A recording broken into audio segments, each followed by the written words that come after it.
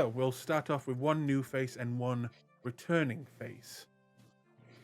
As Gorath, you have made your way back to Stillbend, finding your love, telling her the truth about what you really are and who you used to work for. This did not come well to her, as it would seem you had been lying to her. You left her, and pretty much everything you've told her about yourself has been a falsehood. You definitely took a few punches. But by making a very persuasive argument about her danger and the fact that you love her and deep down you know that she loves you back, you were able to convince her to run away with you, to leave everything behind, her shop, her business, pack up what she had and make your way back, your friends, your group. On an airship, no less, to get there faster, as you traveled here by sea last time. But using the money from... I forgot her name. Where is it? Violet, right? Yeah. Yep. Violet is the wifey. Well, not yet wifey. Using some of the money from Violet, you were able to book passage at a discount as you agreed to work on your voyage back. And we come in now with Gorath being yelled at by one of the hands of the ship. As you hear Gorath, "Well, don't just stand there, lad. Bring down the sails." Aye, Captain. And I would like Gorath to make his first returning roll with a with a strength check, please. Can it be athletics or is it strength? Yes, it can. It can be. Let's see what I get. That's a 23. So, as Gorath grabs a hold of the ropes and begins to pull them, making the sails drop down further, you will begin to struggle as the winds at this altitude are incredibly strong, and you think you've got it. And you pull, and eventually the sails will begin to fall. However, by pulling so hard, it seems you have broken what looks to be a small piece of wood that kept this rope contained in this part of the ship. And you watch as the rope begins to fly out of your hand and whipping into the air. But, Mika, you are there, also traveling to Wildmount. You see this. I would like you to make me a dexterity check. Okay. Nice. First roll of the new character. So Same as the old character. So you run out, and you know that this rope is very important. If it falls, the sails will unfurl and probably drop down, making it last a lot longer to get to where you need to go. So, in a haste, you go and you reach over the edge to grab the rope, but you are a little bit clumsy and you trip. You do grab the rope, but you also fall overboard, beginning to tumble down.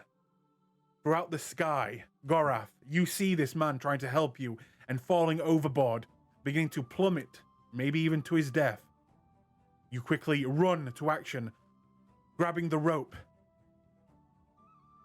I would like you to make me an athletics check, please. Okay, Gorath is actually... Can I rage before doing this? Yes, you can.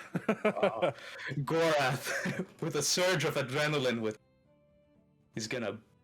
I'm gonna just burn a rage there. Yeah. He's gonna go and grab hold of Mika. You're not falling this easily! Mika, as you fall, you feel a tug on the rope as you look up, and you look at a very strange looking individual.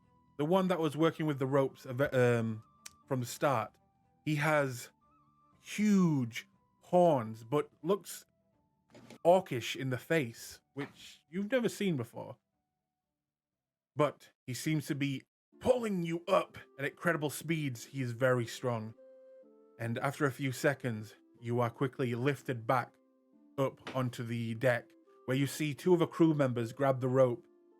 And one of them looks at you, Gorath, and then to you, Mika, and says, "God damn it, be careful." Sorry. It's my fault. I didn't control the strings properly. How are you, Mika? I almost died there. Well, you didn't. Oh, well, I might Really have gets been. your horse racing, doesn't it? Yeah. Oh. Suppose By the this is way- my first good deed of the day. Is it? Gorath thinks back. Yeah. Alright. Very nice. Oh, I might have been able to save myself, but you know what? You did a great job, Gorath. Are you sure? Maybe. I said might. Yeah. At Well, this point, you'll both hear a booming voice as the captain of the ship turns to the both of you and says, "I was watching. That was a close one." oh, thank God he's not yelling at us. But you boys should know, we've got one more stop before we reach Ufadern. We'd have to just take a little bit of a rest in Hoppaduk, but from there we'll be going straight on to your destination. So not long left, maybe 10 days or so. So keep hard at work and don't break my ship. Aye, Captain. I'll try my best. You know that Hoppaduk is the... It's been a while since you guys stopped at a proper city. And you know that it's a point where you'll be able to stretch your legs and no longer feel airsick. Maybe buy some things there. But after that, you will be arriving soon at Ufadern. And you do. A few days pass with you two growing closer. Having kind of the crew separated from the rest of the travelers, you kind of get together, have a few drinks, and discuss your stories and, you know, where you've been, not revealing too much about yourselves, but a trust is formed. And after spending a day or so in Hoppaduk, finding some items there, and again, lifting off and making your way to your final destination. In those days, would you like to do anything before reaching Ufadern?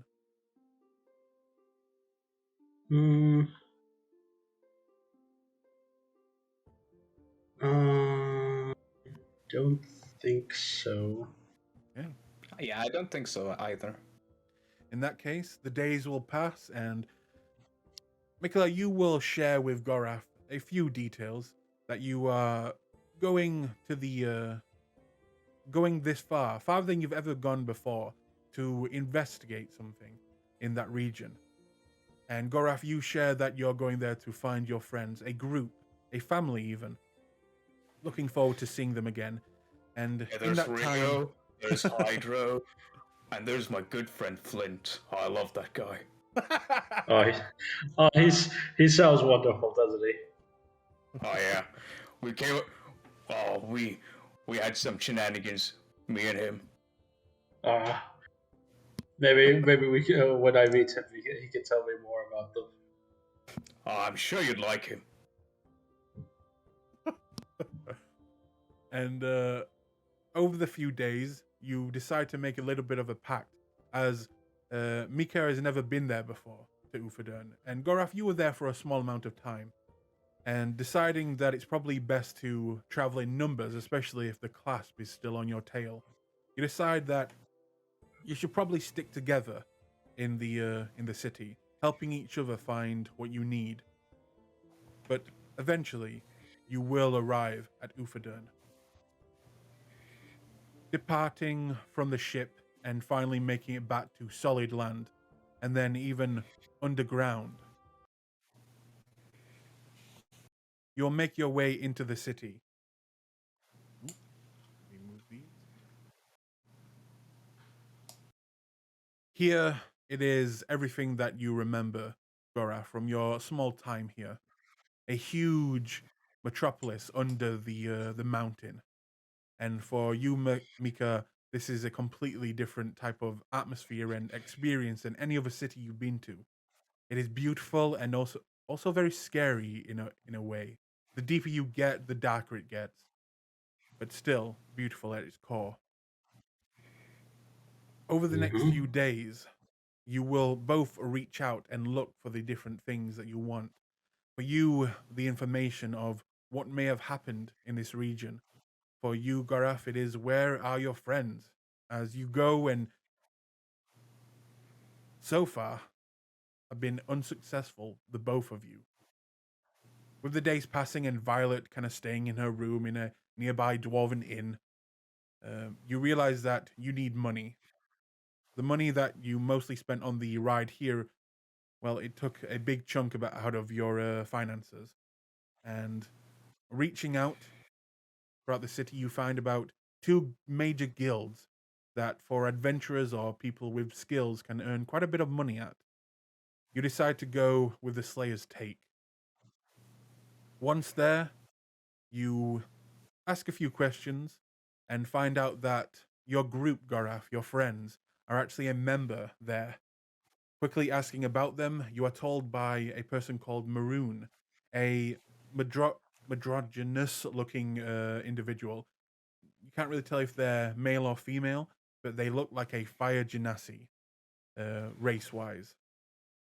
They tell you they can't really speak about other members, as well as telling you, Mika, that what you might be looking for, this group could have connections with, as they seem to have their hands in everything these days.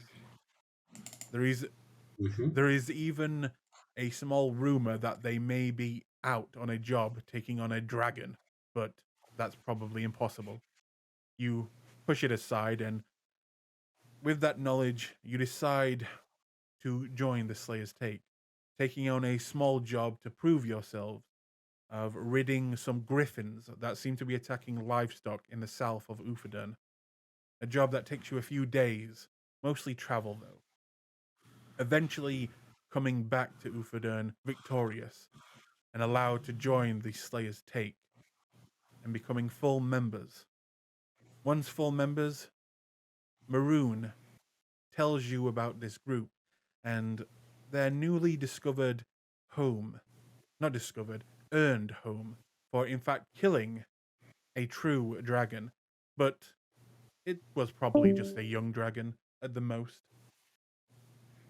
And from there, you are given directions to a very expensive looking home. A mansion, even, where you, Mika, will be the first person to make his way to the front, knocking a few times, being answered by a very beautiful looking,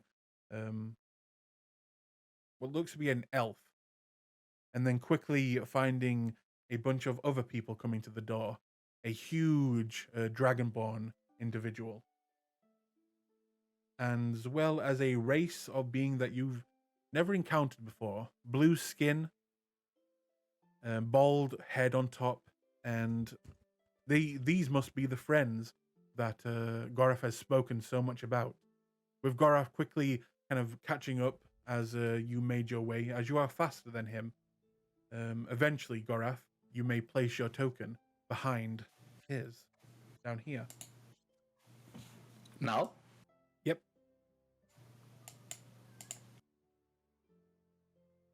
As you look forward, Mika is standing in front of what he thinks is your group that you left. So, we will truly begin the game there. As Nillidan, you look and you see this very large-looking orc fellow with big horns, walking up behind this individual who seems to be has been sent by the Slayer's Take to find you guys. So, what do you do? Hello, I assume you fellows are the friends of my good friend here, Gorath. I've never met this individual in my life. Well, there's a face I recognize. Hello, Sultan.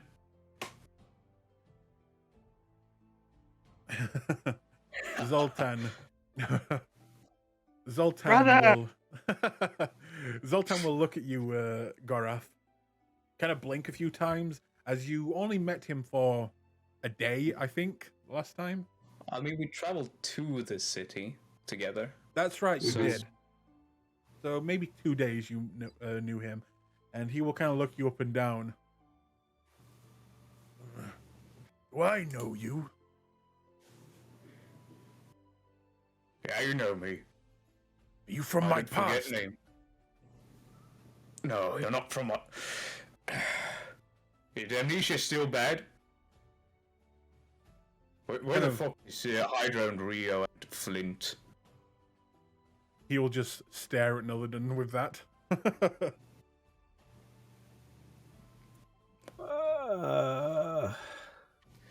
Sultan, us three traveled together. Well, us four traveled together here from that frozen lake. Giant hand in the lake.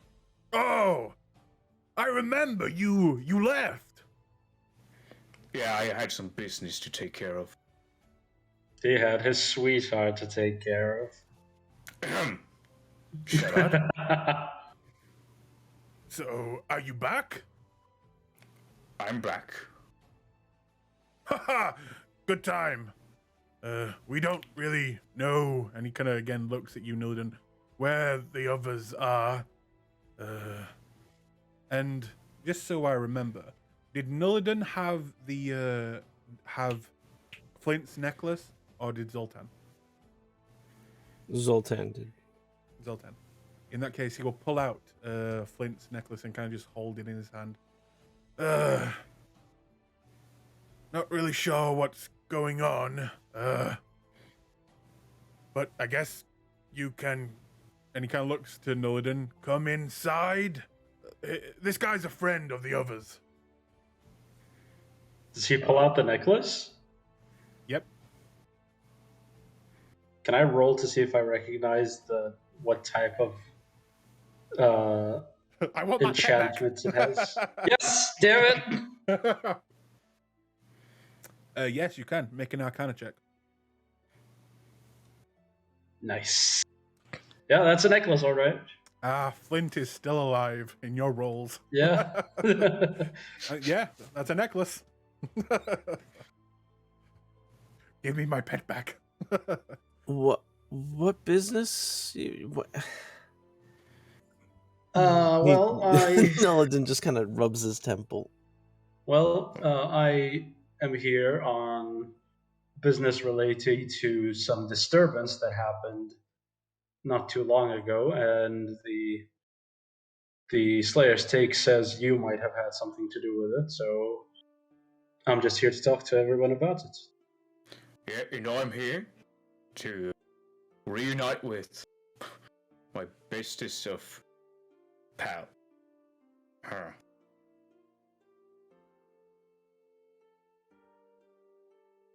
Okay. And I believe Mikola, are you gonna step away now for a moment? Hey, Mikola, how about you get a writ or something? Because that was vague enough that while I'm sure you're a nice lad and all, maybe get something to vouch. Like, go talk to the local Slayer's Take. Just say that what you have is what you mean. Because this is a lot and we were about to head out. All right, fair enough. Did they tell me about what the group did? With No, the just creature they that- released? Okay. No. I believe they kept it mostly secret. They just said that they could have information because this group seems to be taking on a lot of jobs, and they're quite active with what's going on in the surroundings and weird shit in general. So you are directed towards them. But if you would like Okay. to step away and let me Then know when you're... I'll just tell him. You know what? Since not everyone is here, I think I would like to talk to everybody. Gorath, you can get to know your other friend here, I guess. Until everyone comes back, I will be in the Slayer's Take asking some more questions. Away! Alright. Then he steps out. Well, see ya, Mika. Well, Yeah. you guys have business to attend to? Gorath will say, well, we're supposed to go to a meeting, but honestly, now I kind of think we should wait for Weird and Hydro to get back. Honestly, going to a meeting that someone else arranged with this type of group could be disastrous. Gorath says. You mean Zoltan, right? Yes, Zoltan says that. Alright, suppose I'll. Back to Violet then. I know the address now. How about I come back in the evening? Gorath looks up. Well, shit. Is there a way to tell the time down here? Yes, it is by the color of the crystals that light up this gigantic city. But yeah, looking at the color that the crystals are kind of tells you what time it is. Looking at the time, it's not that late. It's kind of like mid-afternoon. And Gorath says, sure, you can wait inside if you want. I mean, I guess you're a part of the group. God damn it! You mean Zoltan? Zoltan. Look, you're both muscle heads, okay? I'll get you mixed up. Oh. Exactly. Alright. Oh. Yeah, well, thank you for inviting me in. Your name is... Gorath reaches out a hand. Oh, or maybe I should introduce myself first. I'm Gorath. Gorath Vileborn. What was the last name again? Vileborn. And that is just a namesake, or is that a title? Namesake. You know, I've got a bunch of history I don't really want to gain. No, I mean, I understand that. And usually Nulladin. I'm just trying to figure out how you got your namesake then. I've had some shitty people name me. Like, Oh, fair enough. hey, Gorath takes your hand and shakes. Gorath. Up ahead, you will see what looks to be a small bluish creature peeking around the corner ahead of you. And it seems to be staring at you. And when it notices you looking, you'll just hear it, as it runs away from you, just hear it go, "Ah!" You got an infestation problem? Gorath asks Nolladin. We do keep having guests come when we're trying to do something, but otherwise, no. Huh. Strange coincidence. Some people say they don't believe in this. Coincidences? They happen all the time, and they're bound to happen. It's a chaos factor. Yeah, exactly. I don't really get why people don't believe in it. Is there like a room I can sit in? Wait. Yeah. Yes. Come, just follow me. Yeah. I know you, Sultan. Bye-bye, Noladin was your name.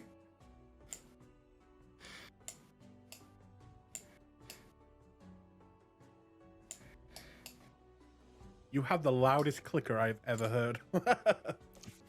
Wow, sorry. But, I'll just sit here by the fire, I guess. Nillidan, do you also follow them? Yeah, I kind of at a back pace. I see that Ariana is also there, so I just kind of, if they're gonna say something or whatever, or ask a question, I hang back. Should I bring your friend a cup of tea? mean, I just met him. It'd probably be best to ask what he would like to drink, because he does not strike me as the tea sort. All right. He's a guest. Yes. Acquaintance or friend of Zoltan, Hydro, and Rio, I believe. And she will open the door And Flint. Mhm. And he Flint, kind of yes. just mumbles. Oh no. As Sultan, I've been working out my picks. oh, me too. Look at these, and he kind of shows you the guns. As you see a very beautiful looking elven woman walk into the room and look at you, Gorath, and just says, excuse me, would you like something to drink while you wait? I'm sorry, but I'm married. No, not yet, fuck. She kind of goes red in the cheeks a little bit and then looks back at Nillidan. All right, I'll get your water then. And kind of just gives you the side eye, Nillidan, as she passes you. Excuse me. Yeah.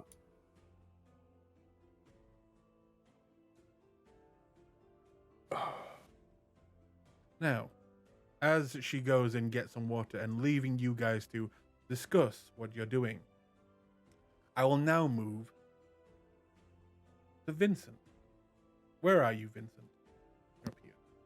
Yeah, I'm at Rio's room. I'm gonna knock on the door, see if they're around, because I don't know that they're gone. Mm-hmm. You knock on the door, and it's partially ajar. But as you knock, it kind of opens a little bit more, and it doesn't seem like they're inside. Okay. Is there any furniture moved around? Everything's normal? Some of the cushions on the sofa seem to be a little disheveled, but that's pretty much it. Okay. I'm gonna head down to the downstairs, and I'm gonna go check out the group. I'm gonna kind of look for... Oh, shit, I'm still upstairs here. No, that's the downstairs part. There you go. You hear talking coming from the left, which you know is like the front room of this mansion, as well as you just see Ariana kind of dashing into the kitchen, looking a little disheveled, but you can make your way there. Actually, I'm gonna go... If I seen her, I'm gonna go towards her. I'm gonna enter the kitchen. Oh, Who's here? I seen somebody from the balcony at the door earlier. Yes, a guest. I believe he's I think he's a orcish fellow, but he has big horns. I think Nillidan said that he was an old friend of the group. Flint, Hydro, Rio. Oh, I see. And you're getting him drinks then? A drink. Yes. He said, I asked him what he wanted, but he said he was married. I don't really know what that means. So I was just going to get him a water. That's a good idea. I will take wine over there as well, if you could make it available, and I'm going to head out Lord. to where they are. Is the door closed or is it open? It's open. It's very open. So my routine is... You hear the booming voice as you turn the corner. See Nillidan kind of just... I'm guessing bored at the conversation of trips and exercises. Yeah, it's kind of still in retrospective thought about like the gravity of what they found. So just kind of chilling there because it's only been mere moments. So. Yes. As at this point you see Vincent and Nillidan, Gorath, you see a very gothic, kind of dark, not just in hair, but also kind of just in aura, walking into the room, giving off like extremely Dracula vibes. But as you make your way in, Vincent, you will see this individual kind of talking with Zoltan. Oh, this must be the Gorath I was informed about. Yes, I'm Gorath. Man, there are a lot of faces I don't recognize here. There's the pretty lady who came on to me, and then Mr. Nolodin over there. And then, who might you be? I'm Gorath. I am Vincent. It is a pleasure to meet you. Your pleasure is all mine. How did you guys meet Hydro, Rio, and Flint? Through the Slayer's Take, I believe. Ah, well, I just recently became a member there myself. And I will say, so that Gorath knows, being a member of the Slayer's Take gives you, the possibility to take on jobs, earn a lot of money, earn items, but Ooh. also it gives you a little bit of which actually is a good point. As becoming a member of the Slayer's Take, you get to choose a tattoo or a mark on your eyesight, and both do the same thing. It's just if you want a tattoo or not. They allow you to see other members of the Slayer's Take. So as as Vincent walks in the room, you'll notice that any member of the Slayer's Take have a small outline around their bodies, almost like an aura, showing them as other members of the Slayer's Take. So you can always recognize each other. So yeah, there's that. I'm just gonna say Gorath got a shoulder. A shoulder tattoo? Yeah. Okay. I don't know what it's of, but that's where he would put it. I will find it as you keep role-playing, and I'll send it to you. So Vincent, what's your name? So you met the guys through the Slayer's Take thing. That is correct, and I'll come and sit down with you, meathead. How did you find us? I asked around, had to jump to find my friends. No, And but specifically, who told you? DM, who told us? Maroon. Mr. Maroon told us. Ah, I see. We'll have to have a talk with her later, and I'll look to Nolodin. Mrs. Maroon? You're not sure what gender they are. Gorath is having a big think right now. Huh. I couldn't tell. They didn't correct me when I called them Mister. I don't think it matters to Maroon very much. But have you seen, speaking of Rio and Hydro and Flint, have you seen them? No, I was told they would be here, which is why I came as fast as I could. He's also the fellow I met on airship all the way here. They're called Mika. Mikolai. As you begin to talk about them, I will say, Nillidan, do you actively try and hide your emotions right now? Yeah. Okay. In that case, I'm going to say, Vincent, you can make me a insight roll.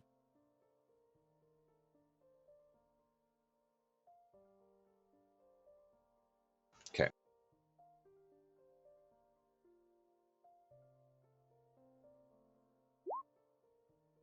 Okay. You look around and Nillidan's kind of just hanging back, kind of watching the conversation. Nothing out of the ordinary. So, you may carry on.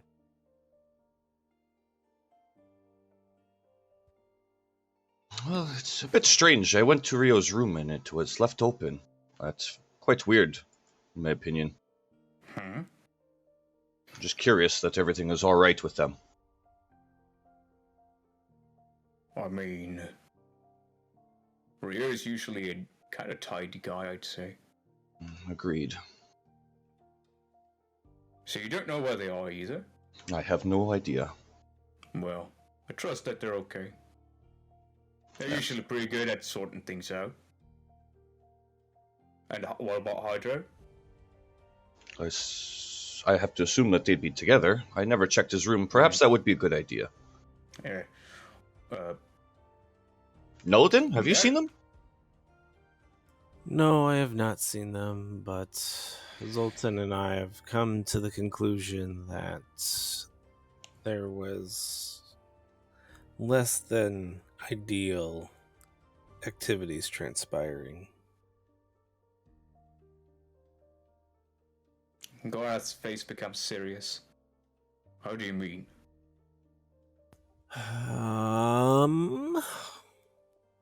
I don't want to speak on speculation until we see the three of them, or rather, potentially the two of them. And yeah.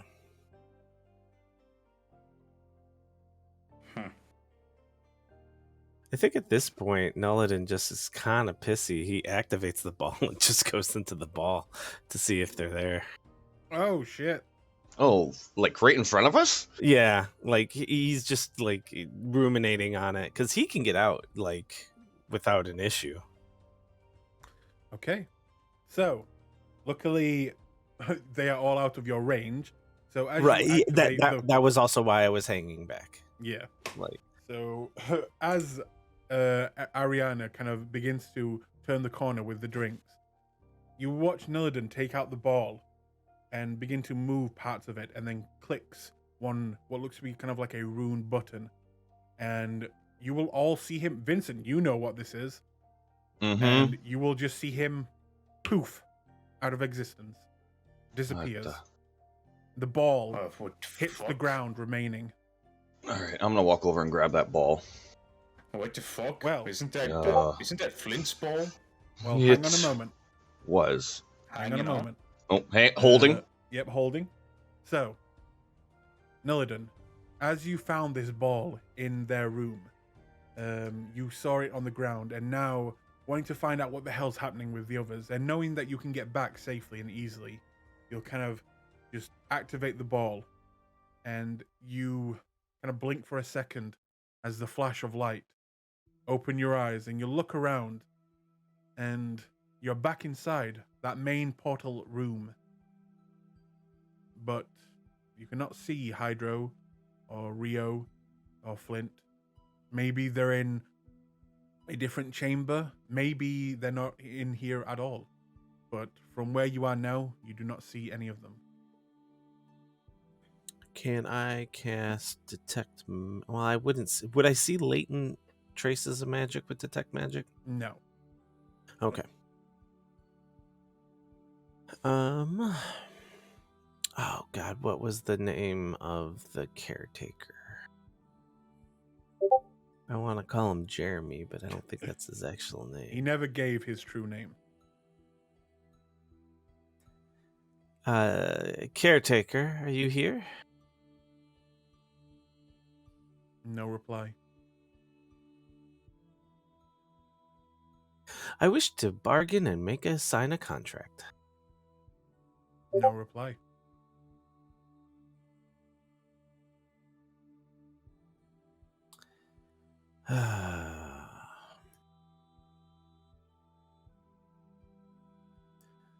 Well then, they're not in this room. I do not wish to divine where they are while in the ball. And I will go up to the gate just to see if there's any residue or like tattered clothing or anything like to suggest that they tried to go through the main exit.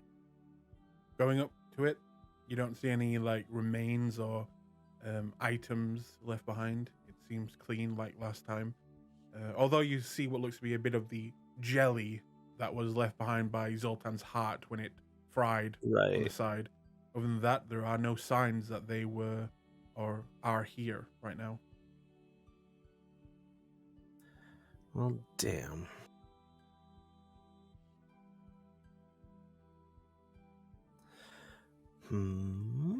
I will I'll pop out of the ball then with the key in hand and exit. Okay. As you exit, Vincent, you're holding the ball and beginning to make your way back towards the other side of the room. As at this point, Nillidan will re-emerge right next to you. Yeah, what the fuck? What did you find? Nothing, and that's probably the more troubling part. They may have gone deeper into the rooms. I did not wish to explore on my own. I was just seeing if they were stuck in the hallway or the foyer, as it were. Well, Hydro, I believe, had this before you. What happened? Where did you find this? I found Oh, it in their room on the floor.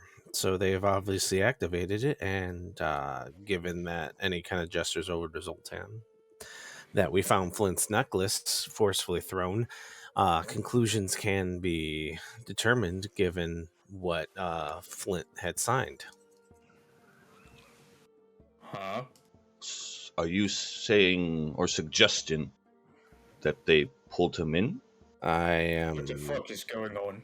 unsure of who did what, but I do believe that it would be suggested that Hydro having possession of the ball and Flint throwing his necklace to the ground may have come to an accord to end things, or it could have been more hostile in nature.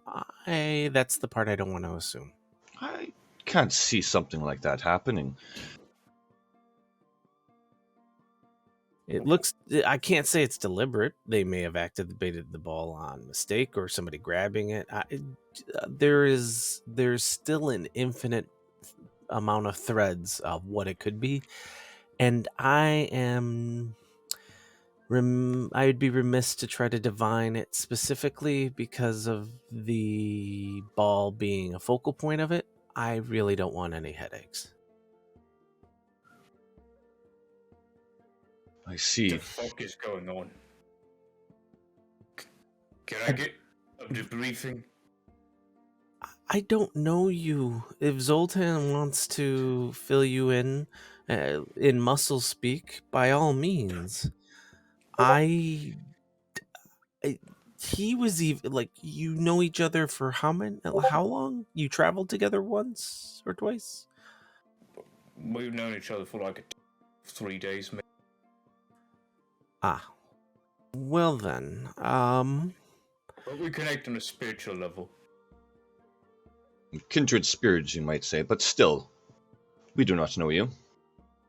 Well, Hydro, Rio, and Flint know me. right, and yet they are not here. I can tell. And now you're talking about something being sucked in the ball and something about a necklace being thrown. And you're in possession of Flint's golden ball. And it's more troubling now that they said that everything's fine. The sending, they wanted us to go to a meeting.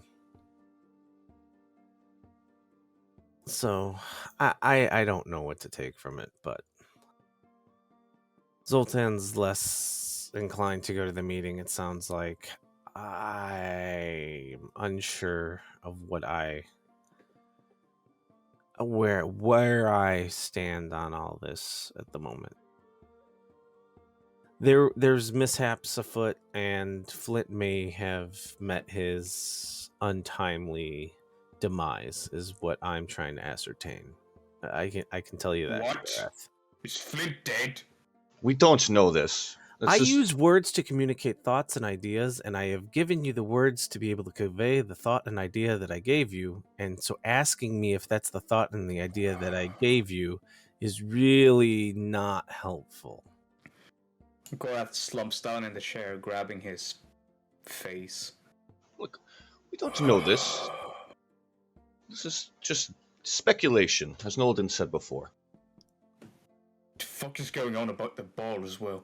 We carried it for the longest time without knowing anything about it. It's a transdimensional sanctum or transplanar. I'm not sure which. Probably both. So inside the ball is a big ass space. Mm-hmm. Alright. Get the gist. How the fuck does that... How is that relevant to Flint fucking dying? Well, it is under the...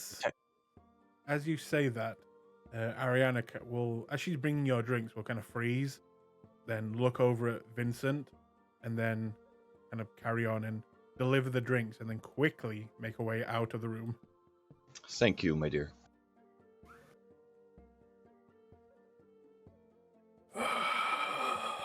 Cards on the table, like she is not equipped to be able to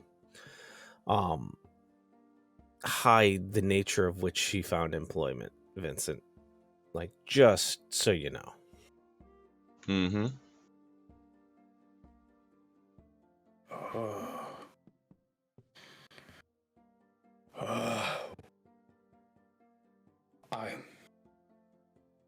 I don't know what to fucking say.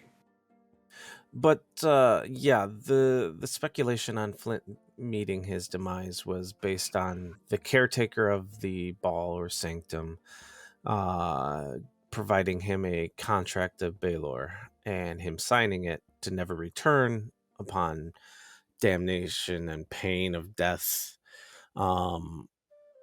If should he ever return, and well, all signs point to them returning, and that would mean the contract would be upheld through demonic or devilish power. Fucking demonic powers again.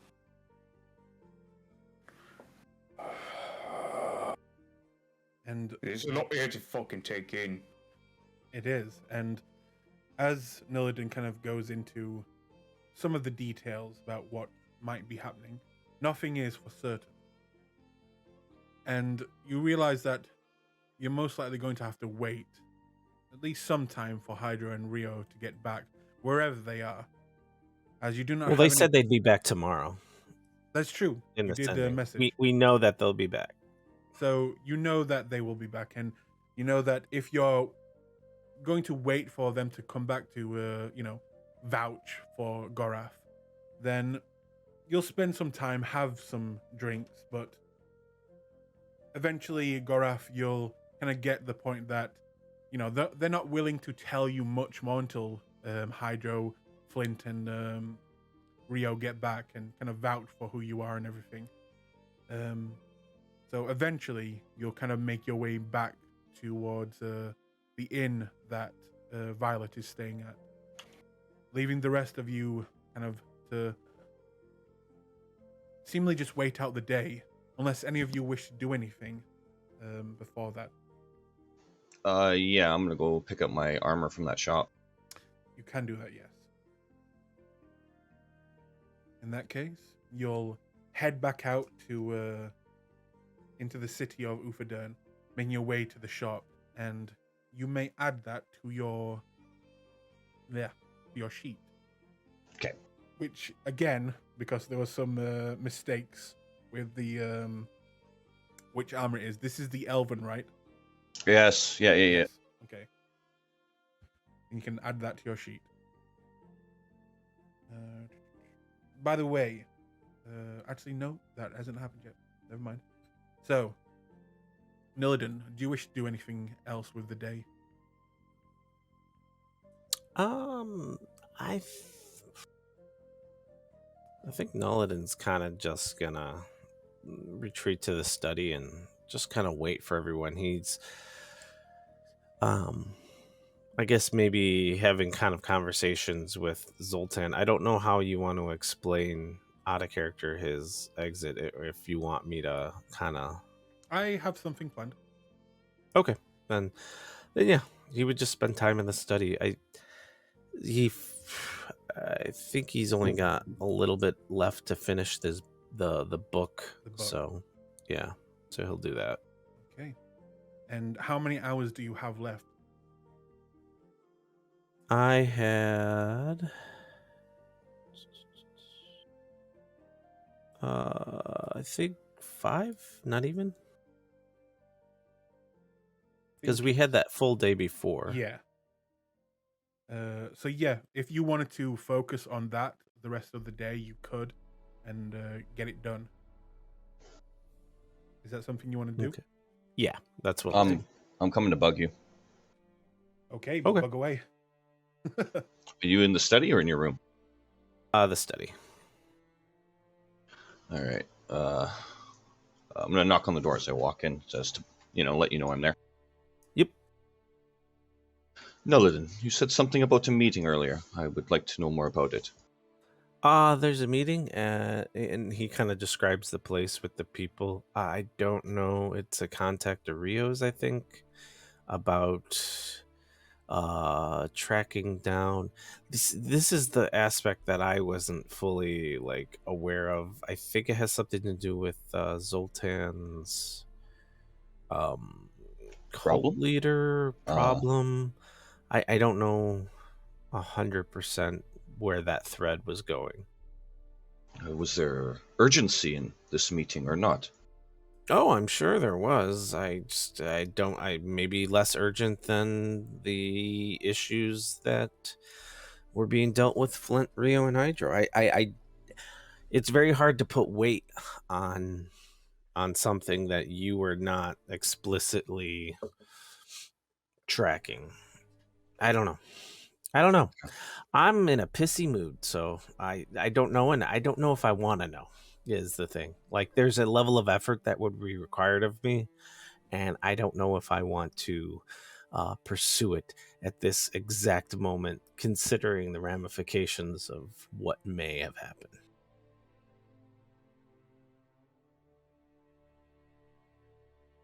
I'm gonna ponder everything you said there for a second. Okay. Well, I will leave you to it then, if that is what you wish. Is your little assassin lass going to be staying with us under the guise of a lady of the manor, or is her task complete should Flint be no more? Time will tell. You should have some insight into that, shouldn't you, Nolden? And I'll turn I around quickly. do, and I just want to know if I'm going to give her a headache or not the next time I see her, because I don't know if I'm on the list, because I haven't asked the question, because I don't know what's going on with this group right now. Well, as long as you don't betray anyone, I don't see there being a problem. And she is not an assassin, so perhaps you should work harder on that. Well, I know. I can hire a janitor to try to construct a magic tech arcano crystal shard. It doesn't mean they're going to do a good job at it. Might look shiny though. Well, I encourage you to do so then, and I'll walk off. In that case, leaving Nulliden to ponder what is happening exactly in his study, Vincent making his way, I'm guessing, to your room. Yeah, I'm gonna call Ariana too, down the hall, Okay. so Nolden can hear me. Ariakina following her new employer's commands, making her way upstairs. With Zoltan kind of going to his room and waiting out the day, and Gorath and Mikola also making their way back to their accommodations. So, By the way, when I said like at a place and a time, I was giving the specifics. That was out of character, me not knowing the specifics, but Nulliden knowing. So I didn't want to. That might have seemed tongue in cheek pissy, but it No, was it's all good. Nulliden giving the actual details, but me, the player, not knowing the hard specifics. yes. Track. So, as you make your way into your own room, Ariana kind of follows you. What do you wish to talk about? I just want her to help me put on this armor. That's it. Okay. In that case, she'll kind of get behind you, and she'll kind of look a little shy. As do you undress in front of her? Yeah, completely, yeah. Not an issue. And I guess I would be like, stay away from Nolden for now. Yes, my lord. And as you kind of get undressed, she'll kind of go a little bit red in the cheeks and kind of avert her eyes. But every now and then you'll kind of notice she peeks a glance, and then she'll kind of grab some of the armor and clothing and begin to tie it up at the back and attach the armor and slowly kind of just begin to help you.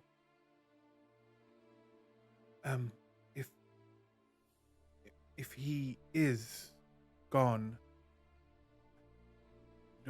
will I still have my job, Lord?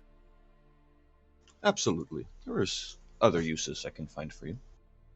Of course. And And thank you again. And she will just continue to put on your armor. After a small period of time, she'll kind of go to the door and look back at you again, still red in the cheeks a little bit, and kind of gives you a little bow and then a curtsy and kind of makes her way out. And at this point, we will move over. Rio and Hydro.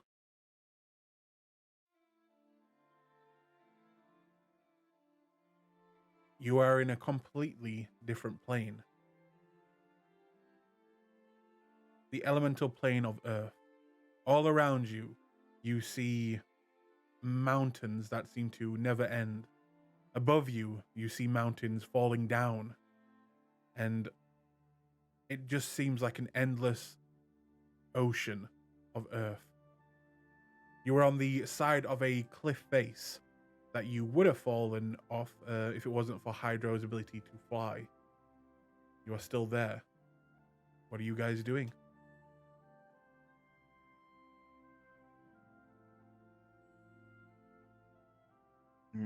Sorry, I thought we landed. Say again? Yeah, we were on an outcropping. Yep. Okay. So, when can we leave this place?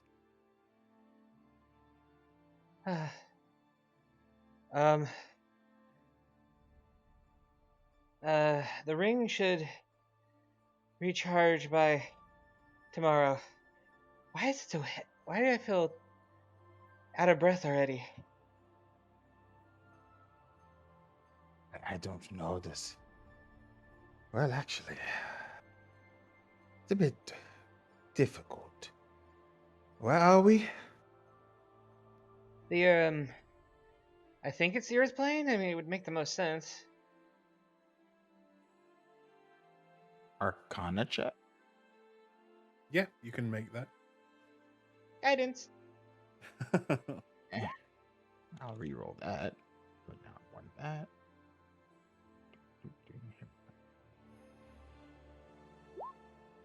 It's this day, okay. I see.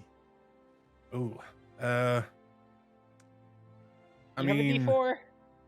you have a D4. Wow. Okay. I mean, you're not sure, but all around you, you see nothing but earth. You don't see any real sky. And, I mean, if this was the elemental plane of earth, I mean, there's a lot of earth here. Nothing but mountains upon cliff face, upon rolling hills of earth, and it kind of matches.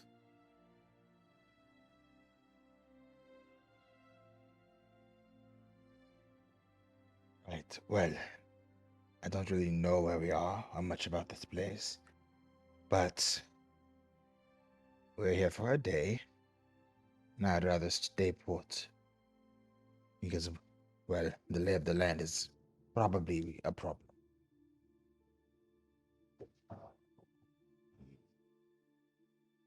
Most Real- likely.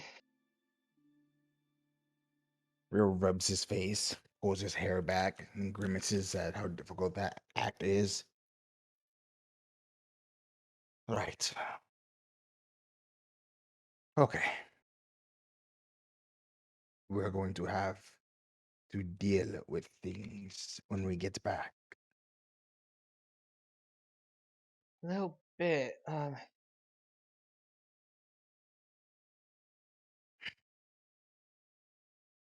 First and foremost, and there is now a problem. What? What do you mean? Had Flint simply died when we were in the heat of our passions, it would have been a lot simpler. Now we would have to deal with the after effects of your tantrum.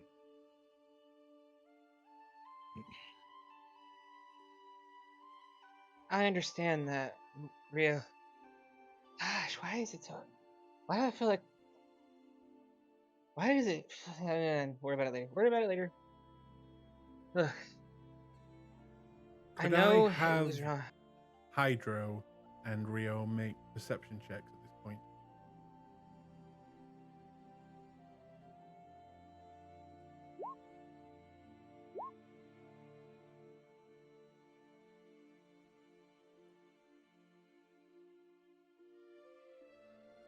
Okay. Rio, looking at Hydra as he's kind of struggling to breathe, you will notice kind of a lot later than you probably normally would have, as you did not hear them approaching. But you will see flying past you at a great speed what look to be three gigantic creatures kind of whacking their wings against the air as they fly, as you will see these creatures.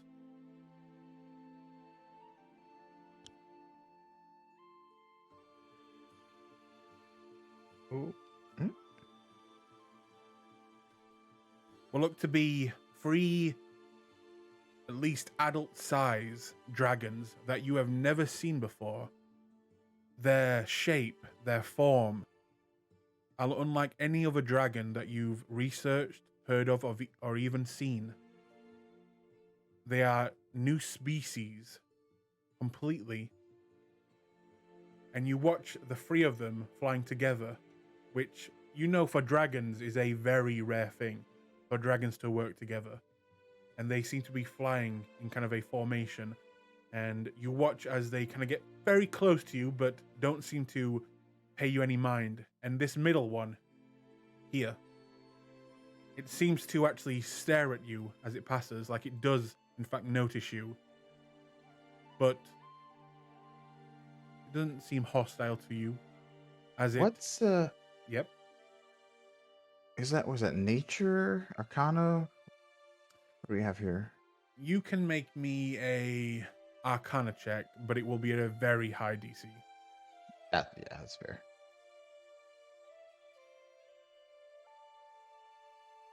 I was going to give you guidance. You don't know what I'm doing, so Well, exactly, but Hydro I do is see you staring up. But go ahead. hyperventilating right now Yep, yeah, that's fair. That's fair, actually. from the crushing gravity. But with a 23, looking at them again, they seem to be dragons, but what they are, what type of dragons they are, you have no idea. They are so alien, so different than the dragons from your plane, from the dragons you've seen.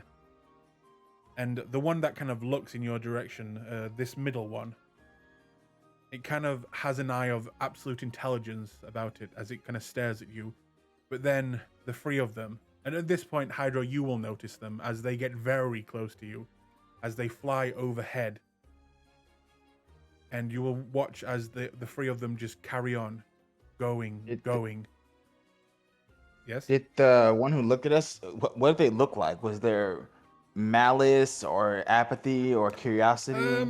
It would be like if you've ever taken like a long car drive or a train ride, and you see like horses or cows out the window, and you kind of just stare at them for a moment, like, oh, that's nice, and then you just move on. It's like that. Okay. There is no real massive emotion to them, like, oh, look, you poor creatures, or I need to kill you, you're vermin. It is just like seeing an animal in the wild. And to you, or at least to them, you would be, a sheep that they pass by. And as they kind of keep going, you'll notice they seem to be heading for a gigantic mountain that, having a closer look at, looks to be a huge, beyond gargantuan sized, will look to be a jewel jetting out of the earth. Maybe a diamond, maybe a sapphire, you can't really tell. Maybe a ruby. It is too far away to get a proper look, but it is some sort of jewel the size of a small mountain, and they seem to be heading towards it. Rio looks at Hydra real quick and looks at them. do we ask them for help? Well, What it do we have helps that they didn't that they didn't attack us on sight, but What do you have on you to offer a dragon? Ruby begins patting, looking through uh, his bag. I have diamonds. That one looks like a diamond. I don't know if that would help. I have the scroll you gave me. I have some ancient white dragon teeth still. He pulls out. Oh, Rio pulls out the Ceasefire pistol, squints at it, and then nods. All right. Yay or nay? We could if you really want. I just. Why is it hard to breathe here? Frick. Okay. Well, I don't want to die, and I don't know if this will get harder to breathe. So, Rio kind of works his mouth, and then I'll use Tongue of the Dragon. Okay. And he would call out in Draconic, Mm-hmm. you know, Mighty Dragon, may we have a moment of your time? Make me a persuasion check. Guidance, Cosmic Omen, bitch. God. Effort, Hydro. 1d4, 1d6, go. Not great. 22? 22. Anything else you want to add on to that? Nah, I'll reroll it. I don't think I win a fight anyway, so I don't need these for anything else.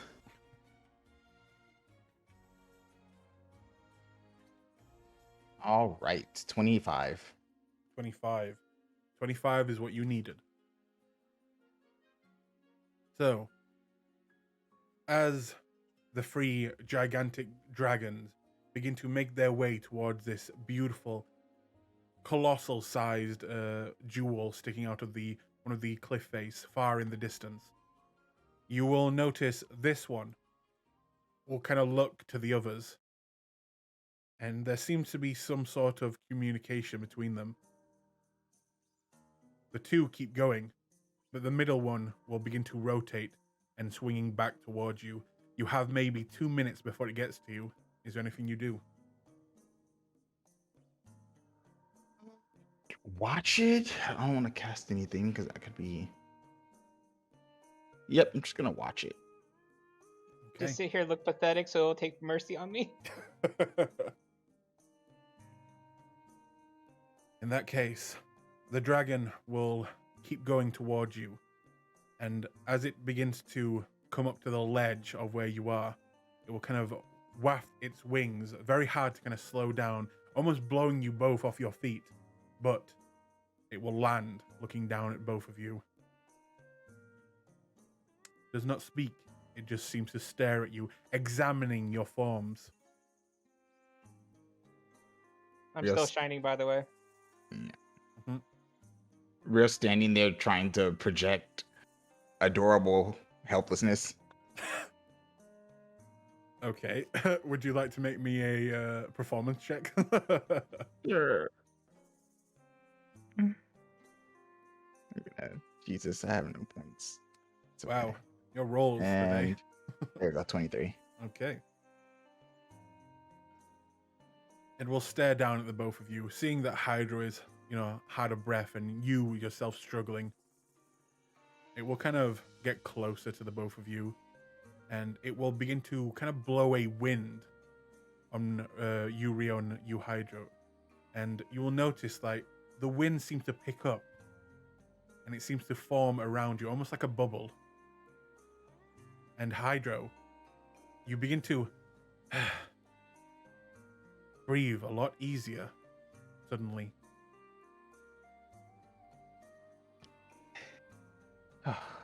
That is nice. Thank you. Hydro will give a bow to the dragon. Rio will follow suit. You are not from here. No, we are not. To be honest, I'm not even sure where here is. You have come here without knowing where you are going. It was this or a worse place. Which one of you called to us? Rio kind of raises his hand halfway. Hydro points to Rio. You bitch! You do not speak like the others of your kind. What is your relation to the dragon? He blinks and then thinks about that for a moment. I am not sure I particularly have one. I was in an altercation with an ancient dragon. When that resolved, I found myself with knowledge that I did not have before. You are saying you have slain one of my kin. He kind of shuffles and looks uncomfortable. She was not so reasonable as you seem to be. And lots of ice. He kind of shivers a little bit. What kind of my brethren did you slay? It was he looks at Hydro. Ancient dragon? White? It was white. It was an ancient white dragon. White dragon. Her name was Geladon specifically. The name is unfamiliar. White dragons are uncommon around these parts. Would you mind if I were to take a look at this Geladon? No? How would you like to do this? You watch as the dragon begins to reel up, as you have seen Geladon do this when they're about to use their ice breath. And you watch as the color in their mouth begins to grow, almost like stars and sparkles. And they breathe in heavily and then blow out what seems like a mist of stars and purple and green light towards both of you. Now, you get a save, but do you wish to take the save or do you wish to let it happen? As You can let us breathe. they are using their dream breath on you. I don't know what that is, but we're not in a position to fight a dragon, so I'm gonna let it do whatever it wants to do right now. I Hydro. think at first he would try resisting it, but then as it did help us, and it doesn't seem to be wanting to hurt us, I guess he'll just let it hit. Okay. You are engulfed in this mist, in these colors, and you kind of look at each other unharmed, not really taking any damage, but you'll notice Rio is beginning to wobble on his feet and his eyes are beginning to shut as he looks over at you, and you see the same thing, Rio. Hydro is stumbling down to the ground, goes down to one knee, and you can both see each other passing out. Darkness takes you. And in this time, you begin to have dreams. Dreams of the city you came from. Dreams of your friends, your family. Dreams of the dragon that you fought. Almost like it's replaying in your mind. But in the background, in the shadows, you see a different dragon, this dragon, watching it all unfold. Eventually, the dream will begin to pass. And it seems to shift over into more private parts. Family members, friends, belongings that you have. And at this point, Rio, I would like you to make me an Arcana check. And I'm gonna say, Spend a point there. hang on. I'm gonna say you can have it advantage. Oh, yay! Anyway, still spent my point. Okay. One more, and I just accept that this is me today. I mean, if you want, I can roll it for you. Wow. Wow. Eh, there we go, 22. Okay. So, with a 6 22, points left. you watch this dragon beginning to sift through your dreams, your memories. It begins to shift towards Imon for the both of you. Hydro, your parents, and their wrecked ship, or at least what you thought was a wrecked ship. Rio, your father, what he used to do for a living, and how you grew up. Memories that maybe you don't really want to re-see. And in that point, in that time, Rio, you will hear a feminine voice coming into your mind. Just for a second, just for a moment. A voice you have dreamed of before that has helped you learn and master new skills. You have your suspicions. And this voice, this maternal voice, just says in your mind, Rio, it's a dream.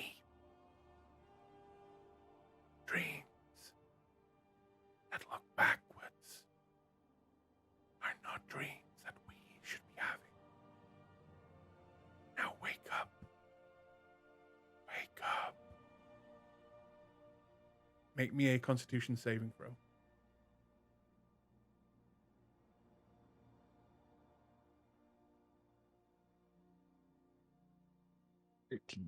13. Even with this voice trying to help you, this entity, it doesn't seem to have too much of an effect. As the dragon goes through your memories, your most private ones, the ones that you did not wish to share. But eventually, the dream will begin to fade into darkness. And the both of you, a few hours later, will kind of open up your eyes slowly, still on the mountain face. And there you see the dragon looming over you, now knowing what it kind of just saw. Your most intimate, your most secretive memories. Your desires for the future, your shames of the past. What do you guys do?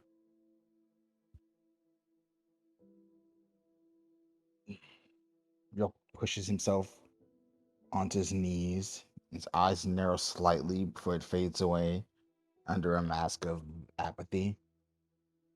He glances at the dragon, he looks over it, begins to commit it to memory. I have a feeling that was much more than simply Gilladon. Yes. I decided I wanted to know who you are and where you were from. I must say, I am not a fan. You are chaotic creatures. It looks over at Hydro, now kind of shaking awake. Murderous creatures. You should not be here. You have the method to go home. I should think that you take that trip before it is too late. Do you understand?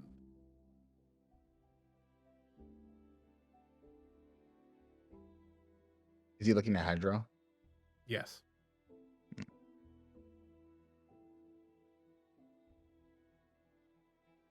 If you saw all the things we did, and you saw the good we did too.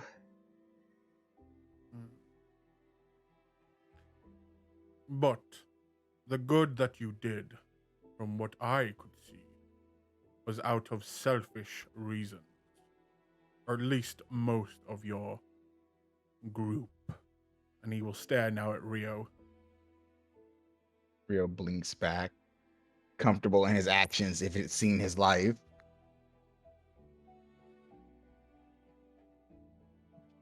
But I understand your reasoning. And he slowly starts to stand up. Look, I did a selfish deed very, very recently, yes. And I had my own reasons, obviously, but Rio was innocent in that. And he shouldn't be punished for what I did. And we do intend to get will out. not punish you, little one. You have not done any ill will to mine, at least the ones I call mine. This dragon you slain, I definitely would not call them my kin. But from what I have seen of your world and your people, and you yourselves, this place, my territory, my friends' territory, they would not be a good match for you.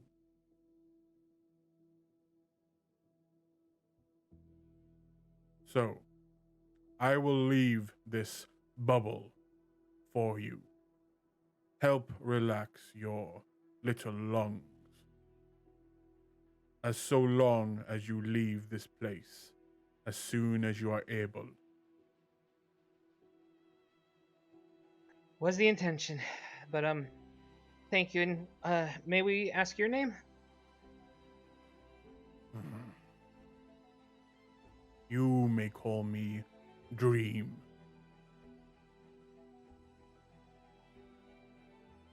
Hydra immediately side-eyes Rio for half a second before looking back at the dragon.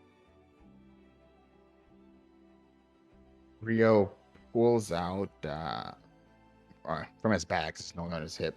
He pulls out negotiation. Appreciation, Dream. He's still eyeing the dragon with a little grudging annoyance at it taking liberties, but he still props the pistol up. Since you know so much about me, you know that I like a certain amount of balance. For your assistance, this is an old friend. His head will come down to your level. And you offer him the weapon? Mm-hmm. Okay. He will take it with two very large teeth, carefully taking it out of your hand. He will smell at it. And what kind of surprises you, you'll watch the creature just seem to flip it up into the air, open his mouth, and gulp it down. Rio blinks at that, but kind of shakes his head. Files that away to wonder at later. I will tell you this only once. Harm any of my kin, any that I have taken a pledge to look after, and I do not mean the dragons, those who call themselves the young. And he will look past him. Behind him, you will see what looks to be, after he points it out, what looks to be a city, not a city, almost like Ufadern, carved inside what looks to be a mountain, left, actually, hang on, yes, left of the kind of large jewel that is sticking out. Those in my territory have my protection. Harm any of them, and you are harming me. Now, I wish you well, travelers, and I wish you a speedy journey. He begins to kind of turn to what looks like he's about to take off. Do any of you say anything?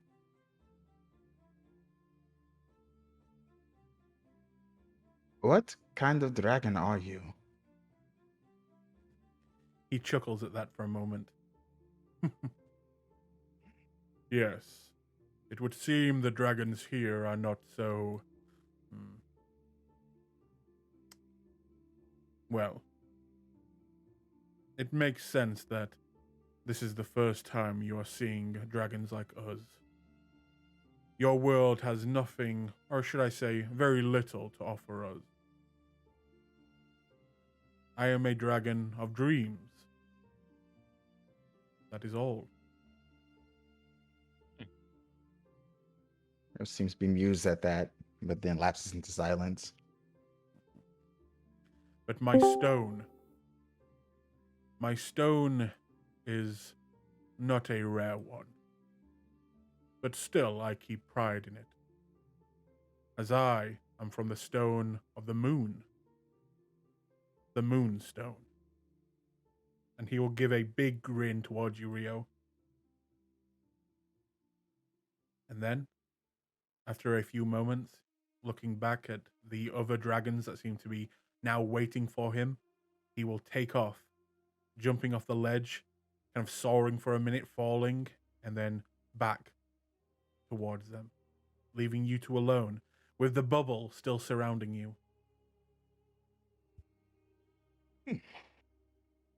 Well, that went well. Better than it could have. Yes. Rio sits down and leans back. Dragons. Well, it wasn't a high horse. It's easy to judge when you're the biggest fish in the pond. It was very pretty, at least. Besides, I kind of deserve that. Rio stares at you for a long moment. Sit, Hydro. Let us talk. Fine, but one second. I don't like being so out in the open. And then Hydro starts to gesture and manipulate his hands, and he's going to cast Wall of Stone. And he's going to basically make a stone. He's going to rotate and kind of start casting at the mountain they're on, and stones will start jutting out of it and forming walls. Okay, hang That on will. there. As soon as you start kind of messing with the formation of these rocks, immediately the whole mountain will begin to shake and quiver as you will hear a thunderous noise coming from somewhere beneath you. What sounds like a wail almost, but deeper, larger. And you're not sure exactly where it's coming from, but definitely beneath you, as you will hear. 1 second.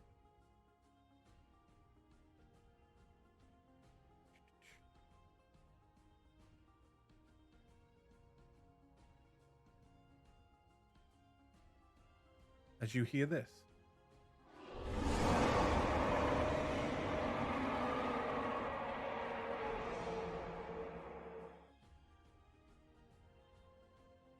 And you'll watch as the earth around you, the mountainscapes around you, will begin to move, Hydro and Rio. And you look down and you watch as what looks to be another smaller mountain kind of begin to rise up.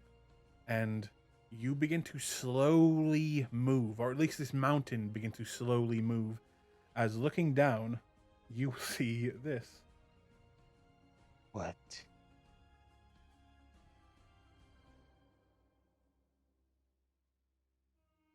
If it'll load. What is wrong with you? as it seems you are on the back of an incredibly ancient dragon turtle.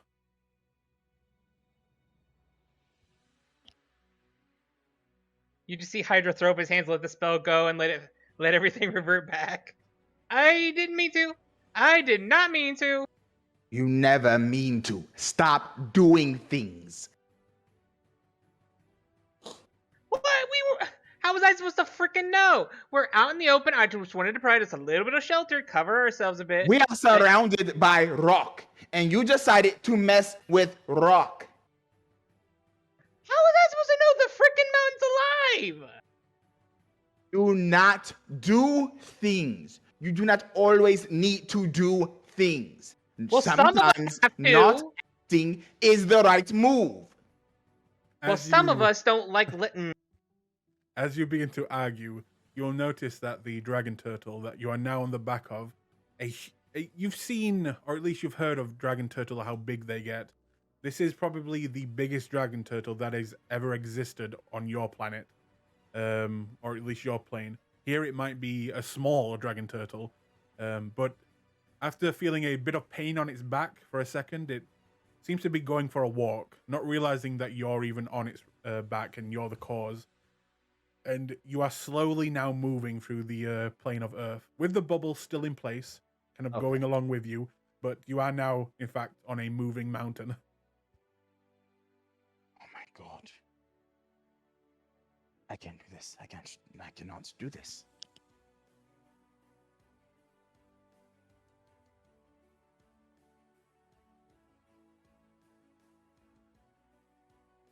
But yes, from there, do you guys wish to wait out the day so you can travel back, or is there anything you else want to try and do? Yeah. Rio's going to pull out his broom, tether it to the spot, and just sit on it and close his eyes. Okay. Hydro. Hydra just starts to glare at Rio, and I don't know why you felt the need to yell at me. You normally never do, especially over something that was as innocent as trying to provide shelter, which you never yelled at me for before in the past. How old are you, Hydro? You know how old I am. You know that at the end of this year, I will have seen 30 winters. Yes, 30 winters. We have led very different lives, and perhaps it is my fault for not impressing upon you the core value of my life. Allow me to do so now. Actions have consequences. Hydra's actually going to kind of like. We've been walking, he's been looking at the horizon. But when you say that, he actually looks to you and just kind of gives you like a weird look. You don't think I don't know that? I do not know. I truly do not know. Rio, you have known me most of my life, and I feel it's fair to say the same thing about you or from me for you. That has never been in question. What is in question here is that yes, I'm always been aware actions have consequences, but the thing is, I've always felt most of them, if not all of the actions I've done, save one. That one was just me being hopeful and stupid, but everything I do, I usually do for a reason. To either make someone's life better, to keep you safe, keep my parents safe, keep our family safe, or try to make life easier for all the above said. Always. This thing that happened with Flint, that is included. And I know there are consequences for that. And he points to where the dragon was.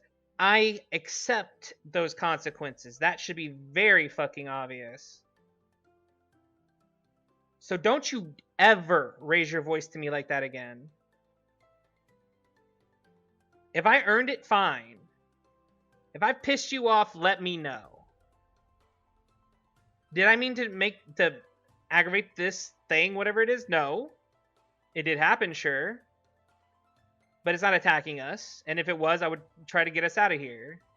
That makes it better. Of course it doesn't.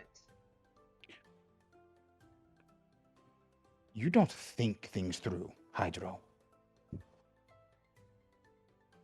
All right. I would like some. I mean, obviously, I will give you the one with the one, obviously. But you don't think I think everything through, huh? All right. Well, let's go through that list then, shall we? Fine. Let's start.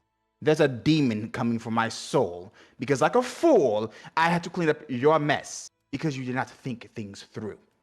That one I will give you, and I told you what we're going to do to stop that and prevent it, and I will die if I have to keep you safe and prevent that demon from doing so. That is the second thing. You cannot always fix something. Sometimes there are simply consequences for your actions. For all of our actions. And there is no fixing it. There's no making it better. They occur. This fight with this demon will have collateral damage we cannot even begin to imagine. So that's what you're actually mad about. Okay. Good to know. So No, let's talk about Hydro. it. I am mad because I feel like I will never stop having to clean up after you. You don't have to, Rio. Really? No. What are you going to do about the wizard and the paladin? Well, I'm going to explain to them what happened, and if they feel some way about it, then I will cross that bridge when it comes. You will cross that bridge when it comes. Yes, if I have to, if they get agitated about it and they won't see reason and try to attack me, which I hope they don't, then I will defend myself until we can come to an amicable conclusion, because I will not kill them. Then we discuss the situation like adults should, because Flint was no angel, despite him being a man of mask. He stole from Gorath. He betrayed us over and over again and then abandoned us when it was convenient for him. And then on top of all that, he claimed we were like brothers to him, and then when I asked him if he had any family, he neglected to even think about us. It just showed that he was planning to leave and then run away and then screw us over as soon as he could. All of us were not safe with that risk. And I know you know that. And I will explain that to them as best as I can. Now, if they're going to feel some type of way, that's on them. That's all I can do. And all I can do is say I want to make it better and try to be better and never let it happen again. But if it's between people who want to hurt us, including former teammates of our group, then so be it. Because I will not let a single thing, as long as I can prevent it, happen to you, to Zoltan, to Noladin, to Vincent, to anyone we can protect. Rio, you need to understand something. It's not that I'm not aware of the consequences, it's that I'm willing to face those consequences and pay for it myself to try to protect you and them. It's always yourself who pays for it. Why am I here right now? Why? Well, that one actually was a curious thing, because when we had triggered the sphere before, it was conal, right? It focused on us outside by the tree. It didn't take the tree with it. How was I supposed to know it would encapsulate the entire area when it didn't take the tree with it? That is my point. You did not know. We activated it all of one time. And when you took action, you did not think through what could the possible consequences be. I don't care that you killed Flint. Fuck Flint.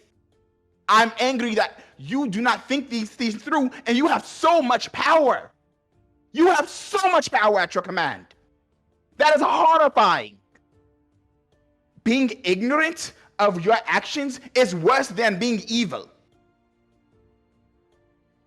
Because at least they know what they're doing intentionally. I did think it through just in case. That's why I wasn't worried if we did get pulled into, because I had a feeling I was going to get pulled in no matter what. I had a backup. And that's why I had an idea if worst came to worst, I would get you out. And I will get you out. And we will get home. And all that will have happened is we spend a day talking like we are here.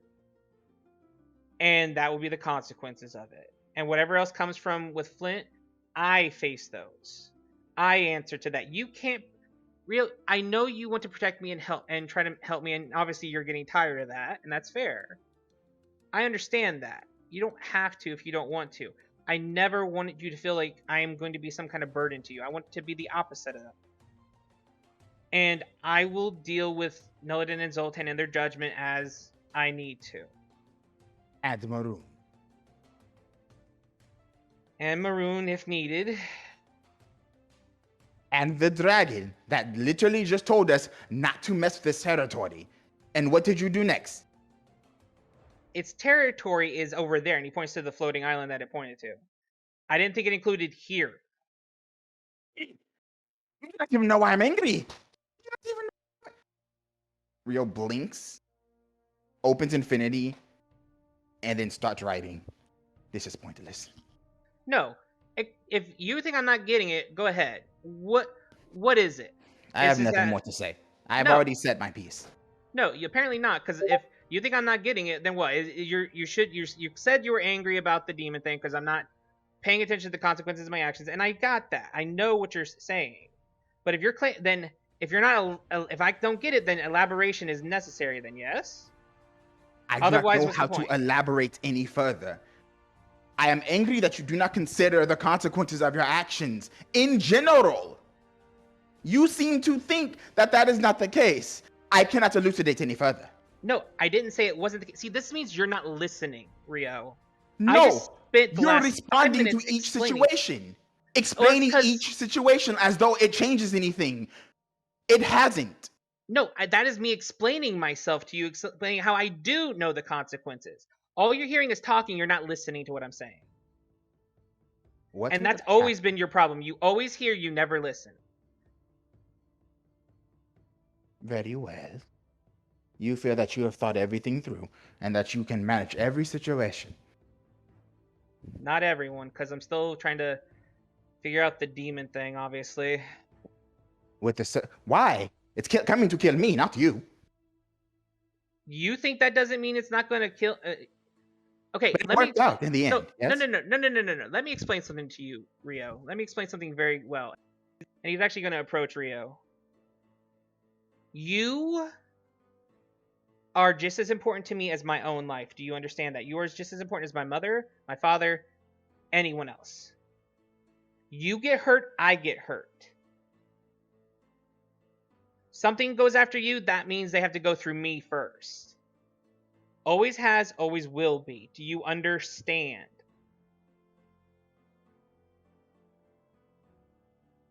The dragon is right. We are terrible people. I'm working on that end, from my part at least, but I never have judged you for whatever you needed to do to survive. And I never will. But I love you. You're my brother. And I will never forsake you.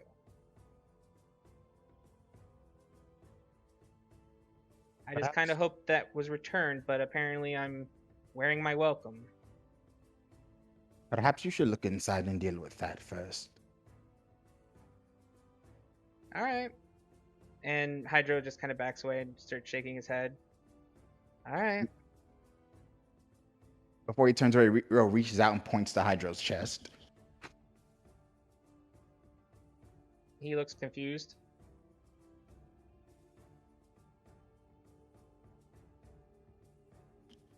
You're missing a light. Starry form went away when I was lost consciousness. Yeah, he knows. Oh, okay. Hydro will sigh heavily. Consequences, actions. I called it worth it to protect you. Whatever happens. Protect me, protect my family. It's worth it. Let's hope that's the case. And hope we do not burn the world down around us. Well, it's a good thing I'm a druid so I can bring it back, huh? But joking aside, I know. And Rio, I'm sorry. I really am. And I will do better. I will. I know, Hydro. That is not what I'm afraid of. And I'll work on the awareness thing. The last thing I ever want is for my screw up to hurt you, and it has. And I will spend the rest of my life if needed to fix it and make it better and make it right. Even if it won't matter to you, it will to me. At some point, Hydro, we will become the things we worked hard to deal with. Not inevitable. I must rebalance. The dragon stirred things up that I must now deal with. Well, I'm here if you need me. Decide whether or not you want to continue interacting with the wizard and the paladin. For you must convince them or kill them. Your choice. I won't kill them. I won't. Then They've be done. persuasive. And I'll say that at this point, as you've kind of given out your grievances, and Rio, you're gonna try and wait out the day until you can get back to your real, plane. You all notice something about Hydro, and you're only kind of just noticing now.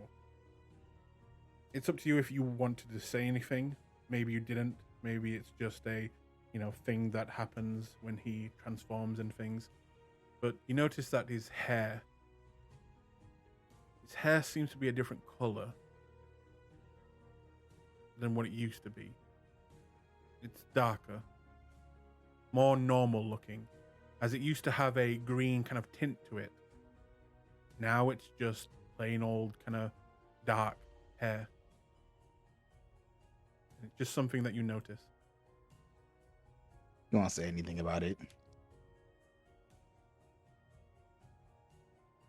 With that, Hydro, do you also wait out the day so you can go back home? Hydro will kind of sit down, close his eyes, and just think. Think about things in life that he's done that could have potentially hurt people, the consequences of his actions and everything. Literally just kind of sit and think and postulate, and he'll take out his crystal and stare at it, and he'll cast produce flame so that the light of the thing can emit through the crystals, and he'll look at the constellations that shine through it, and he just kind of contemplates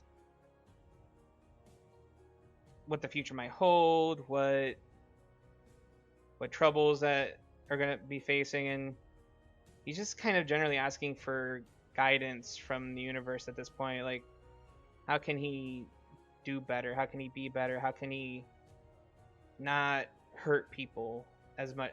More, he wants to hurt less people than he helps, obviously, and so he seeks that guidance and knowledge. And he'll just sit there focusing, meditating, and he'll ignore his hunger pains as his stomach starts to growl. He'll just ignore that and focus.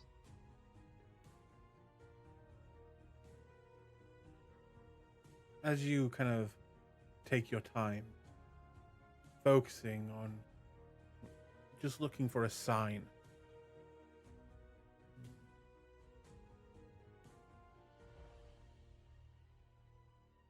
Let me have a look at something.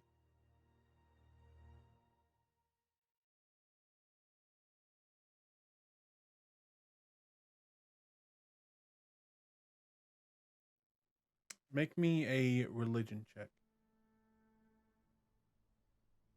Oh boy.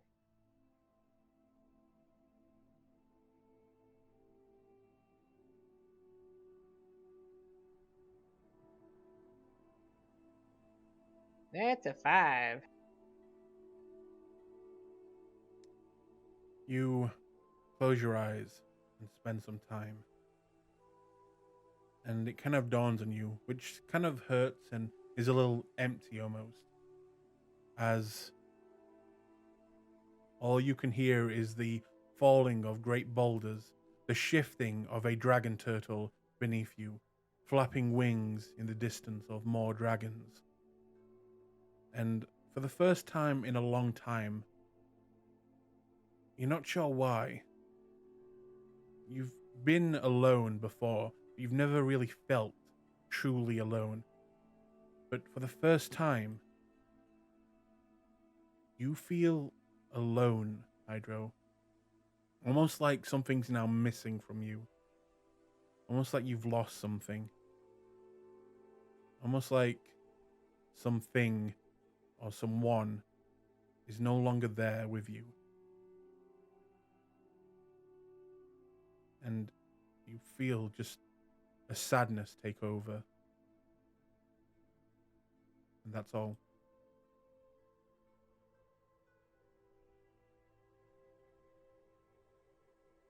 But the day will move on. And eventually, you two, or at least will you guys have a full rest? Or would one of your characters stay up throughout the night?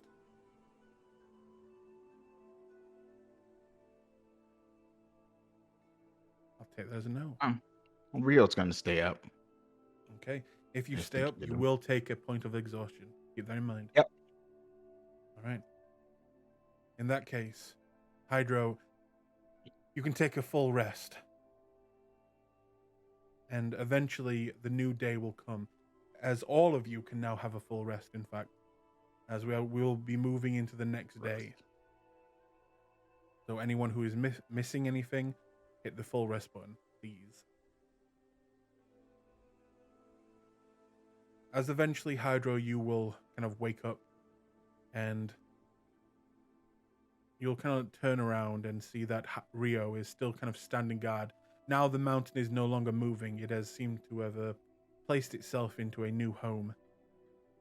And you know that you can go back home now. You have the power to take yourselves back to Ufadern.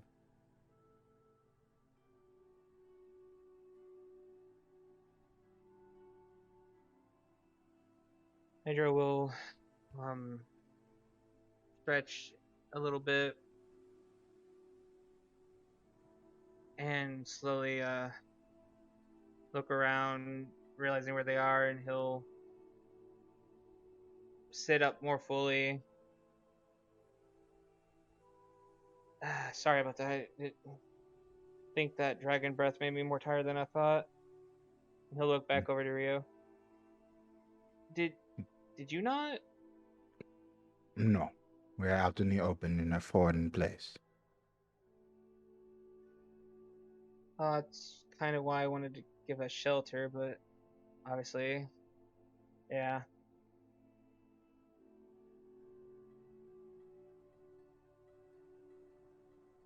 We should be able to get back home now. Hmm. Yes. I was thinking about that. I wish to reclaim the ring from Glees, and perhaps wrap things up there if possible. But the ring is more important. You want to go back to Stilben? If that is where he is.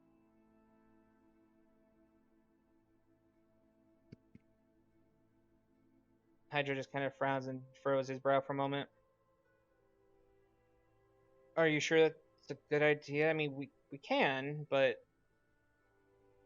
it could end up bad if Lady Cass or the ones there. It might put you more at risk. I don't know if Close enough to Stelvin. we still do not know. Well, I am still unaware. I did not see the ring the last time I scribed him. I would do so again. Okay.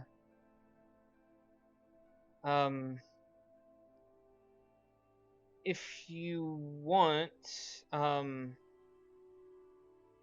could try, and reach out to see if anyone knows where the ring is. Yes, that would be good, I think.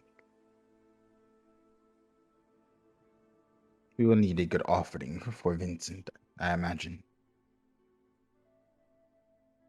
I mean, Vincent wanted him dead. I don't know why you think that would matter. Still, I think it would be useful to retrieve. Most likely. Um.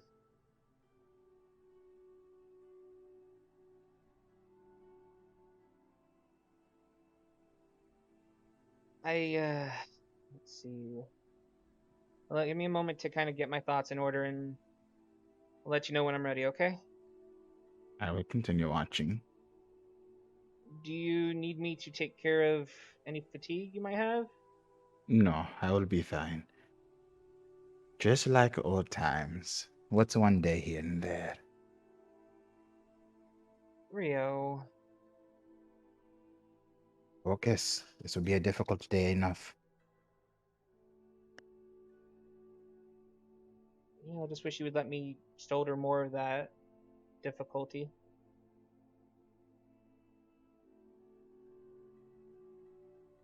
We all have our parts to play.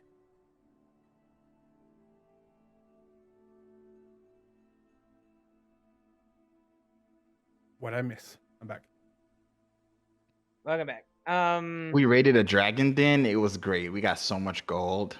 Oh shit. Okay. Here's 7 vestiges. Go nuts. Thank you. Thank you. Close story. So Hydra will, after he kind of focuses and prepares for the day, he's going to set up a little bit, reach into his bag, pull out some incense and some acorns, and he's going to hesitate, but he's going to take out a small root, and he's going to put them in one of the bowls that he has in his mess kit, and he's going to begin lighting each of the incenses and setting ablaze the items in the bowl with Druidcraft. And then he's going to start focusing, muttering softly as he starts to cast divination. Okay. One of my favorite spells. Getting a workout with it. A lot of us love it. A lot of us love it. All right. So, divination. What do you intend to ask? He's going to try to reach out to basically more of the beings of the earth, since they're in the earth plane right now. Mm-hmm. And since they also govern over Exandria's earth, he's going to focus and think of the Ring of Orcus, and he's going to call out to them and ask, "We wish to know the location of the Ring of Orcus. Where is it now?" Okay. As you are focusing on the earth, Hydro, you will watch as the ground beneath you will begin to form and move, and it will make an exact copy of the ring. And you will watch a face beginning to form next to it, looking down upon it, ahead. And when you see this, I would like you to make me a religion roll. Again.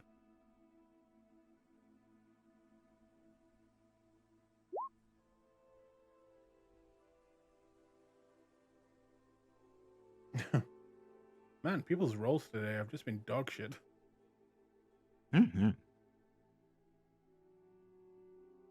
Flint was the one that took all the bad rolls from this group. Now that he's gone, it's all I coming mean, right? back. Well, this was to see if I had will or woe today, so. Ah. So that's a little unfortunate, but it's okay. As I'm kind of looking at the face, and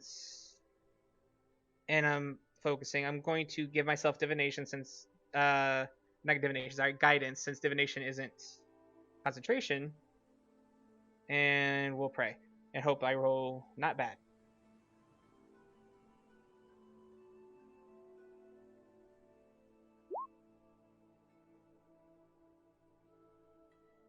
Dog Nope. shit rolls Really? today.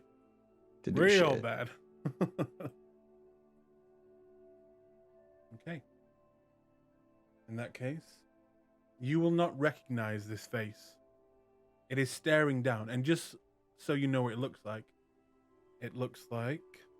one second.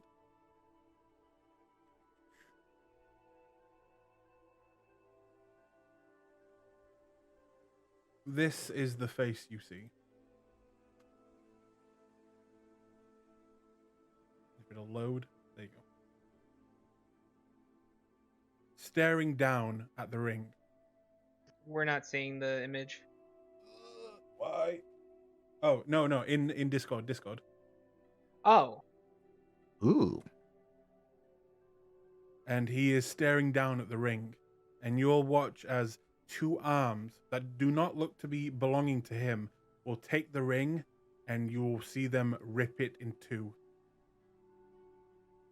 And then you'll watch the dirt begin to kind of fall away, and those two kind of ring parts will just begin to crumble.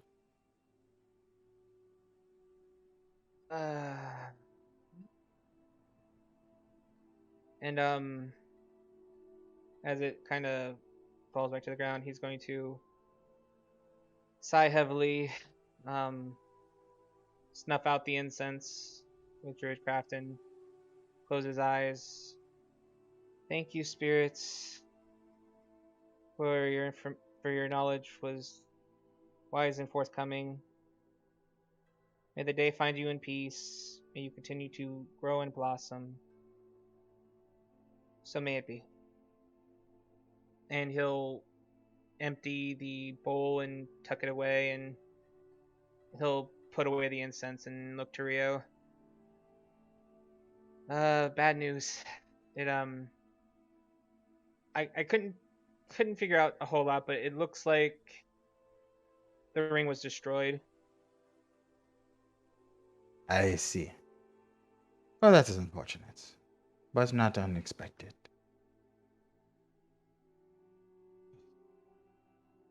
Well, we should return now.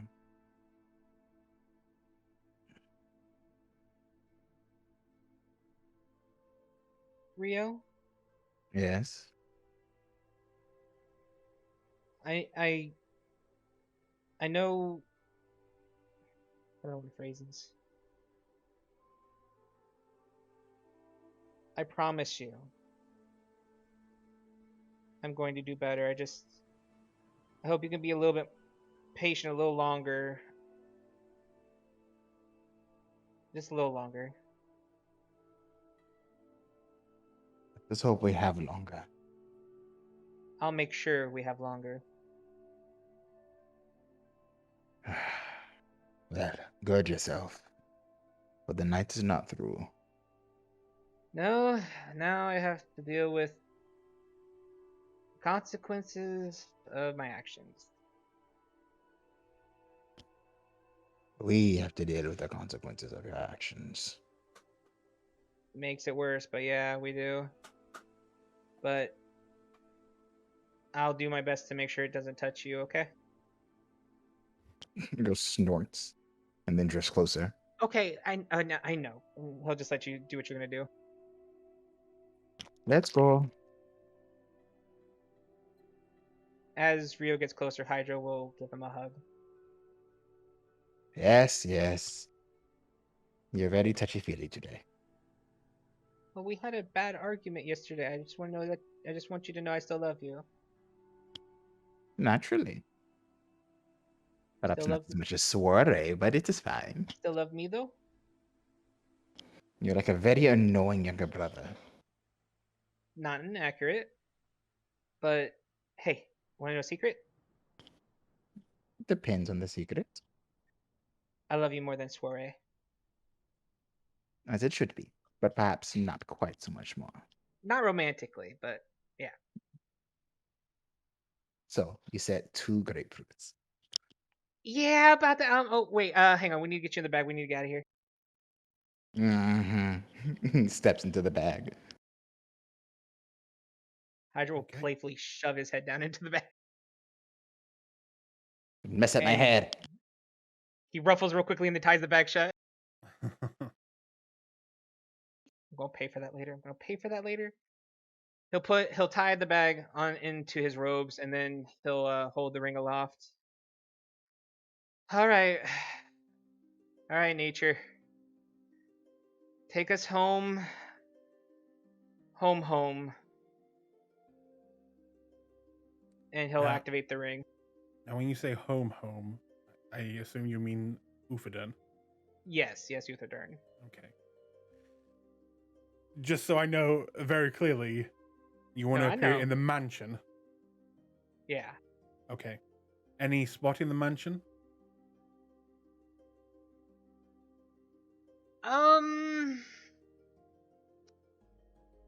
Just because so it'll make more sense, I guess we'll aim for Rio's room. Okay. In that case, as you know, you may place your tokens there, and the rest of you could you place your tokens in your rooms. As by the way, just so I know, Vincent, where is she staying? Is she staying at an inn and not here, or did you give her a room in the mansion? Okay. I can't hear you, Vincent, if you're talking. Oh, I'm an idiot. I'll give her the one beside Bluey. Okay. What'd she ever do to you? I keep hearing screaming in the night. I don't know where it's coming from. What? Oh, you're just being haunted. Yep. Haunted. It's the screams of Flint. Okay. You appear back in the room, and you look down, and... Or should I say you look up, and you see that the door is open to Rio's room. You can most probably guess that the others came in here to find out what the hell was happening. You no longer see Flint's necklace on the ground that he kind of ripped off and threw to the ground to save his pet. But if you would like to bring out Rio, you can. Hydra's gonna look at the bag for a moment. He can stay in there for a few more. Nah, he's gonna open it up and put his hand through it so Rio can grab it. Okay. Rio, you re-emerge in your room. Looks around, make sure his illusions are still in place. Okay.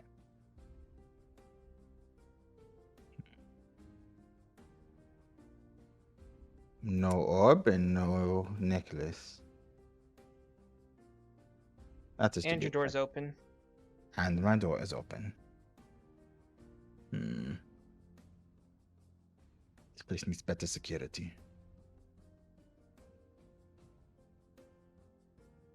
We'll figure it out.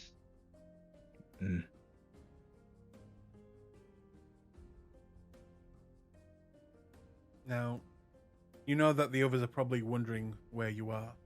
Do you intend to go talk with them? As it is, early morning now, people would be waking up or already woken up. You go tell the others?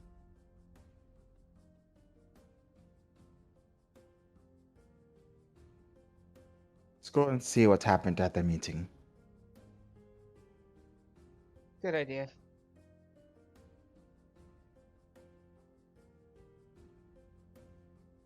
So, where do you go? Downstairs? I believe so. All Yep, right. yep. Heading for the probably the dining room because Nullidan, that's where Hydra's running. would you already be up at this point? Yeah. Yeah. Nolan, it would. Yep. All right. Then, as Rio and Hydro begin to make their way to the staircase, you will see that Vincent is there, heading, on his way downstairs. And at this point, you will now see them. The first time that I've been told that they disappeared, and you didn't hear them come upstairs, but there they are, Vincent.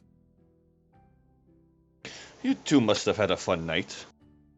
You could say something like that. Well, perhaps we can talk about it as we go downstairs to the dining room. Yes. How was the meeting What meeting? with the media representatives? We did not attend any meeting like that. Rio pauses, blinks, and then runs a hand through his locks. You've got to be kidding me. I asked Nullidan about it, and he didn't seem too concerned, so we decided to wait for you. Okay, that is going to be a problem. Joy. They really don't get how this works, do they? Fuck. They're going to pay more attention to us now. Whatever. What do you mean? They're a local criminal organization that Horde advised Zoltan to reach out to find Anir. We did so, and we had a meeting to attend at the Axe and Bow. Before things happened. Things Zoltan- happen. Yes. Hydra will tell you. Beside the point, Zoltan and Nolidin were supposed to retrieve you and make this meeting.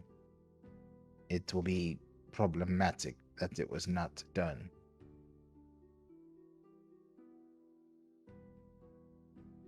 Vincent's eyes will open wide, like, holy shit kind of thing. And, do you think there's still time to deal with it today? Honestly, I do not know. It is likely we can go and still be received, but it will not be well received.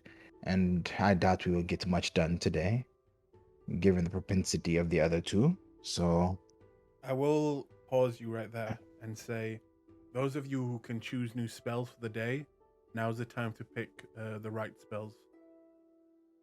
So if you want to make any changes, now's the time. Roger that.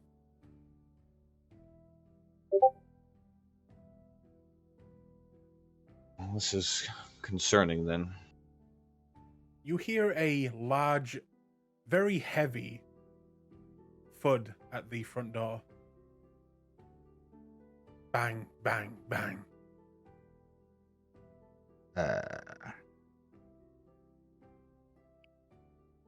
And you will see beneath you, coming around the corner, you can see down the stairs, you see Ariana is making her way towards the front door. Ariana, I think you should return to your room. Oh, I'm getting breakfast ready? And she kind of looks at you, Vincent. I think it's a good idea, just for the moment at least, and I'll make my way downstairs. All right. And she'll kind of make her way upstairs and heads towards her room. Before Rio goes downstairs, Hydra's going to kind of grab his shoulder. Hold on a minute. Then he's going to cast Enhance Ability and give at third level and give both of us Eagle Splendor. Okay.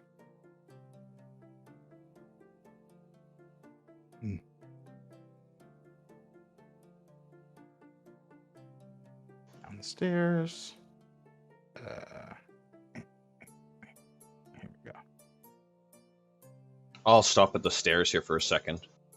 Oh, by the way, I believe someone you may know was here yesterday. Someone we may know. Yes, a Stairs. Gorath. Gorath is here. As he says Gorath, you will hear from the front door a familiar voice telling you to open the bloody door, Gorath. I know you're fucking in there. I haven't seen any of you.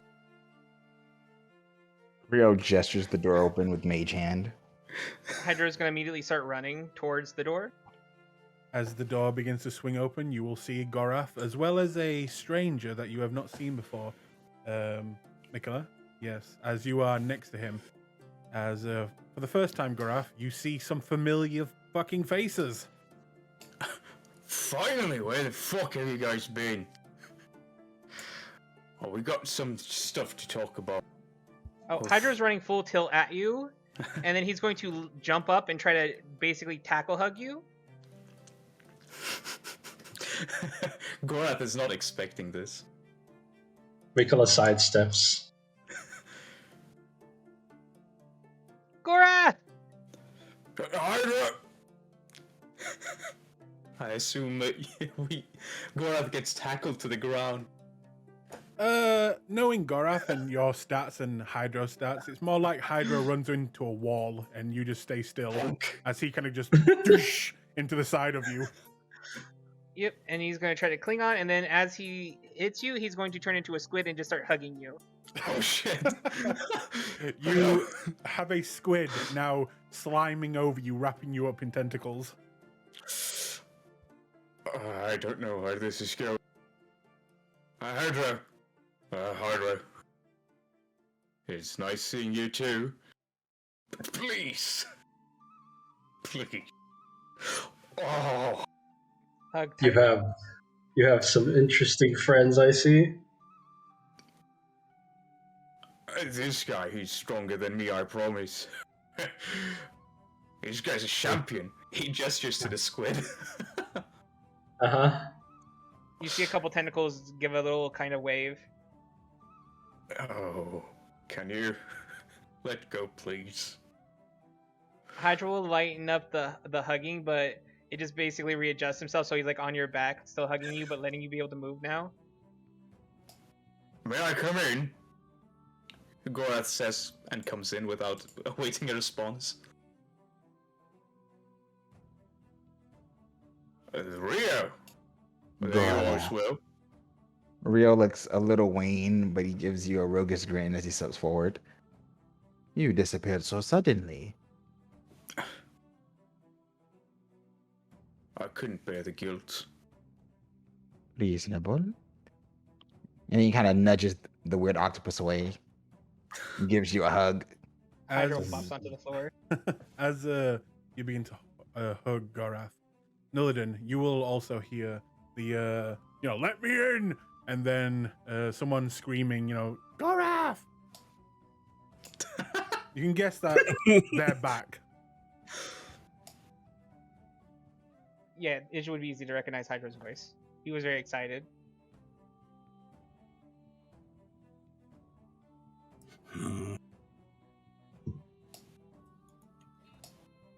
I think Nullidan's just gonna wait for people to look for him and kind of just let them do their own thing. Like I don't know if he wants to be the initiator. Okay.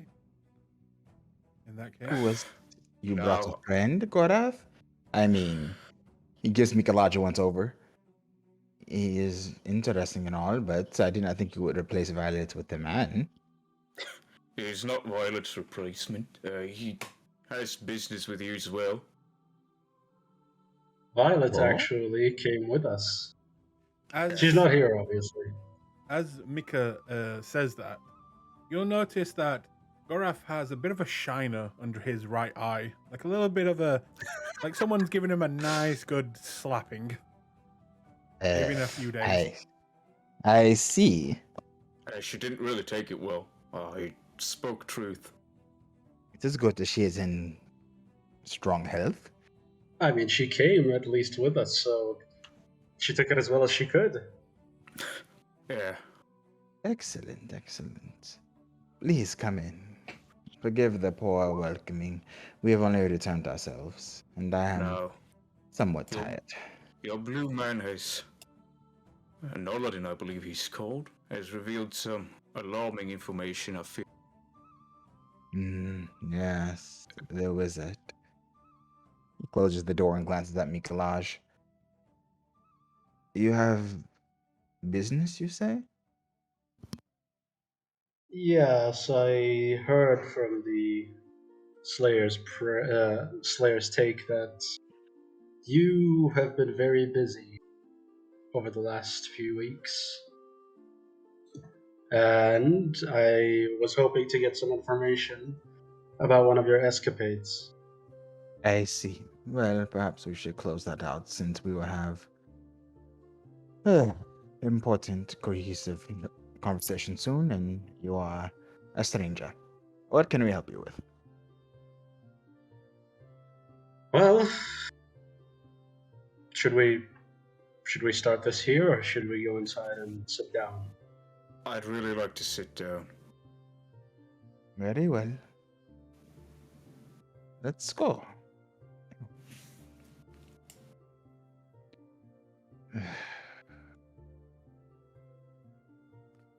You notice that Zoltan doesn't seem to be down here yet. He hasn't left his room. But as you guys make your way into the kind of living room area, where did Vincent go? Well, I went to go to Vincent. Ariana. Oh, okay. Wait. Oh no, this is the wrong place. Yeah, here we go. Oh, Okay, I will shake you. okay, the dining Yeah. area. You go to the dining area. Which one? I'm sorry. This way now. It has more seats. The other ones are weird. Oh, well, we're going this way now. All right. Yes, yes. He's tired. Let him be. I As can see the rings under your eyes. as you begin to make your way in there, Vincent, as you go upstairs and go to Ariana's room, you kind of knock. And do you say anything? I'm gonna walk in. she doesn't Oh, say okay. anything. As you walk in, then she looks like she is what looks to be some old but still usable like makeup, and she's like kind of just starting to apply it. But then, as she sees you walk in, she kind of quickly rubs it off her face and looks kind of embarrassed, and kind of just dabs it off. Oh, what was it you were doing? I'll come closer to see. Oh, these are just from my past. I would wear them. I'm sorry, and she'll kind of just begin to put them in drawers and put them away. No. I'll stop her. Carry on. We'll find we'll make do another way. When you're done, please come down and help us with breakfast. Yes, of course, my lord. I'm just going to give you a courtesy. Thank you, and hopefully I'll see you downstairs soon. And I'll leave. I'm gonna go look for Nolan in his room. I don't know where he is. Okay. Going to his room, you can tell that it's empty. In fact, Nolan, would you lock your room or have it like, Yeah, shut? it's shut. I mean, I don't think he wouldn't have locked it previously, so it's accessible. Okay. I'm not going in your room. If you don't answer the knock, I'm just gonna go downstairs. As he doesn't answer the knock, you can probably guess that he's up, and he's been spending a lot of time in his study. Oh, no, well, not Yeah. his study, but the study. The study. Yeah, so you can probably guess that that's maybe where he would be. It's where you also last saw him. Okay. Then I will head to the study. Well, you're not gonna check on Zoltan? No, I'm not. That's fair. I'm not gonna knock this time. I'm just gonna walk in. Okay. So, Nolan. I think Gorath has returned. It seems they are actually friends. Wait. How did you verify friendship? They were hugging each other. Hydro even turned into a squid. You know how he gets. Oh, that's the commotion. Okay. Yeah. Good. Glad we weren't hoodwinked. Perhaps you should come and see the group as well? I just want to let you know. Oh, are they planning to well, one second. and he performs an augury. Okay. um,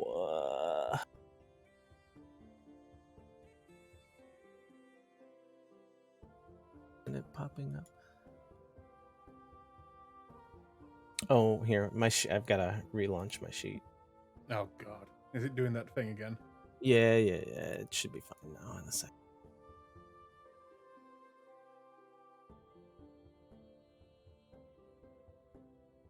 Also, is the What's music that still... blue? What's that blue thing in the cupboard?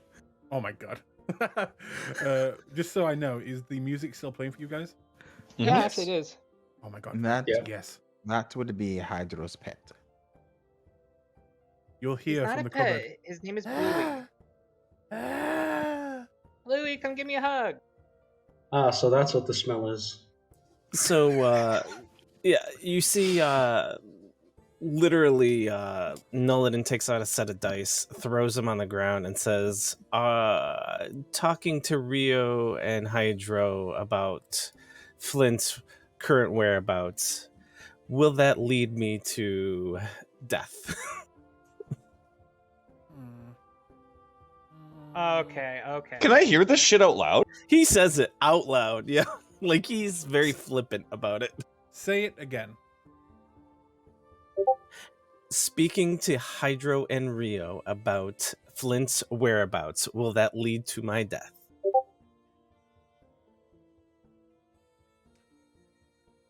I'm going to say no. You get the intention that it wouldn't, and this is... Hang on, let me read this, Bill. How much information does it give you? It's literally wheel, woe, or both if it's like basically kind of a 50-50 crapshoot. It's your call. Then I'm going to say no. You get the intent that from them, Rio and Hydro, they have no ill will against you, and they do not intend you any harm, even if you were to talk about it with them. Cool. All right. Dice say we go. You think they're trying to kill you? Oh, do I think they're trying to kill me? I have not explored that option, but I don't want to be blindsided. This was just a little check the box to make sure if I needed to have certain spells when I enter the room. I don't, so let's go. Okay, then. As you guys approach, you will hear conversation on the inside. What are you guys talking about with Gorath and the new boy? I think, Nikolai, you should be starting your things. I think this matter I want to speak of should be done with all due respect without your presence, Meek. Okay. So you go Sure. first. Well, let's cut to the chase, shall we?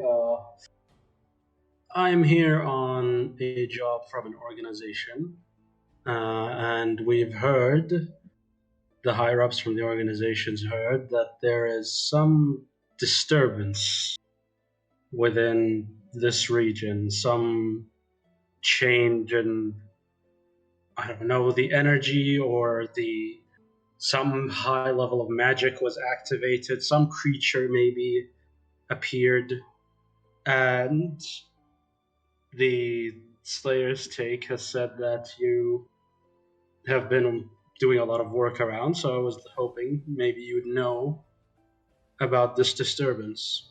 Have you seen some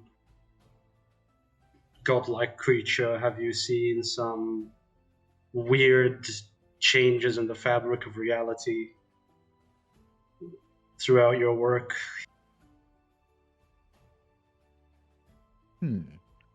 Weird changes in the fabric of reality. You really should have asked the wizard about this. This sounds right up his alley. As you're kind of finishing that off, the door would open and Nullidan's like, so, when is the field trip to hell? Ah, there he is. No, I'm legend. sorry? Have you? This man has questions for you.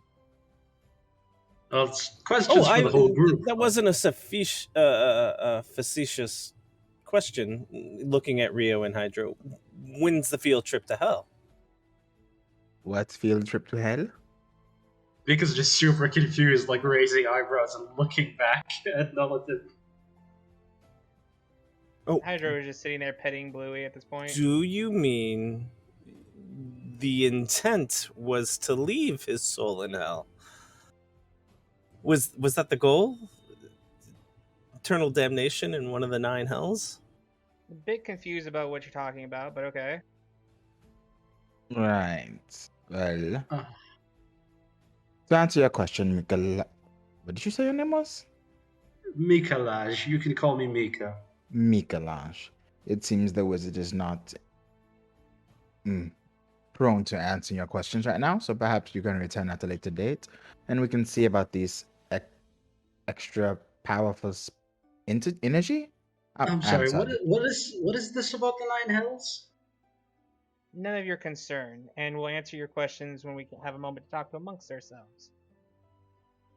I look at Gorath with a question in my eyes.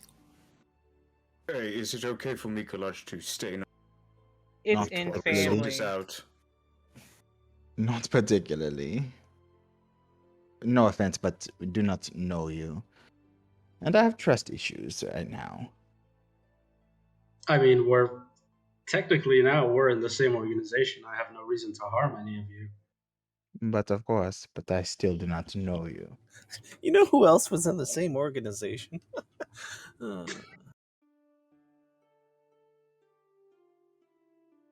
Is there some do you guys have some Drama and business issues to attend that to you that need to work out? Yes, I think that's been explicitly stated to you already. I think it is time for you to head to the hall. Okay, he says. And gets up and goes, well, there's Sorry still... about this, but this seems very urgent. Either way, since you said the wizard is the one I need to talk to, you said your name was Nullatan? I did, yes, it is. Then maybe we'll need to talk about whatever it is, if you guys have found anything strange or some incredibly powerful creature or some disturbance in the fabric of reality. Maybe we need to talk about that. Sorry, what's with the fabric of reality? I asked you about that, and you said I should ask the wizard, but it seems you have more pressing matters at the moment. There's an thought that was individual. exaggeration. Do you have a name or description? I mean, there's infinite number of cosmic beings beyond the planes and beyond the material that could fit that description. Let me see. How long was it that they met the creature? 1 second. Has it been like a month? No, since you met that creature, it's been maybe 2 weeks, something like that. Okay. Well, how about this? 2 weeks ago, there was some strange, how do I say this, disturbance with the planes shifting, and something appeared here, or something happened in this region. Oh. Well, Does that ring a bell? Yes, very much so. Care to elaborate? I absolutely could, but there's a queue. Okay, well, when you're done with your business, I'll be waiting outside. And he goes out and waits. Presses his ear against the door. No. No, he's just gonna wait outside.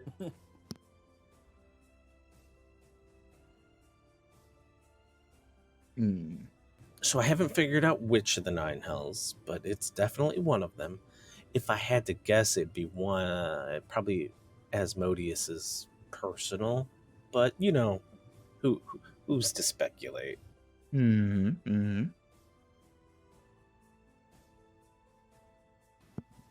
I have no intention to wander into the hells. No, Nolodin, your name was. Correct. Can you slow It down still for a is. bit? I don't know if I'm following quite. You told me that Flint might be dead, yes? He is, in fact, dead. He's How do we know very this? dead. Well, it's very hard for a body without a soul to exist and be alive. His soul is specifically in the 9 hells.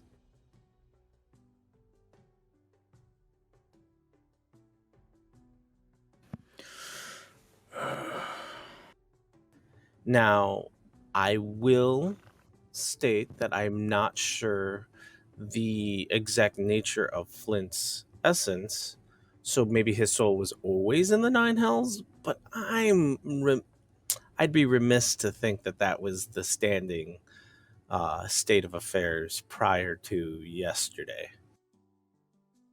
I don't know. You seem to be wanting to make leaps and bounds of logic again so far today. So, what else would that be for you then, Nillidan? Oh, we're gonna be catty about it. You get to be catty about it. Okay. I'm being catty. You're the one who came in here when we had a stranger starts talking about very personal things. Aiden, I thought they weren't Yes. strangers. are there any mice around or any small creatures? Make me a investigation check. Investigation. 16. 16.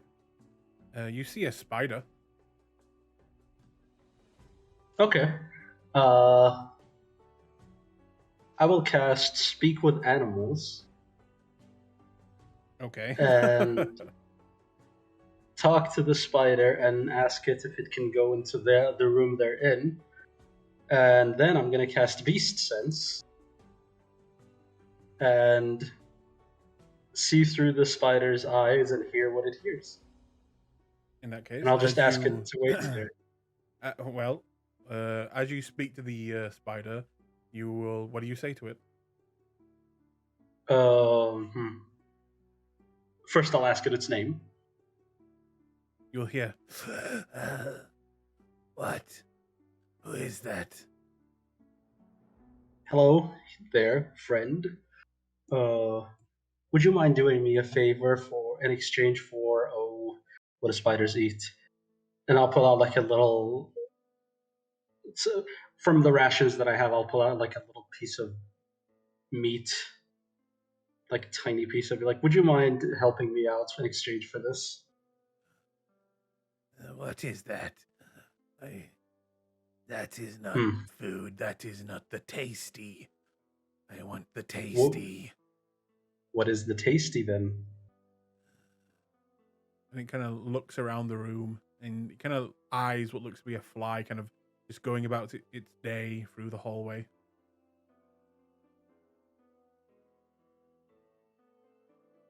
Tasty. How do you speak with me? What are you? The giants. The giants. It's called magic.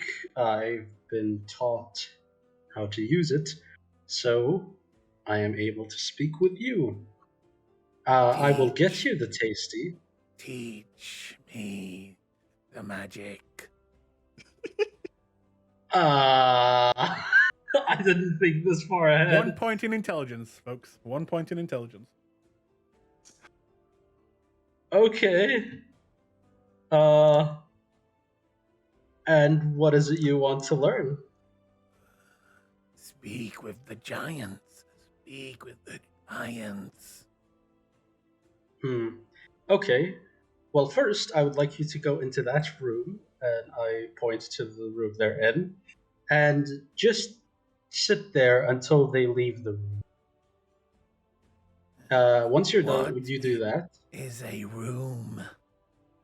That's general area. Behind that, is the door made of wood? Yes.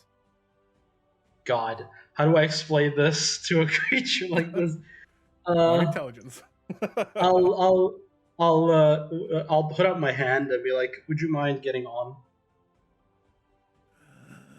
It begins to crawl towards you. Okay, if it gets on my hand, I will move towards the door, and I will whisper to it, like, enter in there and wait until they leave, and that's all. And then I put it to the ground. All right. And it looks back at you and says, "You give me the magic. You give me the magic." I say yes, and I cast Beast Sense and give it to myself, so that I can hear and see what it sees and hears. All right. It will begin to make its way underneath the door, and will just sit. And now I will go back. Yeah, I'll go back to where I am and wait and hear and listen. Let me just mark that on the map.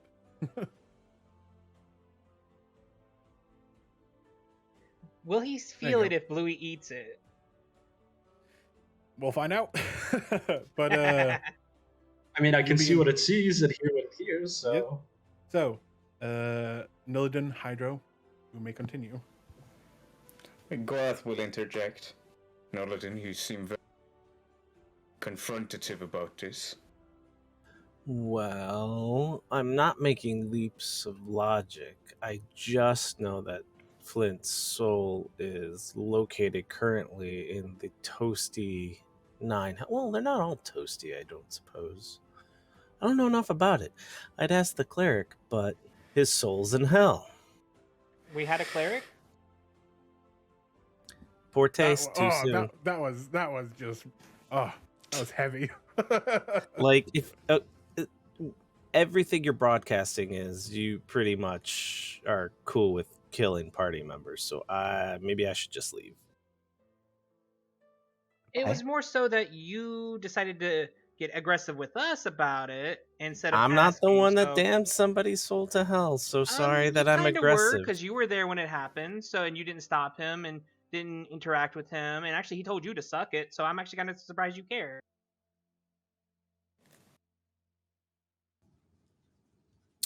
This is going nowhere.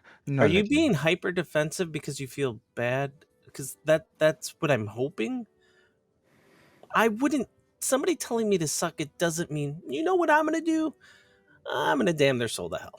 That's what I'm gonna do. But you know what would? Stealing someone's ring, and he looks over to Gorath. Wait. I'm not following. Hold on. So, Before this gets Adita? any more out of there, Noladin, we have known you all of 3 weeks. Clearly, you have concerns. Please, air your grievances. Why? Why, what? Why is Flint's soul in hell? He died. What in Yeah, breach of contract? right. So, can you describe what happened? Was there an altercation or an agreement? There was an altercation, and he breached his contract, and he's died. But I don't think that is the problem. What are you really asking? No, that sums it up. That's a problem. Why? God's hands are on his knees and he's squeezing real hard right now, trying to comprehend exactly what is going on. So there was an altercation, and that resulted in Flint going in breach of a contract, which would mean that he returned to the sanctum space. Certainly. Was the altercation him trying to do that? I do not know what he was attempting to do, but I think you're concerned with your own safety when you first watched in here. Yes. I can go. I can go into the ball. I'm looking to extricate his soul from hell at this point. But that's not what you said. You asked if we were just going to kill our party members. Yes? Well, no, first I asked, when's the field trip to hell? Gorath slams his fist Certainly. on the table finally. What the fuck is going on? Can someone please explain to me? Flint is dead. His soul is in hell. What? Yes. How? Why? It turns out that the Flint we thought was Flint was not really Flint. He was playing us this entire time. Understandably, Nolden is concerned about it, but he simply does not have all the factors. He does not have the history. Never claimed I did, so adding that piece in there is kind of demonstrably trying. Hydro, what's about the ring? He confessed to stealing your ring. The spell storing one? The one exactly that. The one we questioned everyone with, and he lied to our faces, saying he didn't do it at all, despite the fact he apparently got something from it. Gorath throws his head back in the chair. Fucking lady? In the alleyway in Corel? Yes. She fucking told us. Alright? She did say there was a betrayal. We thought it was Glees, but apparently not. Police betrayed us as well? Oh yeah, that's another fun bit. What the fuck has happened since I left? Well, that we can get into later. But allow me to alleviate your concerns, Nelidin. It's really very simple. Do right by us, we do right by you. If you wish to leave, you are certainly free to go. If you wish to turn on us and betray us, then you are an enemy. Does that answer your questions? You've already done that, though. No. No, we have not. Yes, you have. No. You've you were not betrayed my listening. trust 100%. I don't recall doing anything of the sort. Oh, then it was not you. It was Hydro? He tilts his head. Does it matter? Yes. I agree. Fine. It doesn't matter. I told you I would not kill him, and I did not. I did not even facilitate it. Hydra made no such promises, but it is ultimately irrelevant. He proved that he was not one of us. He was an enemy. You say irrelevant like it's all your decision to make. It's relevant to me. I'm bringing it up. Keep saying that, and you're showing that you have no regard for anyone else. And if that's the case, fine. Why is it relevant to you? I'm not in the habit of standing by and letting someone that's was a party member that was actively with us getting damned to hell for what exactly was it? Actively lying to us, you mean? Stealing I think from us. That's his discrepancy. You view him as a party member. We discovered he was not. I understand your feelings. They are noble. However, he was not who he said he was this entire time we have been with him. See, you may not have all the facts then either, because I've had detailed conversations with him prior and sent him to clear the air with you, and then he dies. You do know we knew him way longer than you did, right?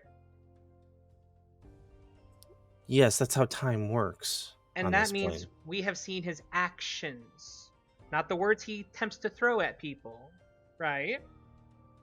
So you are assuming I am taking his words at face value only, based on that statement. Apparently, if this is what you're talking about, because we've stated quite clearly what he has done, how he has done it, and you're not even arguing that fact, you're just arguing semantics at this point. Saying, No, I'm not but arguing semantics. He promised me he would do this, and that. His I didn't promises say meant nothing. His word. Let me phrase it then better. When did I use the means word nothing. promise? You guys are justifying your actions of damning a soul. That's a non-starter. Sorry. Oh, there's the door. Oh, why do I have to leave?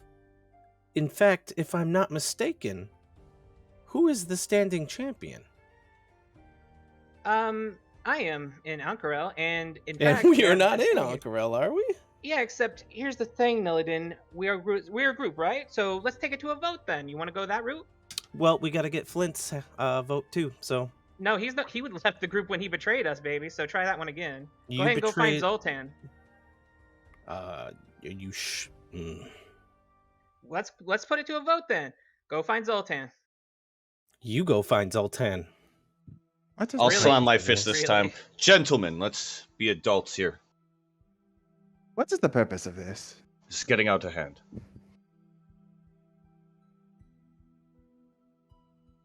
Come have a seat, Knowlton. Let's talk about it like adults for now. This is obviously a problem, and we should talk about it, but perhaps maybe in a more cooled-off manner. I was fine until someone was aggro, but you know No. what? I'm not gonna point fingers. Let's not. Let's just talk You about it. were. Flint is gone. That is what happened. I'm gonna look around the room, kind of gauge as everybody's.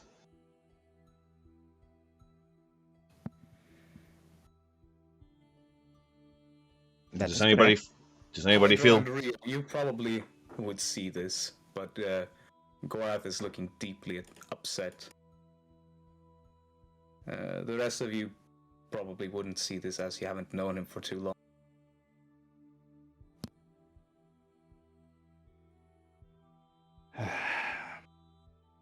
Very well.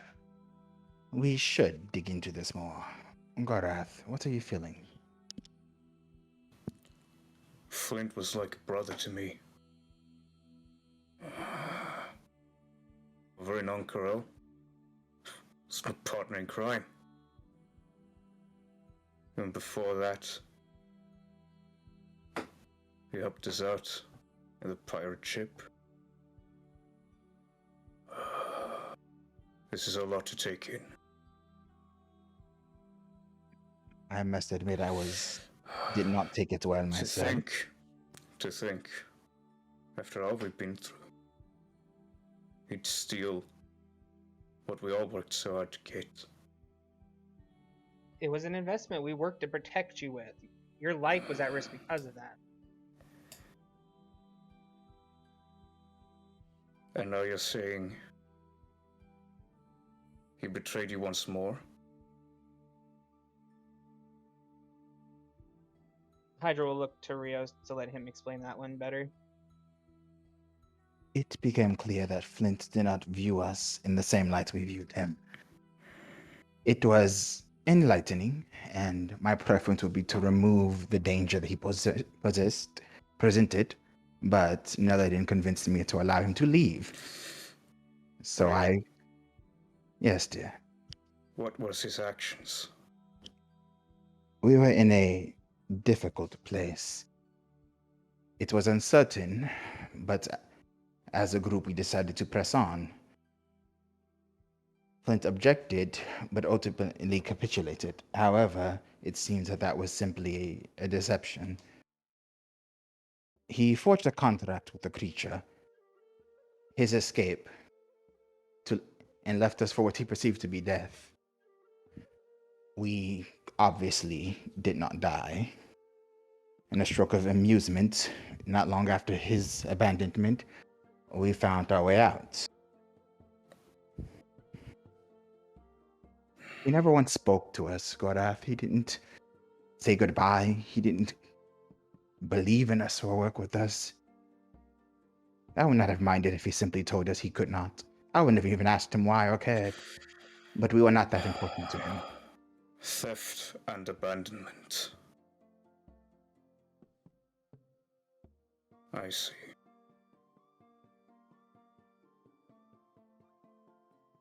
Gorath stands up and he walks out. He Crushing opens the door. spider. Small No. spider. I don't see the spider. DM, you decide if he accidentally steps on it. Or Gorath opens the doors and he walks out. I'm gonna say, yeah, you see, Mikola, that a giant foot falling on the spider, and then you blink, and you can probably guess that you're not gonna have to teach magic to a spider, as you see Gorath walking out the door. I mean, I heard more than enough. Gorath doesn't seem to notice you as he walks by. He's got a lot on his mind. And he walks out the front door. Long walk.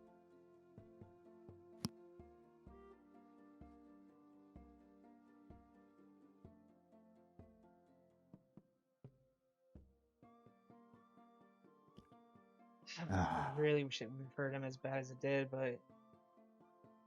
And he looks over to the other two.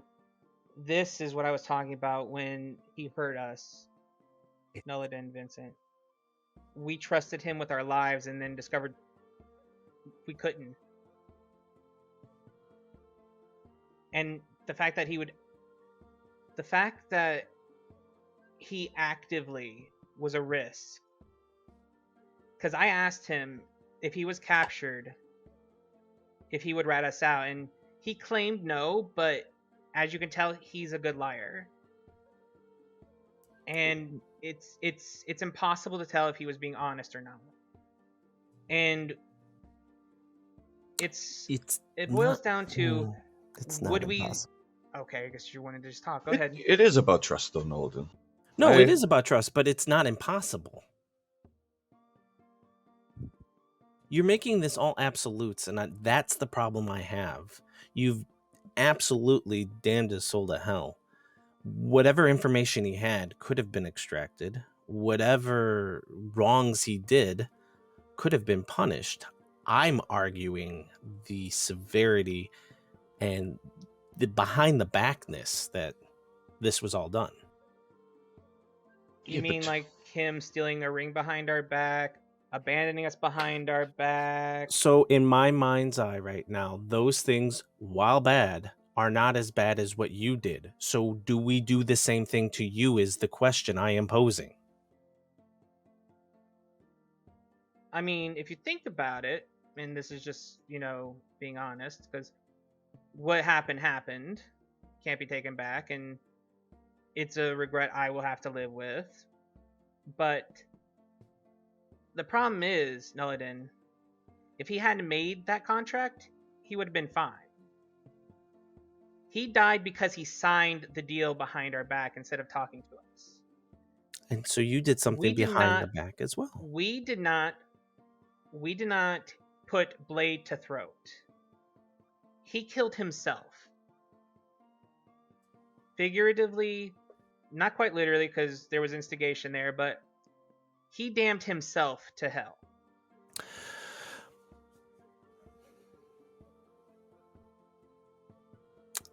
I cannot fly. You push me off a cliff. You tell me that because I cannot fly, I die. Do you not have magic that can slow you down? Maybe I'm tired for the day. Maybe I have nothing left in the reserve. But you are putting a condition that he had, and you leveraged it, and you're blaming him.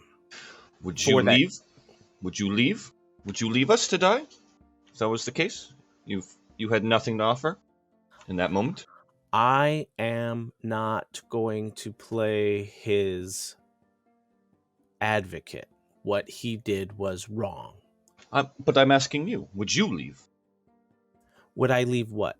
Us, in the moment. If you were exhausted and felt like you could no longer go on, would you leave? Or would you push through? If I had the option to leave, I would have to ensure that those that I was responsible with were safe. So it's a different reason for leaving. I wouldn't sign that contract is the problem, because I would need to be able to return. Exactly. And you didn't. And none of us did as well, but he did. Fine. Fair. Why do it behind the back? I'm not going to protect Hydro in this, or whoever did it. Again, I don't know. Yes. I am not looking to justify Flint's misgivings and misdeeds. Right. If he was to die, why did you damn his soul? So that's the question then. Not that he's dead, why did you damn him? Specifically. Right. Okay. Right. If his punishment was to be death, That needs to be a proper set of circumstances, closure, understanding, and this just is straight up like, this is Anthemon. This is the problem I have now. You mean I think it's... I Go understand. ahead. I even see your point and may agree with you, Noladin. But perhaps you are misunderstanding. This wasn't a planned altercation, at least as far as I am aware.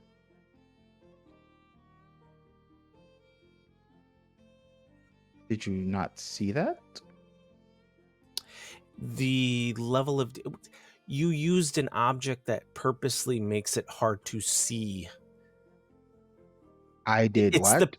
No, he's looking at Hydro, not you, Rio, when he said you. So to kind of direct that, I'm having trouble knowing your intentions when the weapon of the act is the perfect weapon to prevent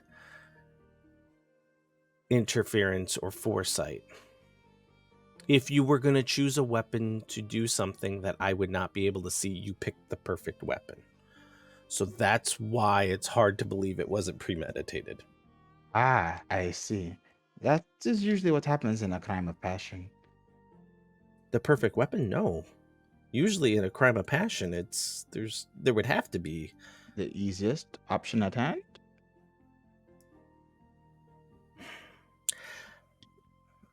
I'm wondering why the ball was in the possession of Hydro during the talk, if not for some level of foresight into what actions were going to take place. Well, if no, that's what you want, Neladin, I can tell you. Flint gave it to me to hold. I happen to have it. I was intending just to talk and listen, but as I was listening to him talk, all we could hear was what we wanted to hear and the lies he could get away with to facilitate him staying. For whatever his reasons are, I don't know. But we both told him we did not feel safe with him staying, and we were going to let him leave. At this point, if I understand your meaning correctly, Vincent, does Shadow take over the room? No. Just one shoots out. I'm checking on Mikolaj and Gorath as he took off. In that case, your Shadow zips out the door, and you will see Mikolaj kind of just waiting in the hallway. You see no signs of Gorath. Looks like he has gone for a walk to try and clear his head. Okay. I'm going to keep it there, though. I can concentrate up to 1 minute, so we'll go back to the conversation.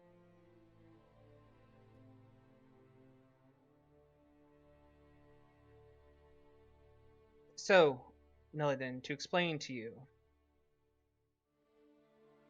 I have met a lot of people in my life, over and over again, who always will wheel in deals to get what they can steal. Time, love, money, lives, they don't care. Flint, in that point, was wheeling and dealing. He was trying to convince us, and we were listening. And then Rio said his piece, I said mine. And then he stated contradictions to his actions, to what he even said earlier. And it showed me that he was a risk to not only my safety, Rio's safety, but yours, Vincent's, Zoltan's, Gorath's now. He was a risk to all of our safeties and the safety of in general, we'll just say. And to explain further, this wasn't premeditated or even intended to really bring him harm, but just the fact that he showed that he just didn't care about us, and it would be easy to say that he could run off, go to the other organization or whatever and tell them all about us or whatever, but the point I'm trying to make, Neladin. It was not intended to do it, but it was in my hands, and I was like,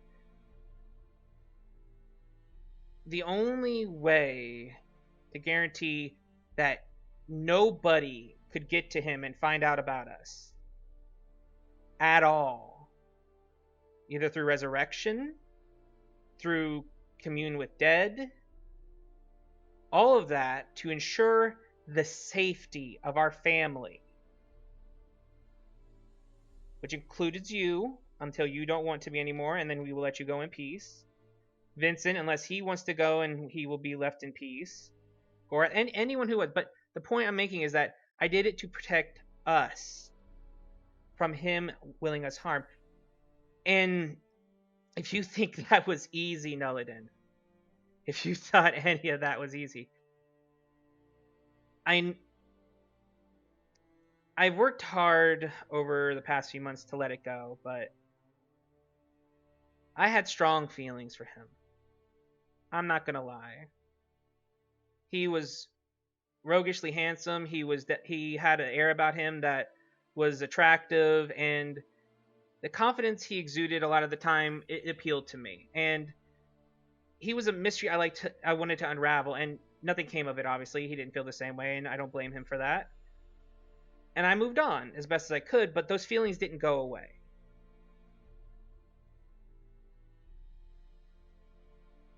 And so I chose you guys over my own feelings, over his soul even, and I have to pay the consequences for that. I have to face that every day I'm alive now. Do you understand, Nulliden? Not you, not Rio, not Vincent, not any of us. It is me who put someone I cared about a lot to keep us all safe. And you actually will see, as he's been talking, his eyes have been welling up, and some more tears start to kind of slip down his face, and he wipes them away quickly in frustration. None of this was easy. None of it was intentional. It was the fact that all I could do to protect you guys was do something unforgivable. Because I care about each and every one of you, and I will be damned if I let any of you guys get harmed because we trusted the wrong person. And you can be mad at me all you want, that is fine. I will take your anger. I will take your judgment. I will take all of that, that will make you feel better and happy. As you say that, he casts Time Step. You get the briefest as the verbal component for that is finished, just like screaming and like wizardly wrath as he pops out of time for a moment. 6 seconds will pass. You could do or say what you want. So what are you doing? He steps forward in time. He's skipping over this time for a moment. Like he just needs to not exist in the same frame of reference for just a moment. Okay. As he does the verbal component to finish it, you start getting like the Gandalf level of like you dare, and then just skips over. Okay. In that case, you'll see Nillidan just kind of disappear for a few seconds. Well, 1, that can't be healthy. 2, Uh, 3, 4, 5, 6. I have more respect for this table than to want to destroy it. You do not get to play the victim card with me, Hydro. That's the last thing you should be doing. You can own up to your crimes and your sins and whatever. Sins of the gods, whatever. I don't care. Do not play the victim card with me at this moment in time. And do not take the burden of this on your shoulders as if I magically now do not have any emotional attachment to it. Do you?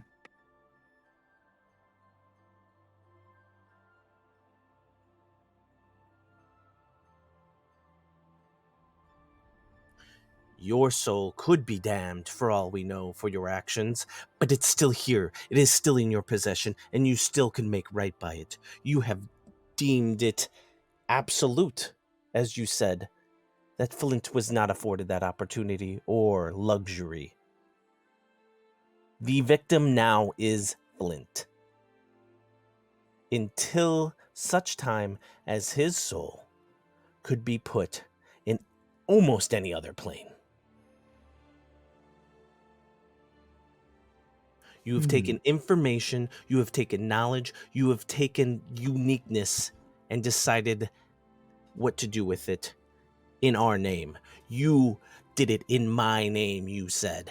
You do not have that right to use my name for your misdeeds.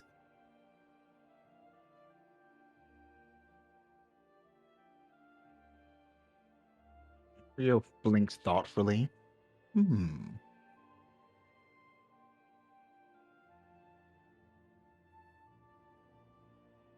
Nulliden visibly composes himself and goes back into the less feeding into the emotional energy.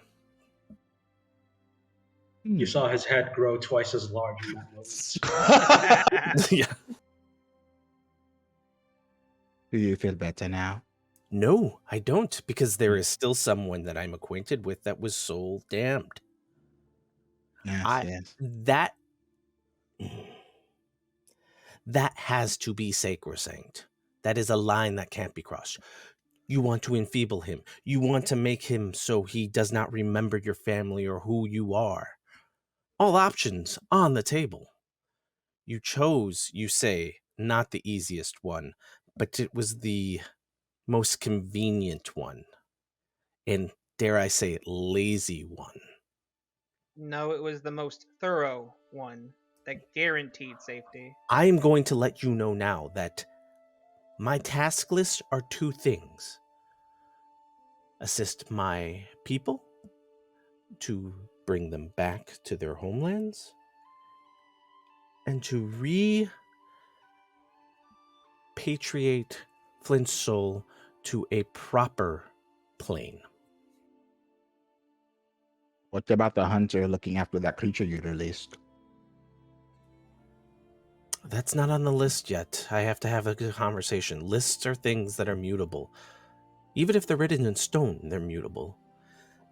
I am shocked with the amount of absolutes that have been thrown my way in this conversation.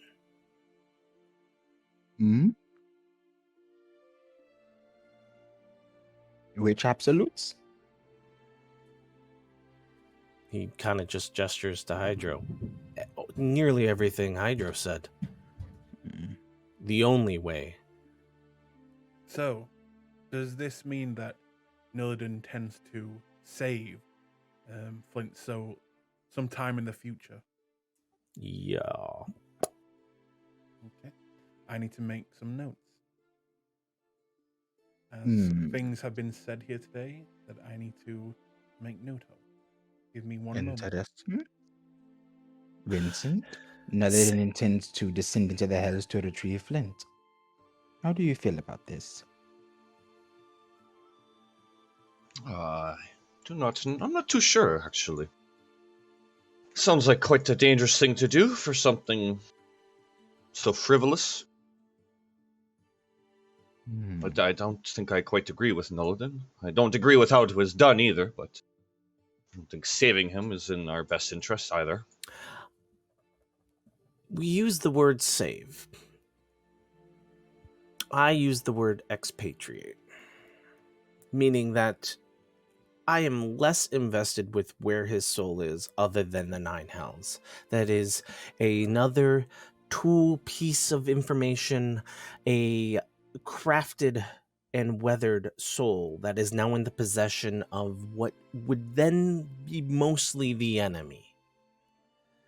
The information he possesses is now available to all the Nine Hells. You say you've saved your family. If anything, you may have now given them a leverage point for free.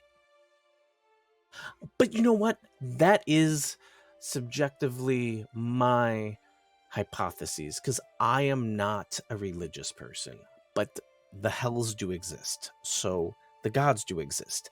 I think both sides are rather shitty, but we still have rules and parts to play in this, and you've given a piece to what would be subjectively the more dangerous option.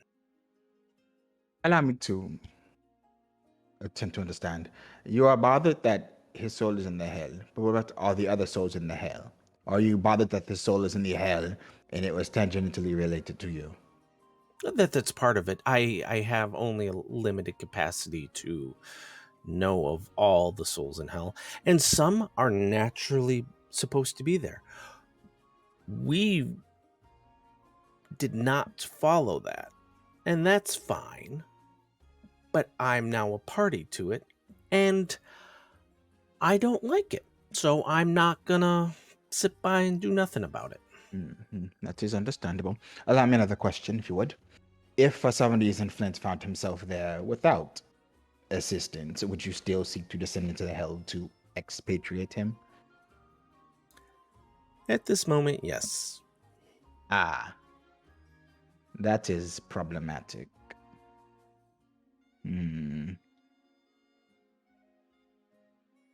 I agree that his current situation is not to my liking, but I also am not a priest and not intending to go and rescue every soul that finds itself in the hell for their own actions. I mean, I hate the whole rule set of that. Yes, but we are not gods, so we cannot control that. Yeah. But we can control our act. Oh dear. I will not decide whether or not this seems like a feasible idea. I am not pleased with his placement, but I do not know if it is fixable with the current number of cataclysmic situations that are at our feet.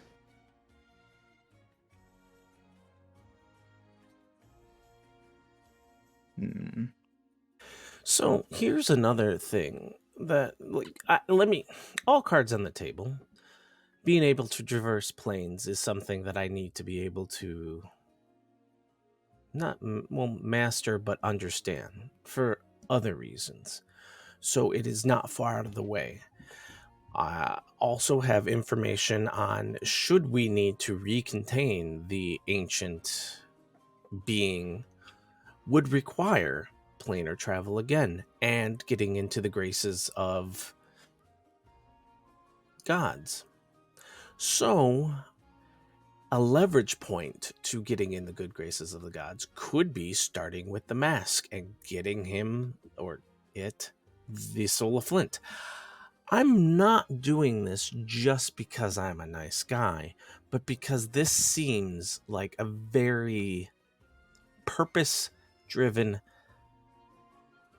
track that's been presented to us, and I'm pulling that thread. And I'm mad, but I'm also pragmatic. But you just said that even if a foolish Flint got himself trapped in the hells for his poor decisions, you would still go and save him. Because he has an avenue to the god of the mask, and getting his soul would then net favor with at least one minor god and start getting your foot in the door to potentially... Remind me, wasn't Asmodeus one of the entities that sealed away that creature you released with Hydro? Maybe out of character. I don't remember. Yes. It was Asmodeus. It was Lolth, the Allhammer, and oh god, what was it? She's Civilization. Some bitch. I believe it was I know who you're talking the about. Allhammer and one of the other good ones. It was Melora's wife. I can't remember her name off the top of my head. Yeah, someone G or something. So, you want to descend into the realm of someone who actively has reason to despise you. I will admit that I do not know the full breadth of your capabilities, but I am not ashamed to say that that is beyond me. Well, Now, when you say I want to go, wanting to do something and properly planning for it are two completely different things. Like, we did not properly plan for the ball and we kind of jumped the gun. I'm not doing that today.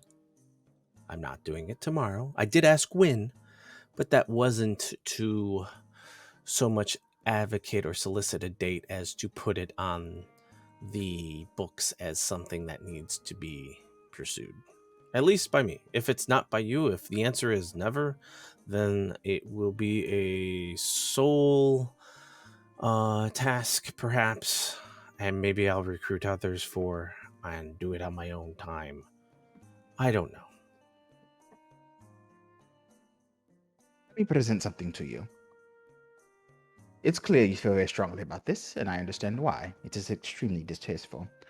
However, in the current time frame, the current realm of, say, 3 years, there's a demon on the loose. There is potential regicide, followed by a murderous demon across the waters. There's a continent that will be plunged into a civil war of a shadow organization that will attempt to gain control of the throne. And there's a creature that the gods trapped about to break free. Or already broke free. Yeah, and not even we're that not one. sure that last one's particularly a problem, but it's never leave a tool that could be used. Well, I was talking about the Titan. But Oh, the also, Titan. yes, Yeah, that yeah, one. yeah. So, where would you put rescuing Flint's sword from Avernus amongst those tasks that have my attention?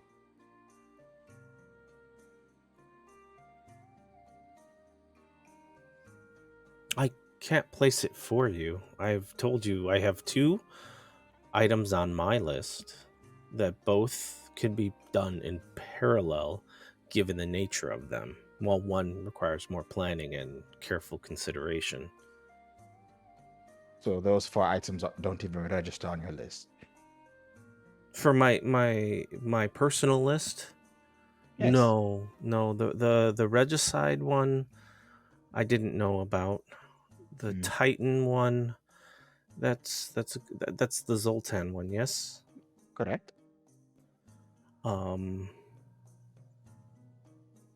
See, here's the thing. I don't need them on my list to help you.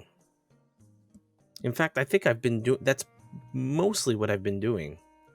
Have I not? I'm simply asking about your priorities. I don't want to do any of these things, but they need doing. It's not helping me. You're not helping me. Well, then what? You've now countermanded the reason for having a priority list. If there are things that you don't want to do... Well, Because we I have do a to. great many things I don't want to do. Well, I feel we have to get Flint's soul out of the Nine Hells. Yes, I'm asking where that goes on this. Why don't you rate this list and then tell me where it goes and when it should occur?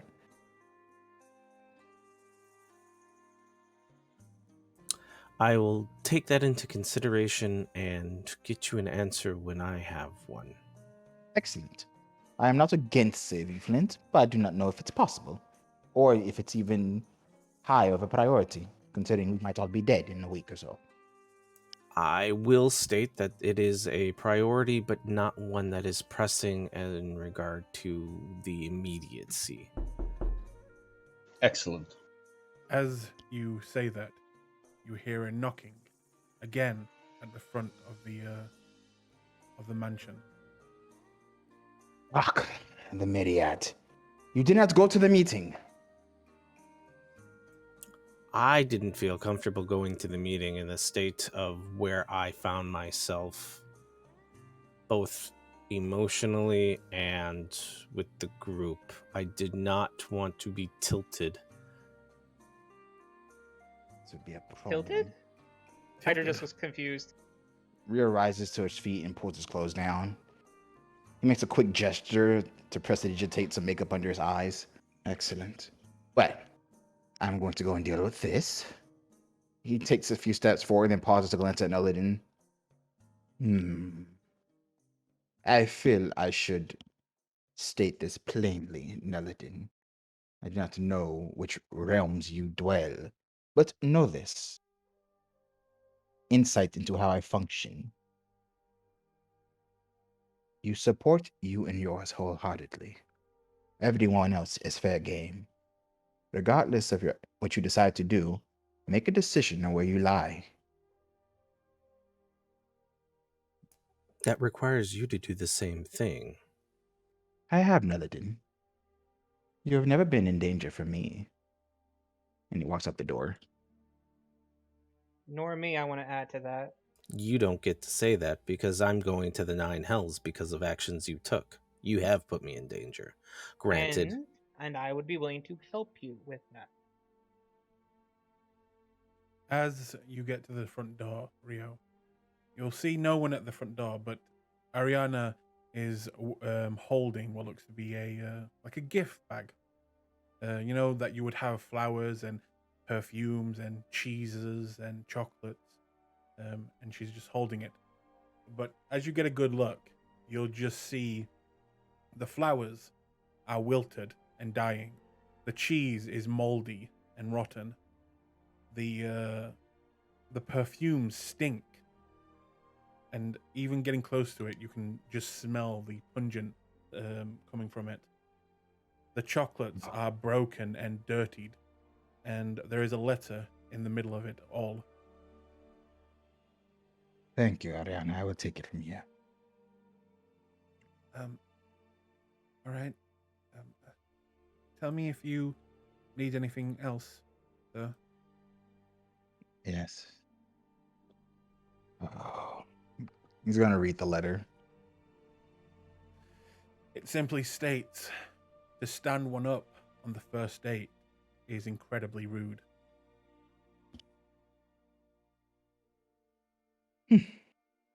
Perfect.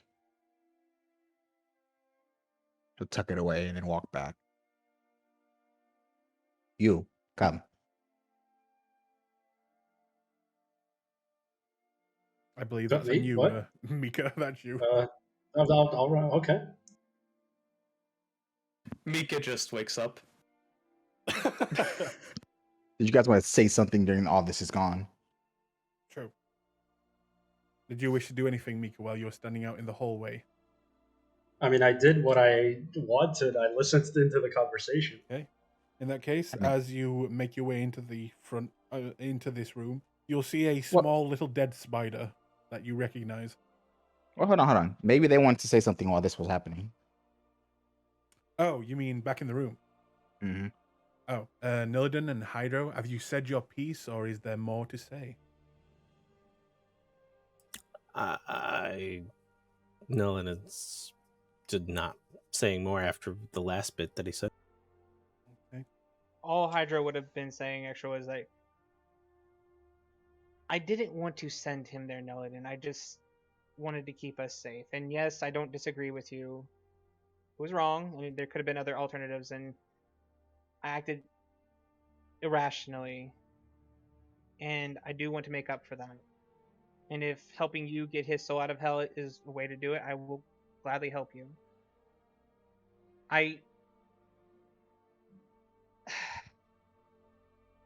This wasn't easy, no, and I know you know it wasn't, but you keep saying I was saying absolutes, but in my mind, I just don't think he was capable of changing the way he was. He was not with the way he was acting, you know what I mean? Sure. And I'm not asking for understanding. I'm just saying that was why.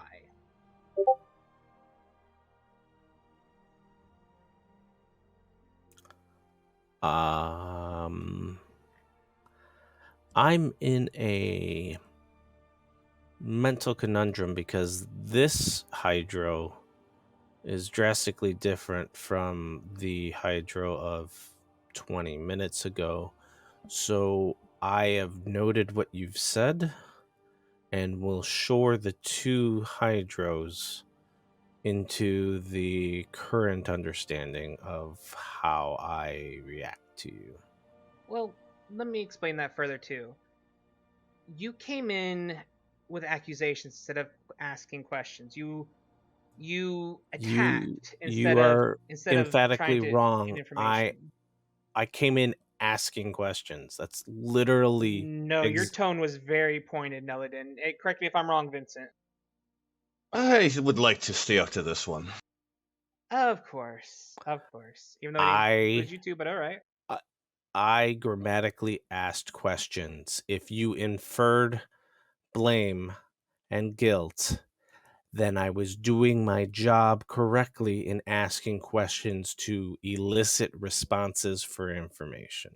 No, you were aggressive and then claimed we were being aggressive, but rehashing Yeah, that's not going to help. I here, was so. being aggressive. I'm not denying that. And that was let me put it this way, Nelladin. The energy you give out is the energy I will reflect back typically. Now, right, I try not to. Right, but and I see, try to be here's courteous, but you were not being. you damn somebody's soul to the 7 hells or 9 hells. You weren't How aware many of that. hells? 9 hells. You were I was assuming aware. that. You are not. You.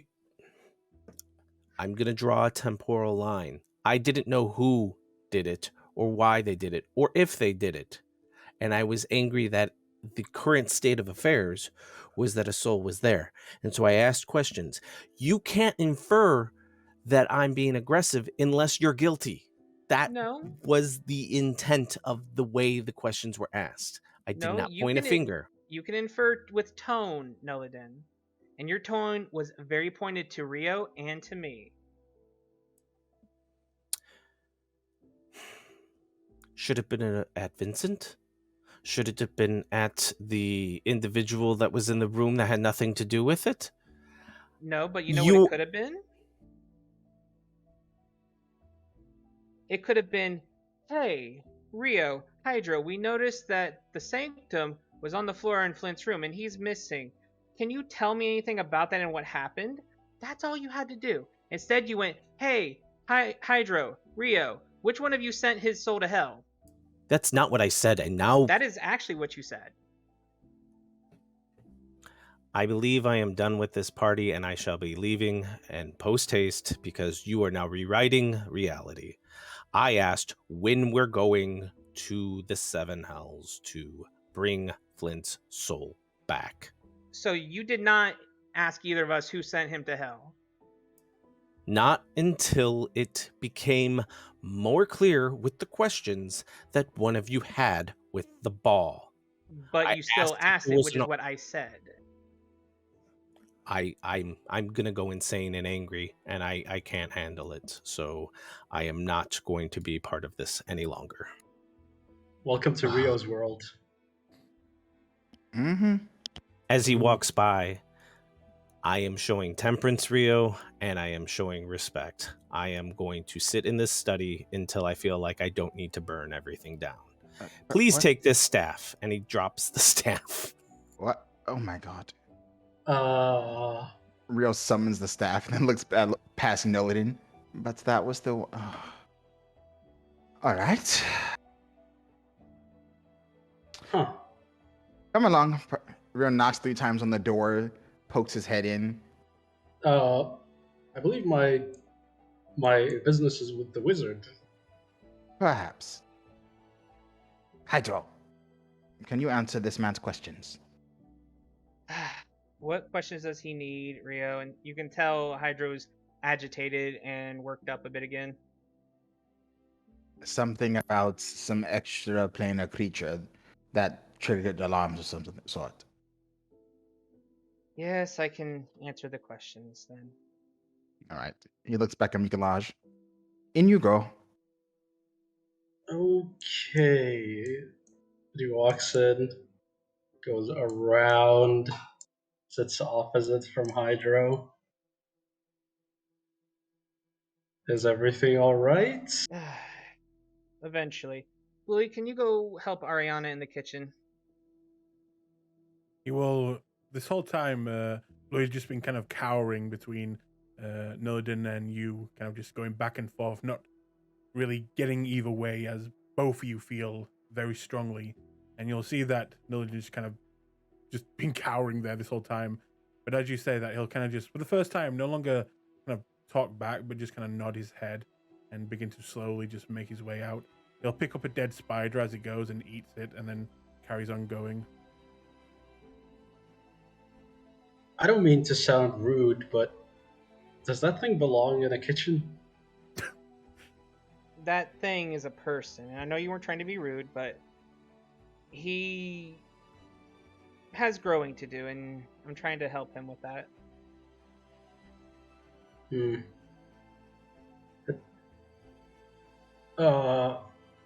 I look. Has Bluey been cleaned at any time since we brought him in last time?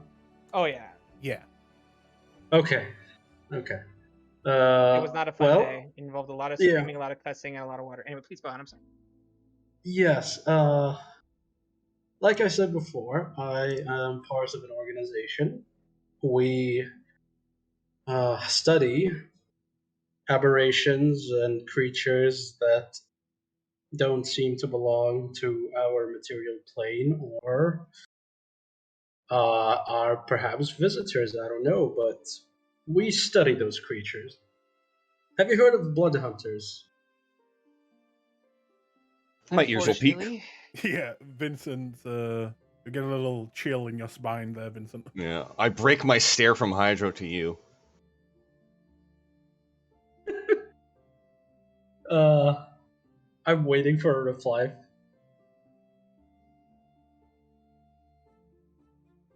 Okay, well, No, what is a As blood you- hunter? well, the blood hunters, as you know, are a group who hunt down any creature that maybe that they perceive as dangerous. They hunt down aberrations. They hunt down whatever monstrous creature that they can find, even if the creature is intelligent and can, discuss with them. They will destroy it because they see it as a danger to them and to the world, I guess. My organization, on the other hand, would like to study these creatures, maybe even if they are intelligent enough, learn from them.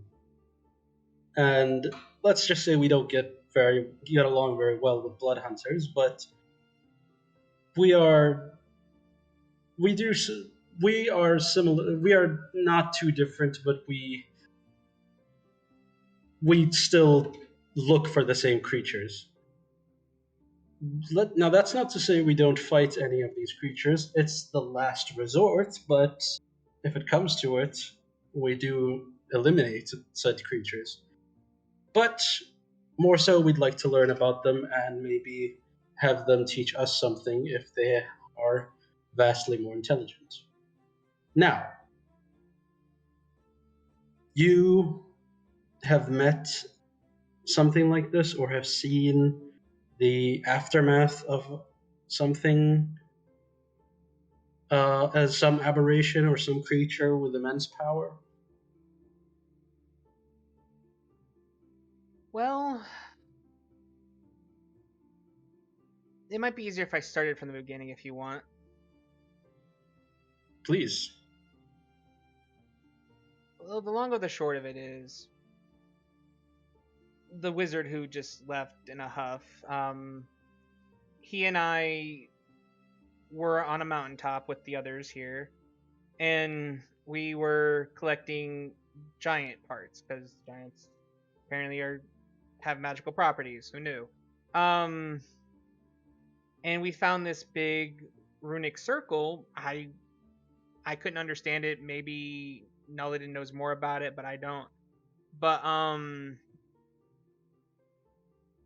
when he went to enter into it, I was trying to help him understand it better. And when I went to perform a spell, and it wrapped up around us and kind of sent us to another plane, like some kind of, I don't know. It was some kind of plane, and he and I saw this creature, and it was like nothing I've ever seen before. And I mean, I can't say I've seen everything in this world, but it it was like if the universe had a face, but yet, or a body, I should say,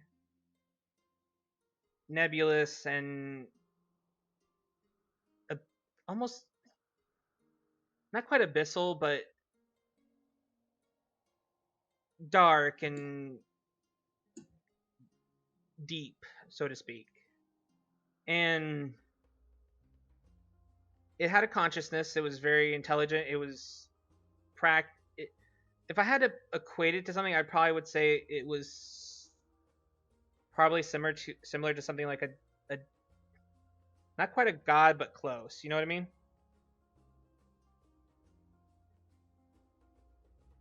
Very interesting. Go on. And it had lots of knowledge, and it had information that it technically probably shouldn't have, but it did. And I don't know if that's because it's been around for ages and was able to watch our world or plane or whatever. But it had been bound since, I think it said, before the Cataclysm. Well before the Cataclysm, I think. And it was watching and monitoring, because all it claimed that four gods were afraid of it and bound it to the plane it was on, because it came here from another place and it wanted to see if this would be another home for it. And then the Asmodeus, Lolth, the Allhammer, and I'm drawing a blank on her name right now, but she I can't remember her name. I know it was a female goddess, or female god, so it's up to you what that one is. But they bound him up, and all he was claiming is he wanted to have a home. He wanted another place to call home, and they feared him for his power because he came from outside of our plane.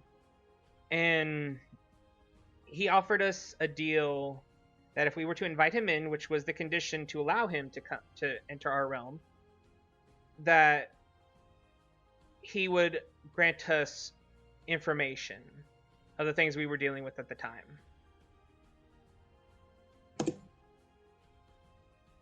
I see. And he just goes, "Would you excuse me for a moment?" And he gets up, walks over here. "I need to contact the organization. This is much greater than I had assumed. Uh, yes, I might return and discuss things further. But for now, I need to send a message. Thank All right. you for answering my questions, and I bid you farewell." And he goes out. And he will knock on the door of Nullodin. Okay. What? He just opens it slightly. "Hello, Mr. Nullodin." Just kind of blinks. So your other friend has told me about the creature that you met, the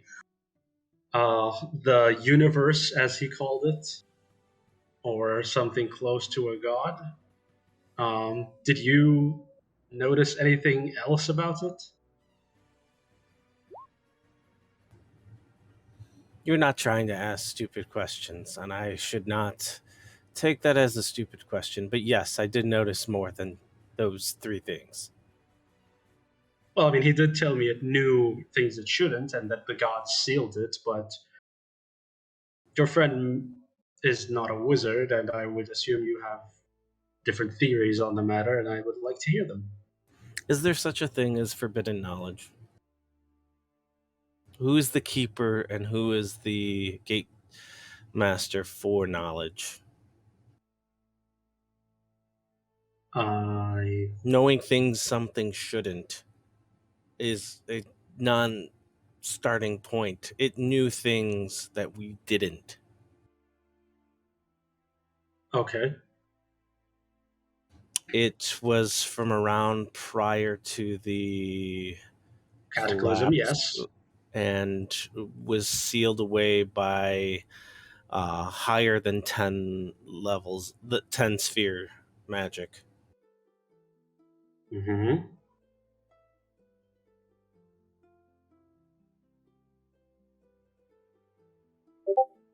Um, placing good and evil labels on it probably would be pointless, as it seemed wholly alien and not subject to the same moral codes the material plane follows. You misunderstand. I'm not here to judge if this creature is evil or not. I'm here to study the creature or learn from it. Oh, well, I mean, it was That's what. looking for a home in this plane and had stated that it wished to not maliciously intervene with this plane, but rather carve out its own place. So I'm sure it would be acquiescent if you were wishing to learn from it. I don't know where that place would be, though. I have Hmm. not looked into it. Um, we were both given the privilege of learning one thing that it knew. I believe Hydro sought information regarding the murder device he now has used um, to banish one of our members to hell. Oh goodness. I sought information on if the need should arise, how to rebind the creature to the same, in the same fashion as it had been bound before, as kind of a failsafe in case we made a horrible mistake. I at least had the schematics on how to undo it. And you learned this? It just gave you Yes, the. it did. I mean, it is not a simple task, but it's in here. Some of it still needs more deciphering, as it is things beyond, at the time, my capacity. But should I study and dwell on it, I'm sure I could come to new conclusions. But I haven't had the need to as of yet. Well, he walks in. You strike me as a man who simply wants to learn as much as he can.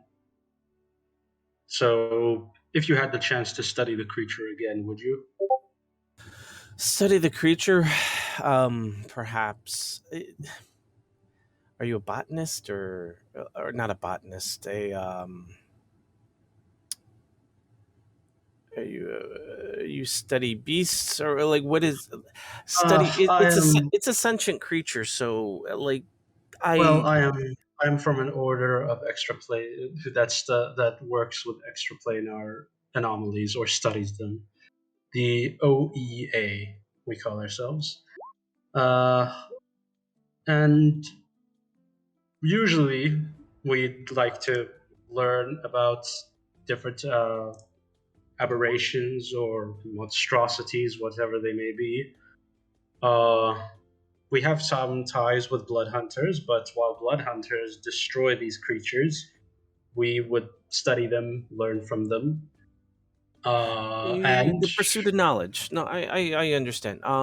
yes, The only and thing that I can say is that it seemed to be not maybe bound, but follow a code of equivalent exchange. Information for action was the previous, like us releasing it gave us the ability to know something that we had not. So I I don't know understand. what rate of exchange for information it would require or ask. I understand.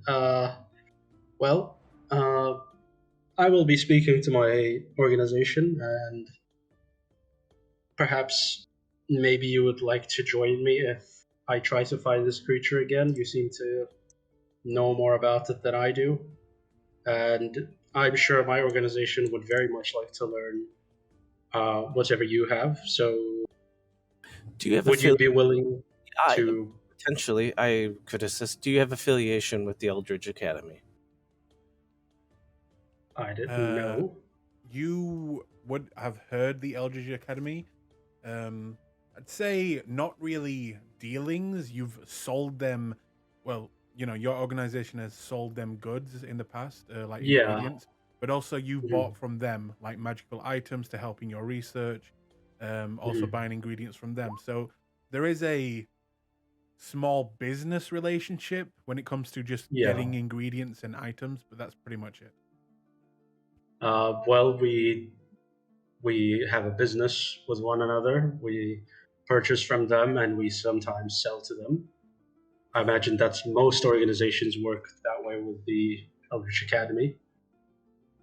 Should you wish the death of myself or any that I'm affiliated with, would damning our souls to hell be an option on the table for you? He's just look like he's struck aback by that. Is just no. I mean, I don't. The inflection of your tone suggests that that is not a definitive statement, but rather than a Well, possibility. it's more that that's a confusing question. I don't think What's confusing I about have. it? How can I clarify? Well, I don't know who has the power to damn a soul to hell. I'm sure I don't.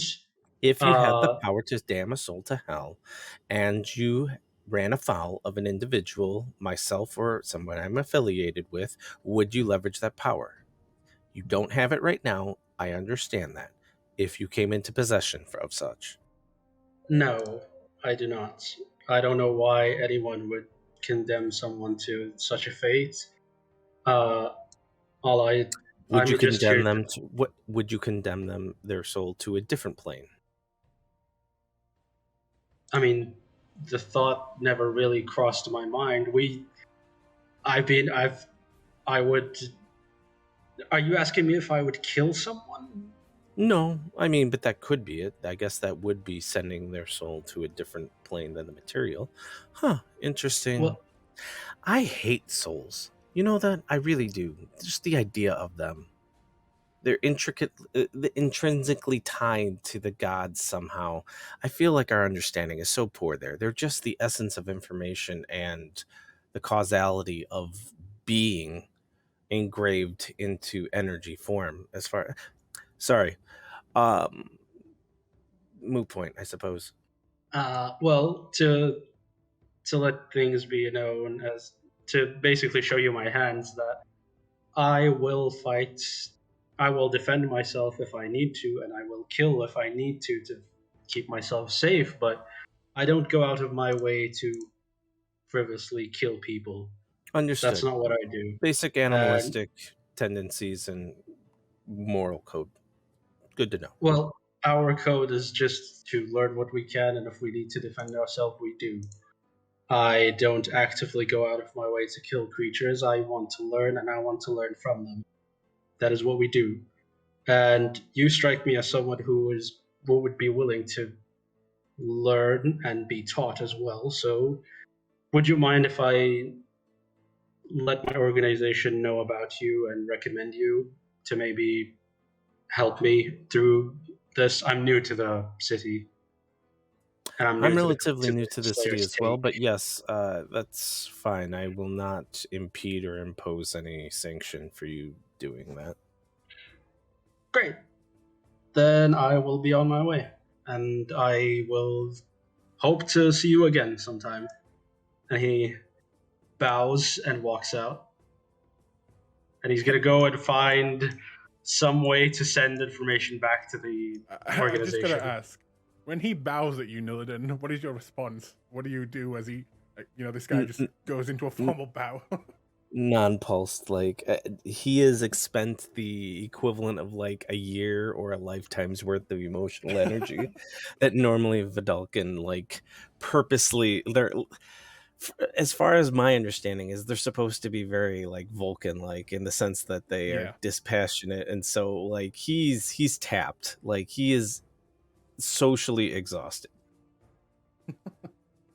In that case, as you begin to leave, you'll make your way to the front door and make your way out.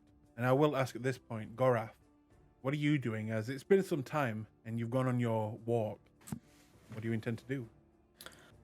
And Gorath keeps wandering the city, eventually going back to Violet's room. Okay. Instead of speaking to her, he just sits down, hands in face, has a lot to think about.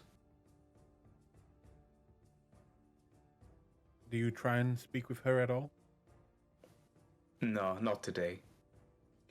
Which would be a very abrupt change in behavior since it's been trying to make a Yes. every Violet, day. Violet as giving you nothing but shit this entire time.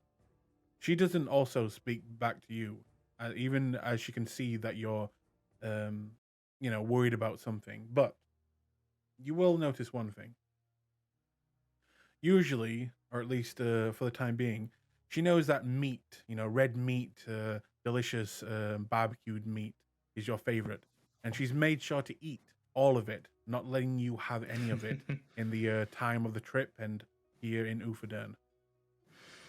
But you notice, as she is kind of just, eventually begins to eat some of her food, you'll notice she doesn't say anything to you, but she'll just leave a bowl filled with meat on the side.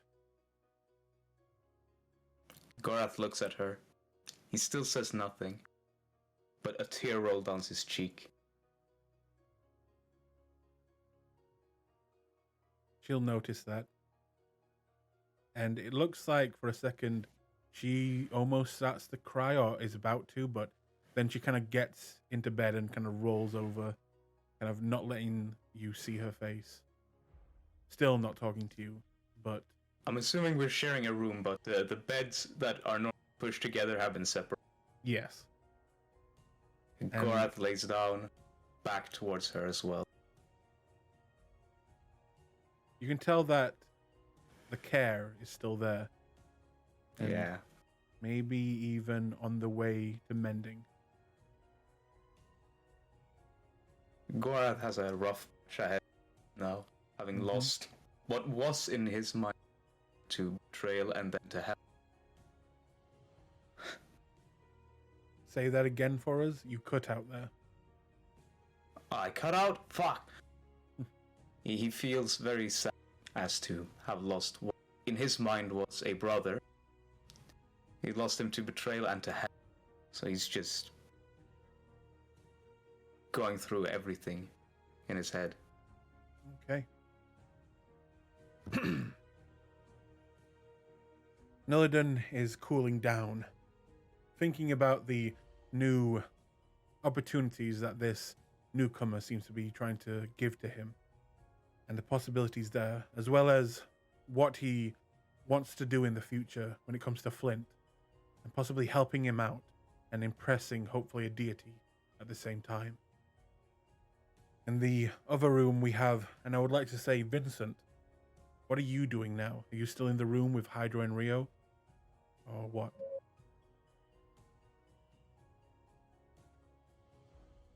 Sorry, I'm mute again. Yes, we are. Or yes, I am. Is there anything you wish to talk about? Now knowing that your task, your opportunity has been taken away from you. I would like to speak with you, Hydro, at some point alone.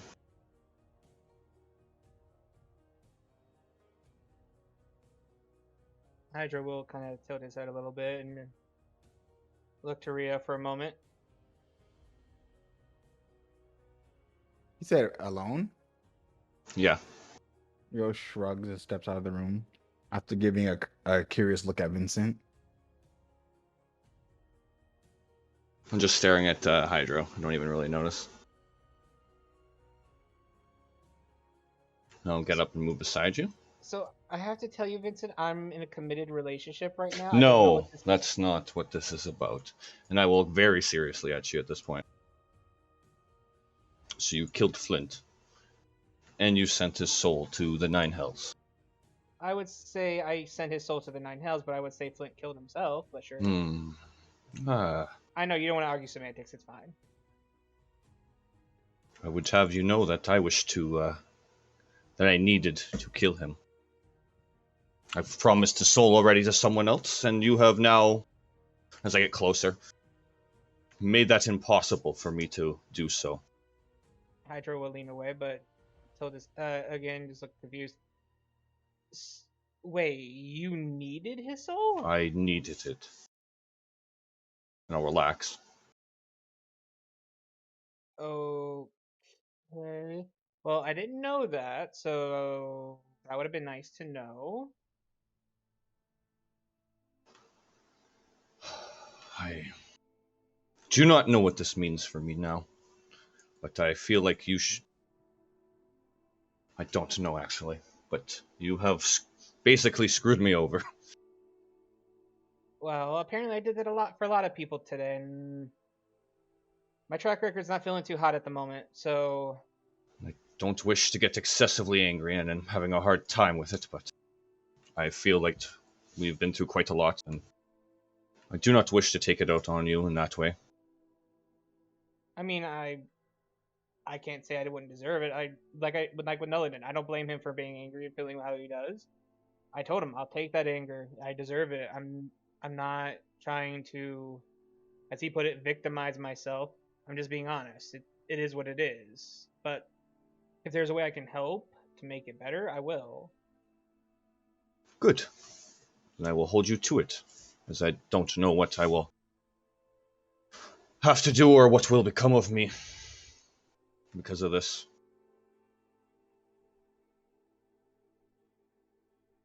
Well, you're part of our group. Means there's protections there. We'll do what we can to help you. So wait, why do you need souls? That's If you don't mind my asking. I try not to dig into people's stuff because obviously you have power and I don't know where it comes from. It's not my business, but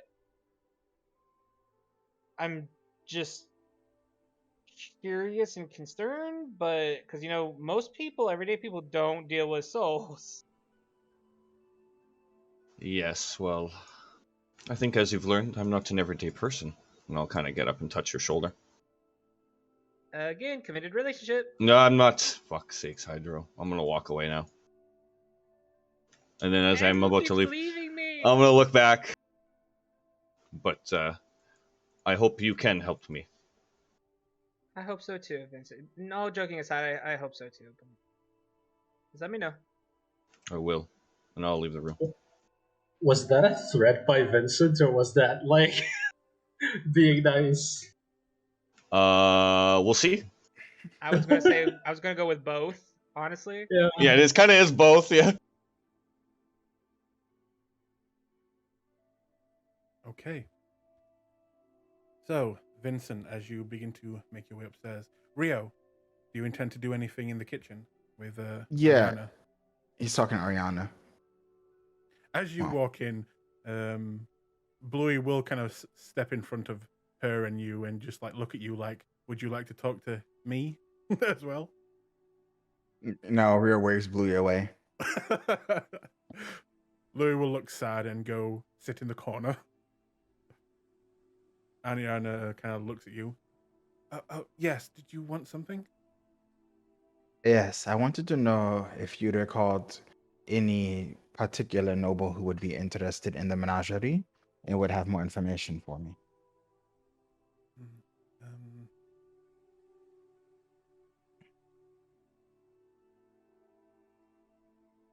I suppose a lover of animals. Probably Lord Lancashire.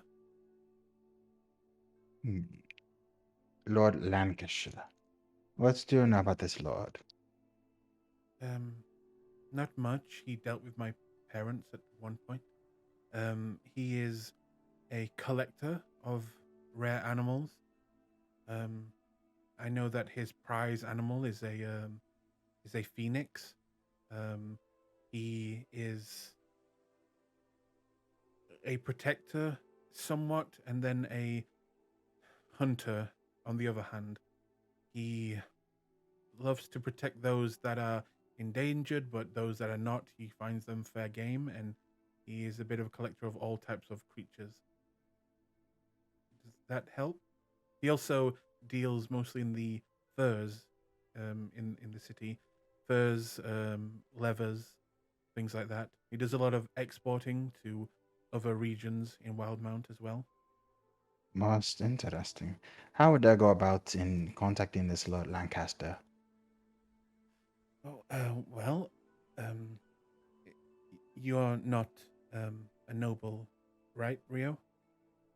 No, I do not believe we are. He stops and thinks back if they receive like a nobility with the deed to the house. No. Hmm.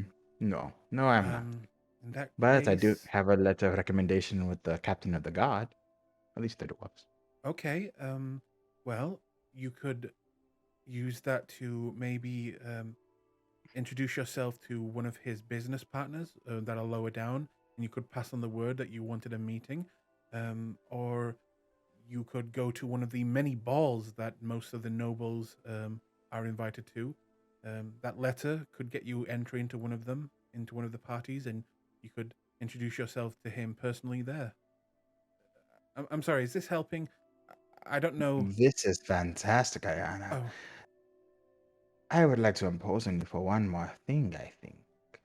of course. I would appreciate if you help me polish up my etiquette. I would not wish to make a fool of myself, you see. Um, all right. Well, if you're willing, if you wish to impress this lord in particular, he's elven like myself. Um, you may need to shave the beard. Oh. He kind of grabs his chest at that. It's just that the elven nobility in the city, even though we do love our dwarven brothers and sisters, we still find facial hair to be messy. Not that yours is messy. Yours is quite nice. It's very groomed. I understand. Thank you. Oh, Is Rio dying a little bit? he's kind of just rubbing his chest like his heart hurts. And perhaps there's a potion to fix it later. Oh. Okay, go on. And obviously you'll need and she's really trying not to be rude. Better clothing than what you're wearing now. Yes, I understand. Maybe a haircut. No, he says flatly. All right. You can help me put in an appropriate do. Style it, but it is not getting cut. Okay. And honestly, speak more gently, but with what's the word? With not passion, but authority when you speak to a noble. Also, you will need to watch your language if you're going to try and blend in with them. How so? I tend not to be crass by nature, but are there specific terminology that they use? Well, they don't really swear, Mm-hmm. as well as they always introduce themselves by title first, and speak with others by mentioning their title first. Like if I were to come up to you in a party, I would say Lord, and then your family name, not your first name. I see. This is very good information. And that's why I said Lord Lancashire. That's his family name, not his first name. So, I could use Dragon Slayer Rio, perhaps? Well, I would use the second. Wait, is your second name Rio? No, but I do not use my second name. Oh, then yes, that would be somewhat okay. I see. Very Also, good. the nobility do judge others with the people that they keep close to them. So, if you were to go to a party with the others, they would also need to impress. I see. I will not be doing that. He pauses and then looks at Ariana with a thoughtful frown. He's clearly thinking about her. No, no, no. You're probably not an appropriate person to take, even if I could convince Vincent to spare you. Oh, no. I'm afraid you would get judged if you were with me. Yes, maybe I'll ask for room. Maybe they like parties. You have been very helpful, Ariana. Thank you. Of course. Anything else I can help you with? That is all. He turns and then pauses and draws a dagger from his bag. Oh, you should keep this. Oh.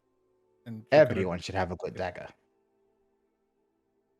all right. And she'll kind of smile. In Thank you, case Rio. Vincent gets handy. Oh. Handsy, you know.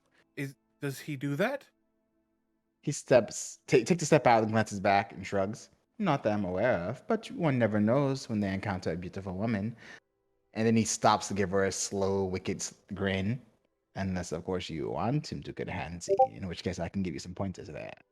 Red in the cheeks. Red in the cheeks. Well, he's very handsome. It's nothing to be ashamed about. He is very charming and dashing, and he helped me. I don't think he thinks of me that way. I mean, he's a lord. I mean, this is his mansion, and he's just so. And she just stops herself from talking. I should start dinner now. And she kind of begins to go around the and begins to grab some meat and begins to kind of chop it very hardly, like over and over again. Chop, chop, chop. I'll make sure to bring you when I go out to find new clothes. And walks out the door. Perhaps get her a new dress while we're at it. Something he can't resist. He walks off to his room, muttering to himself. All right. Leaving you, Hydro, now alone. Now seems like a few number of the group, including returning Gorath, it has hit them hard what happened. Is Hydro just pondering about, what he did, and well, what is Hydro doing, would you say?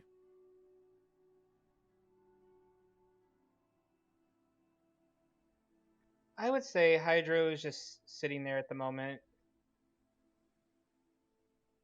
contemplating. And then he's going to take out a mirror, set it in front of him.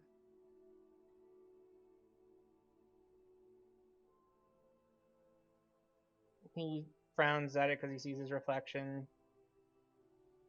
The tiredness of the whole day. I mean, even you just said it just started, and the tiredness he feels, and he's going to just rest his hand on the side of it, placing his finger over the silver outlining of the mirror. Then he's going to mutter a few words, gesturing along the surface of it. And he's going to cast Scry. Okay. You cast Scry. And who, may I ask, you are scrying on?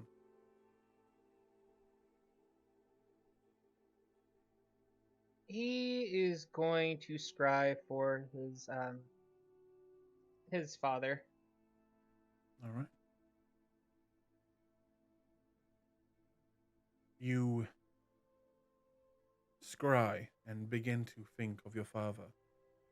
Where is he? What is he doing? What does he look like? And it is almost like your sight moves and shifts throughout the world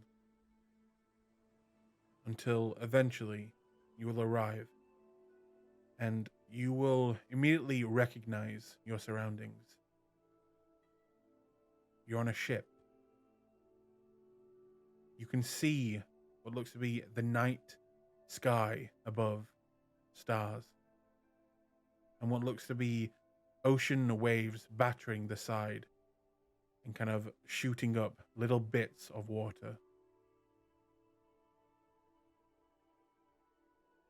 Your father seems to be pulling on a rope, hard, over and over again. While it seems another man behind him seems to be trying to fish at the same time. And it looks like your father kind of tells him off for doing this. Do I recognize the other man? You do. It seems to be one of the members of the previous ship, or at least that you can recognize from back in the All day. right. It takes And a moment, and your dad, he just kind of looks up at the sky, at the stars, smiles, and then he gets back to work.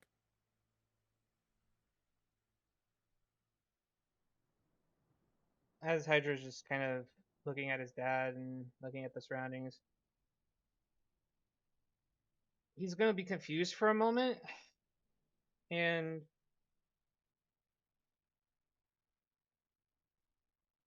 he will. He's gonna try to see like who else is around his dad if possible.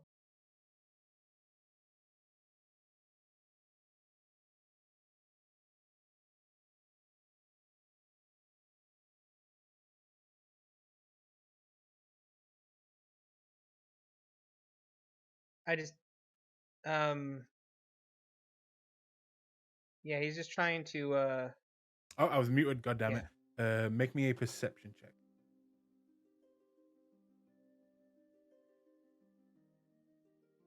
All right. See if the dice screws me again. 23. Ah, no, 23. Who are you looking for in particular? He's just trying to see who else is around his dad. He's just seeing if there's any more crew. He also is kind of looking to see if Luca's there, and that's concerning for him too. But he's also trying to see if he recognizes the ship because he was confused. Looking around. Some faces you recognize. Maybe you haven't really known some of them. Maybe you've worked with them in the past a little bit. But some are new, brand new. And you can quickly tell that. But the ship looks very familiar to you.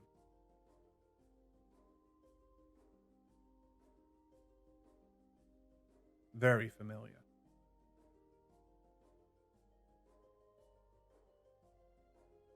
When he does recognize it, he will break the spell.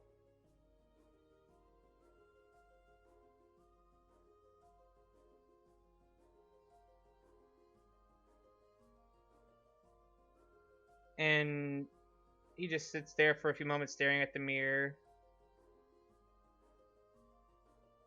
getting more and more agitated.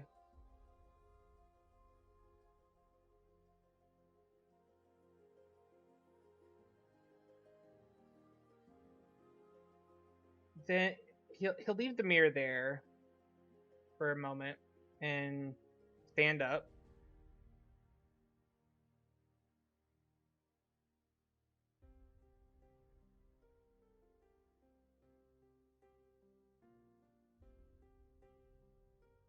And he will begin walking up to Rio's room.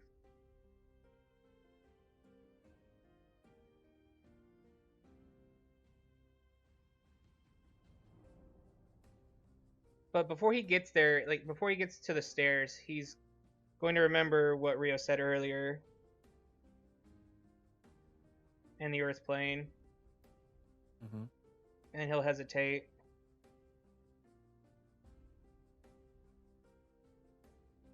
He'll head to the kitchen real quick. Ariana? You walk in and she looks a little bit flustered, red in the cheeks, but she quickly looks up to you. Yes, Hydro?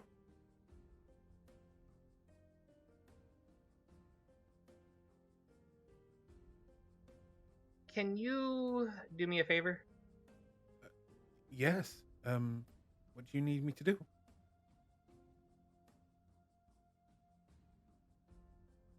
If anyone asks, just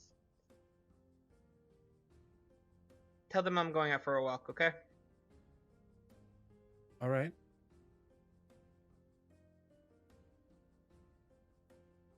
And then he'll walk out and start walking for the door. And then he will make his way out of the mansion and start heading out into the town.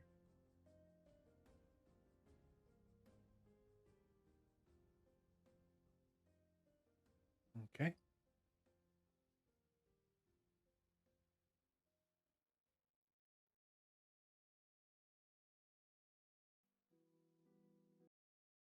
Anything else? His intention is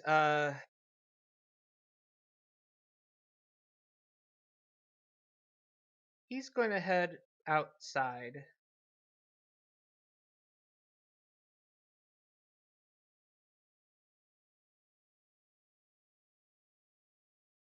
And find a large tree. Mm-hmm. That's easy enough And to do. he's going to stare at it for a few moments What about? and look back towards where Utherdurn's opening is.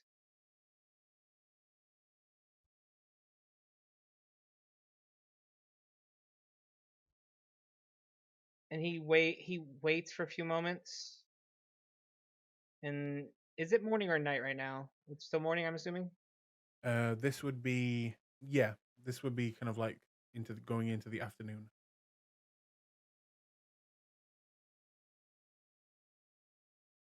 It looks like he's about to cast something, but then stops himself. And then thinks.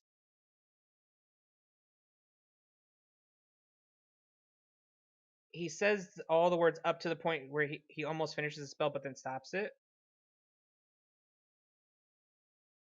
And then walks back into town and heads for a magic shop.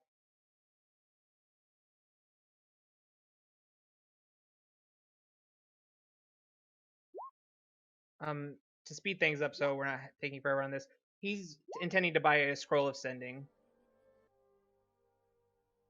All right.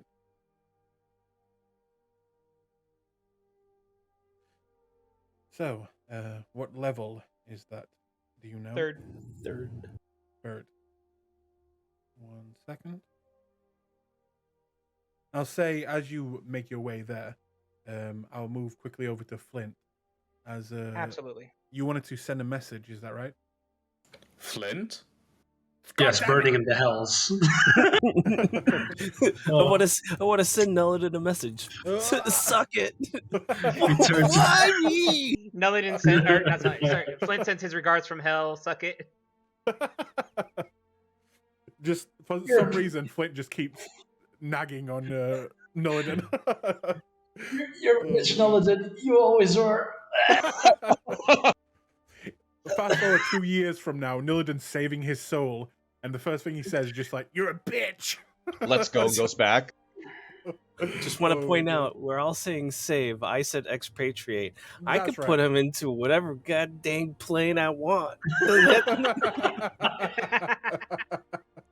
All right. Bitch, you don't belong on the 8th level. You belong on the 9th. You know what? Thought hell was bad. I'm putting you in the reverse hell, chaotic hell. Left. Nelladin shows up and Flint gets it, whispers to him, "Bitch." Is there a place worse than the 9 hells? Oh no, the abyss. The abyss. The obviously. abyss. The Yeah. abyss, Yeah, obviously. So you wish to send a message to your organization. You know that this is a tricky feat to do, as I'm guessing you do not have a spell to send a message. Nope, that's not in the Ranger's repertoire. So it isn't? I thought message was a ranger's whatever. You could send like an animal, but that's only for 24 hours. In that case, you have a few options. You could literally send a letter, which will take about a month to get there. you can try and find a magic user that somehow knows a connection to your organization, because you know with these types of spells you do need to know the person in order to send a message. Or there is possibly a magical item that could allow you to send a message like you would be able to cast the spell, and you send it yourself. This could be a scroll, this could be an item. So do any of those come to your character, or what you would try? I think a scroll would be the easiest one. I have 2,000 gold to spend out. I don't imagine that a third level scroll would cost me more than that.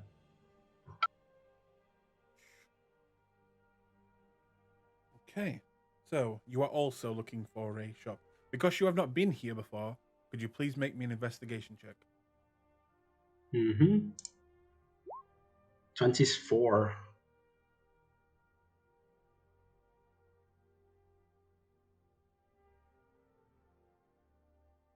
24. You are indeed able to find one, and it's a smallish shop. What looks to be run by a human man, kind of standing quite tall, maybe around 6'4". You can see that it is not the best magical shop in town, but it does seem to sell magical goods. As you walk in, the guy will kind of look at you and just, "Oh, top of the morning. Can I help you?" Yes, do you have any sending spells or an item that possesses the sending spell? I've got a scroll. Is that all right? Sure. All right.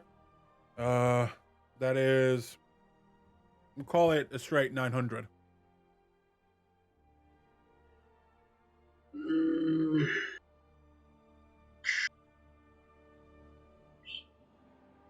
Uh, If only you had Rio here. well, actually, being a Karav Wanderer, I have advantage on any charisma check that I make Oh. For the first 8 hours or for the first day that I spent in a place.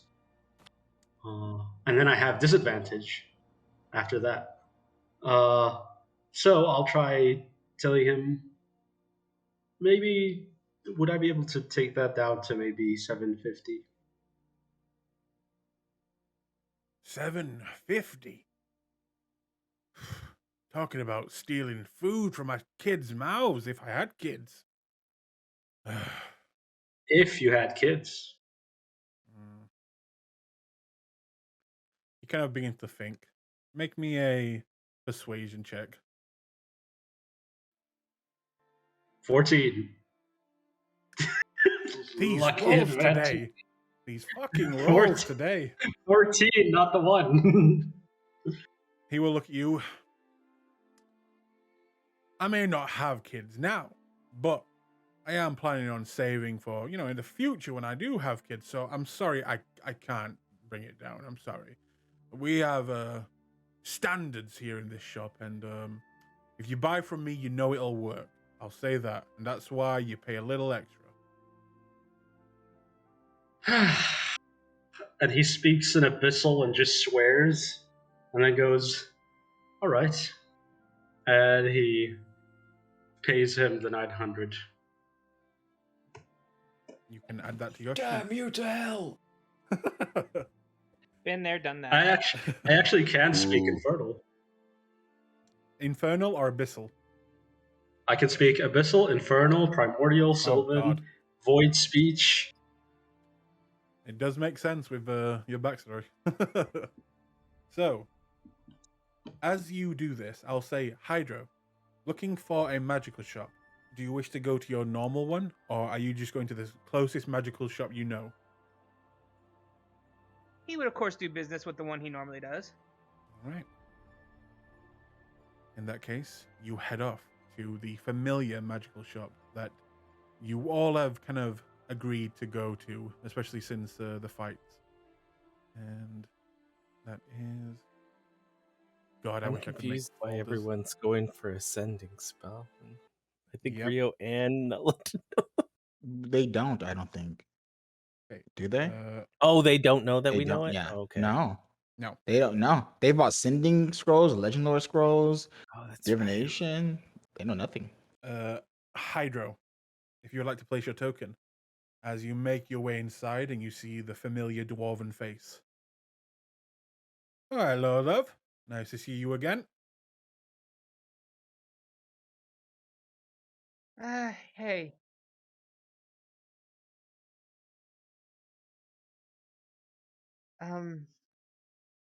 Yeah. You all Sorry, right? I'll odd question. Can't really answer it right now. Can you do you guys have any sending spell scrolls here? I can look in the back. Just give me a moment. And she'll kind of open a big chest that seems to have a bunch of different scrolls on the inside. You wanted a mind reading one? Is that what you said? No, sending. It's to send a message. And then eventually she'll pull out one. Right, here you go. We're gonna plop it down on the front. You need a beer or something? I've got a Maybe spare beer later. you can have. Oh, no, okay. No, not right now. Maybe later. Thank you though. All right. How much, dear? Well, with your normal discount, let's say 650. All right, that'll do fine. He will sit. He'll put down 700. Oh, cheers. Again. Are you sure you're all right?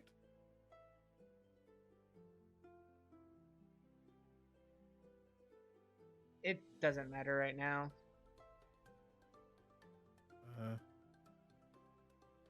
It's not. I heard about your boyfriend. You didn't break up with him, did you? No, wait. How do you know that? Well, he's one of the guards, isn't he? He's been talking about you. Goes around Alt Place telling everyone his boyfriend's the big champion.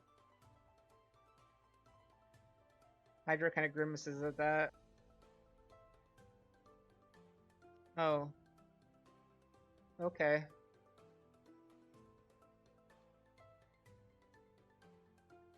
Thanks for the scroll, and he looks distracted and just kind of starts making his way out of the thing, waving to her a little bit with the scroll. All right, well, make sure you get home safe. See you later, then.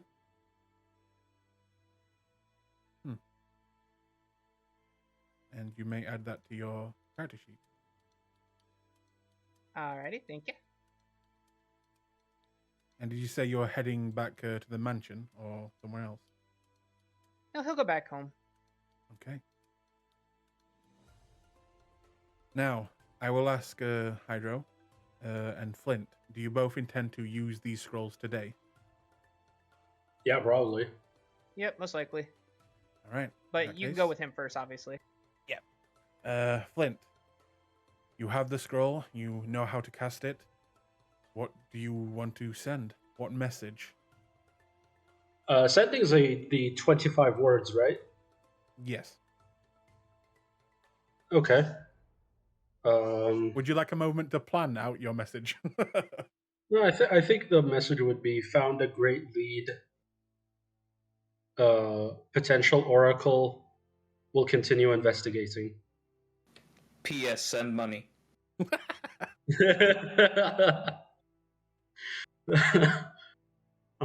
Yeah.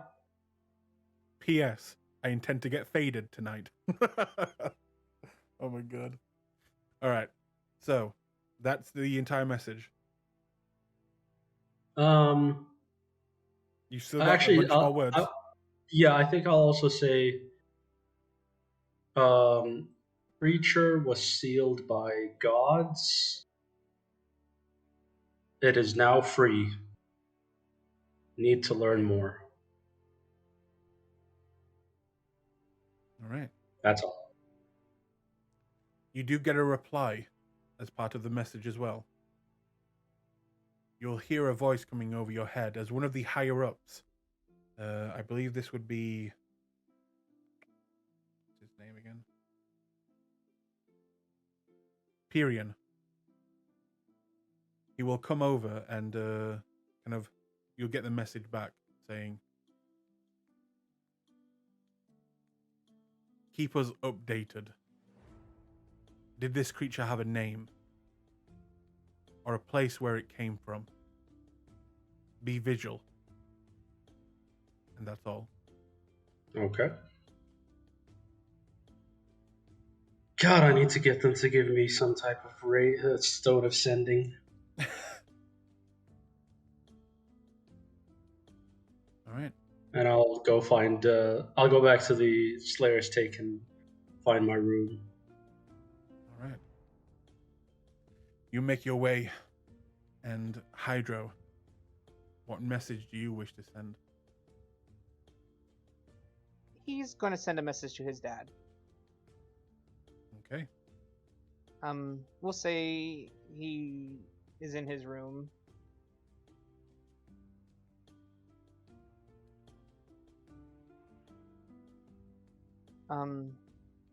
He'll hold the scroll aloft and recite it, and the incantation, let it burn away. And he's gonna think of his dad, and then he will speak the message.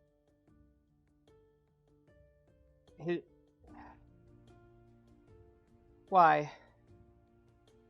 Why did you? Sorry, let me rephrase that. Why did you lie to me? Was I a burden too? Did I mess up and you guys didn't want me anymore? Papa, why?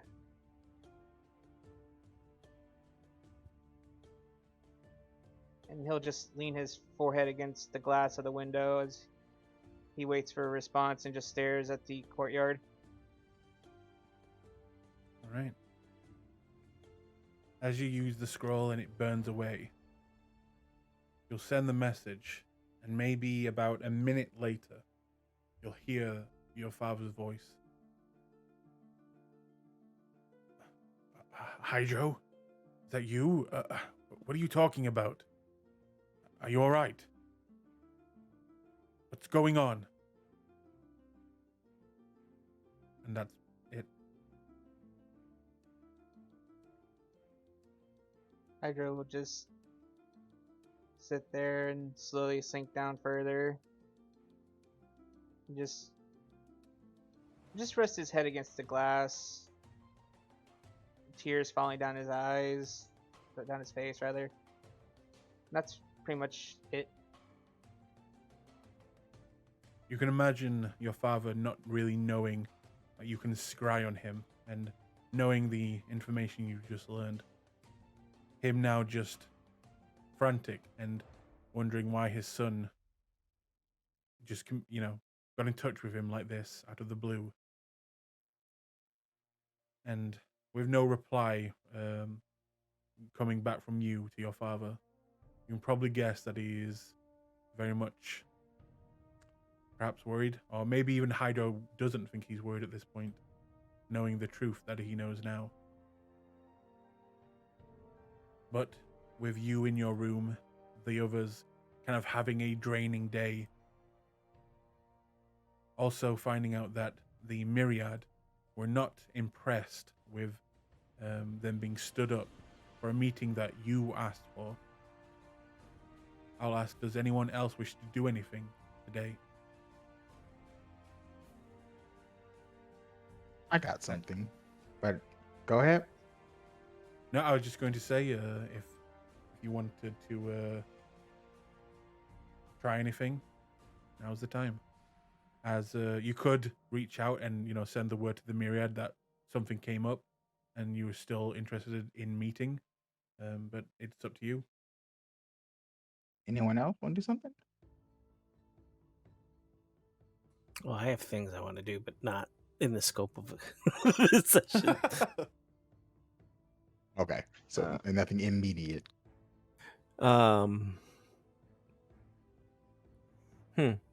We got one more day for the gambling. Was that it? I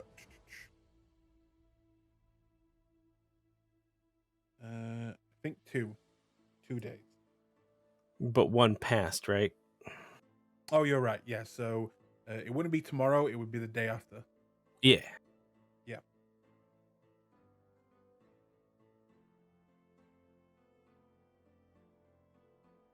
I'd like to go through Flint's room when everybody goes to sleep. Okay. Okay. Mm-hmm. Lamal. We're just gonna send Book to collect Milladin. By the way, who has my baby?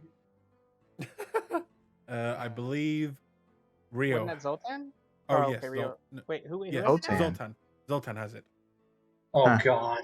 Yep. Yeah. Yeah, that's No one's seen Sultan the entire day. Nope. well. At least it doesn't need tending while it's in there. So Anyway. you send your book to go fetch Yeah. Nillidan. All right. Yeah. In that case, Nillidan, there will be a kind of thudding noise on the study door, like something's hitting it over and over again. It's open. You'll just hear the thud again. Thud. Thud. Again, it's open. You'll hear it kind of increase in weight on the door. Thud, thud, thud, thud.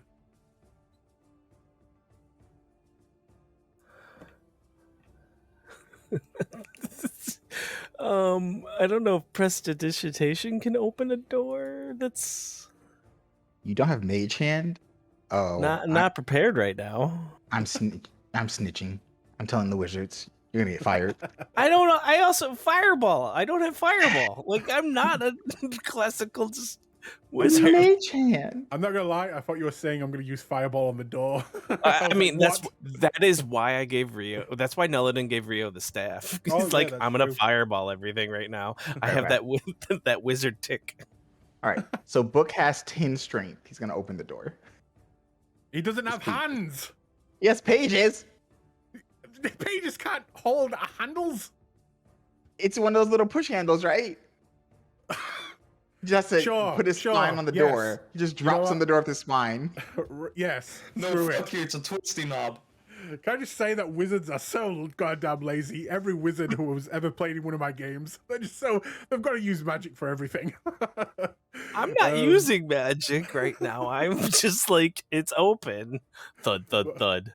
But Blue, like the thing is, I my guess is it's Bluey just being Bluey, that is true. and I refuse to get up to engage or reward that.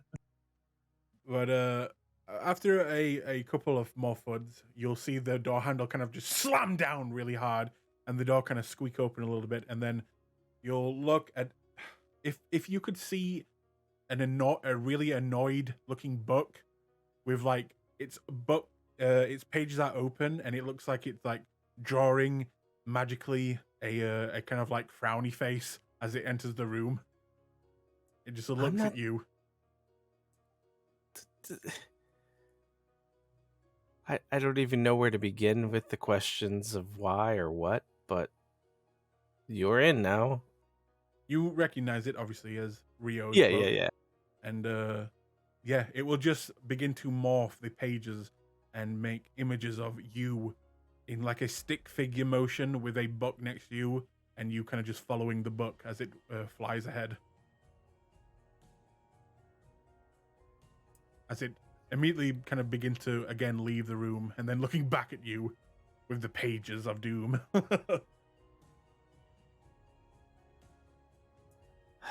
He just gets up and starts following. Like I don't have words, but he follows.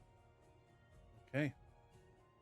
Eventually, you will make your way, being led by the book, outside of Rio's room, and it kind of enters the room, and you'll see Rio sat on the sofa, as it kind of slowly plants itself on his lap.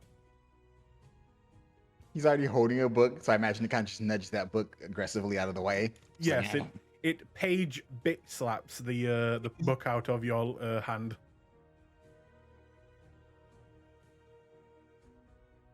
how does I it am- eating that?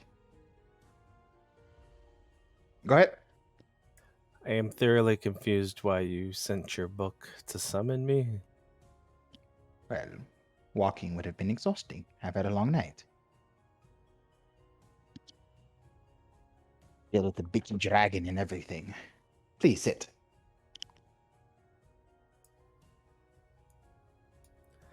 He kind of wordlessly sits down, like just like just blinks.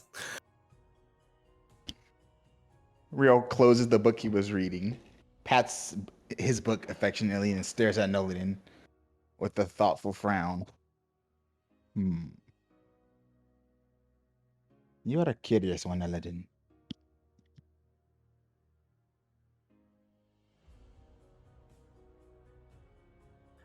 Okay. You came from the Eldritch Academy, yes? I have been to the Eldridge Academy, but was not originated from the academy, so I don't know if that's what you're playing at or what the purpose of the question is. Simply background information. I do not believe I've ever seen someone quite like you before. My people do not come from the Eldridge Academy natively, no. It's a shame. Very well. You have been thinking, and I'm certain you have not reached a conclusion, but perhaps you are missing some information that will assist you. Rio tilts his head, and for a briefest moment, his eyes flicker, just a brighter shade of violet. What are you going to do in the immediate future?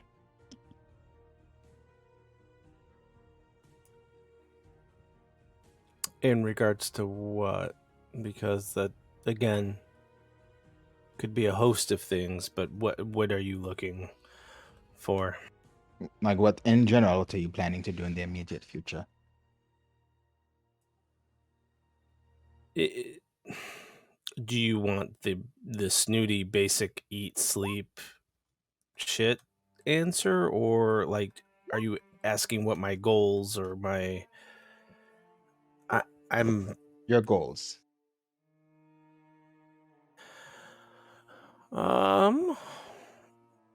the immediate future being the next couple days? Yes. I have a fundraising activity coming up. I intend to participate in. I did not know you were a patron of something. It's a gambling thing. Oh, funds for yourself. I understand. Correct. Please continue.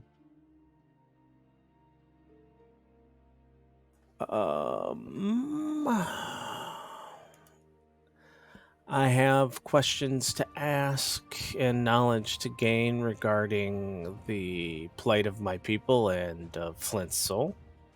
So I would be exploring some of that.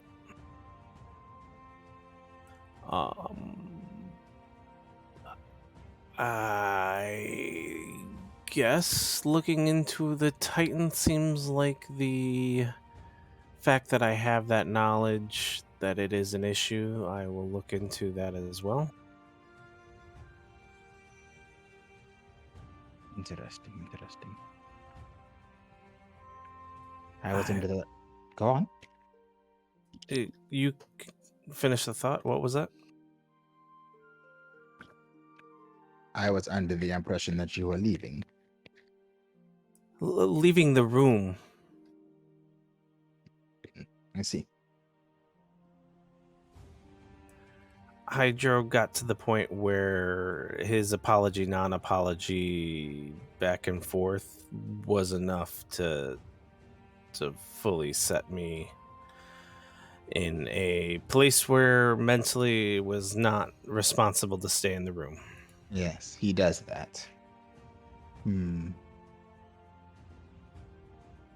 Have you made your decision yet On on whether you are with us or not? regarding He waves a hand, shakes his head. No. You're with us or you're not. are we still a group? That's not a sole decision for me to make. That's a collective At this decision. present moment, it will be your sole decision.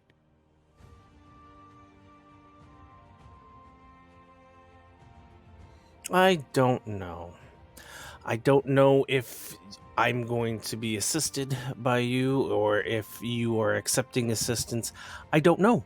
I am open to it. Neladin, I need you to stop thinking with your head for a moment. You are with us or you are not.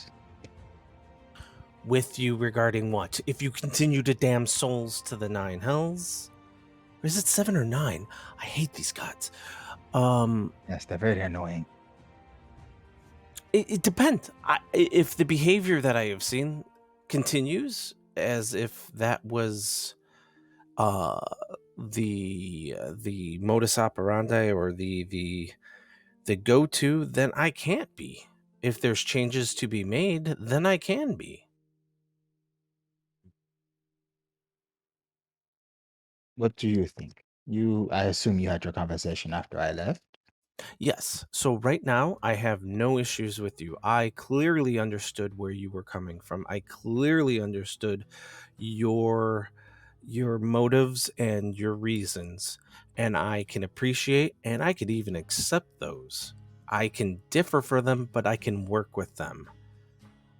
I am at a loss for where Hydro's at, and if he's accepted the role that he played, the responsibilities he needs to take, and the actions that he performed. And that makes it very hard to say if I'm with you all as a group, if it includes Hydro's current state.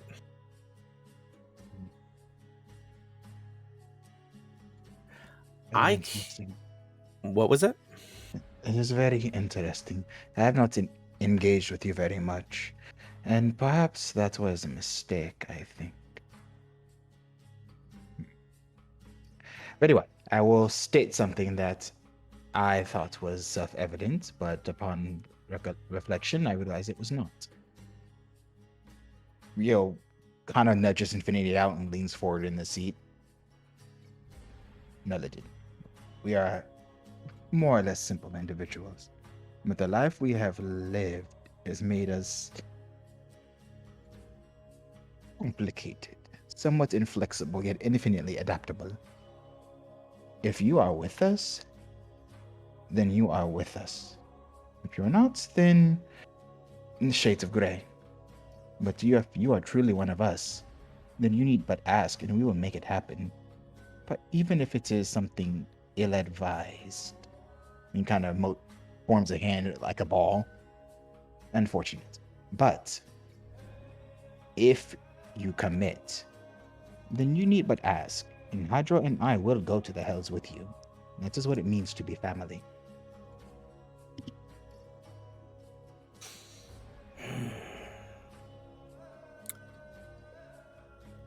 I suppose your value of family is greater than mine, since I have for a time been on Gallivant, away from my responsibilities to my family. So considering you family is less of an emotional bond than it is for you, and I'm trying to respect that. So when I say we were a group, a party, I valued that higher. Does that make sense? I understand, I think, which is why we are having this conversation. To us, you are our family, this party. We do not trust our lives to simple individuals. We have been through quite a bit in the short time we have known each other, which is why I am having this conversation. Families are bound by circumstance. You can No. choose parts of your family, but I always don't like the symbology with that. But I get the point you're making. I will lay this card on the table. Yes, I intend to at least extract Flint's soul from the current situation they're in. I do not have machinations to restore them to life because I don't know what level of life they actually were living.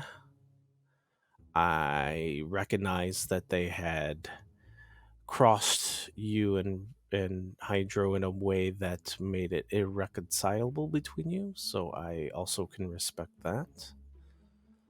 I would like your assistance with that because it seems I can't explain why I'm being driven Ah. to this. Yeah.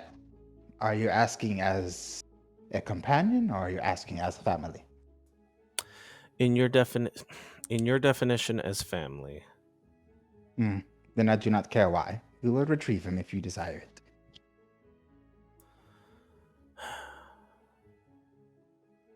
It can be that simple, Netherden. I also will I worry about after that the actions that I take reflecting on the entire group. And so that is what's causing me pause. Not if I can trust you, not if I think I would betray you, but the larger scope of what I have now set my mind to.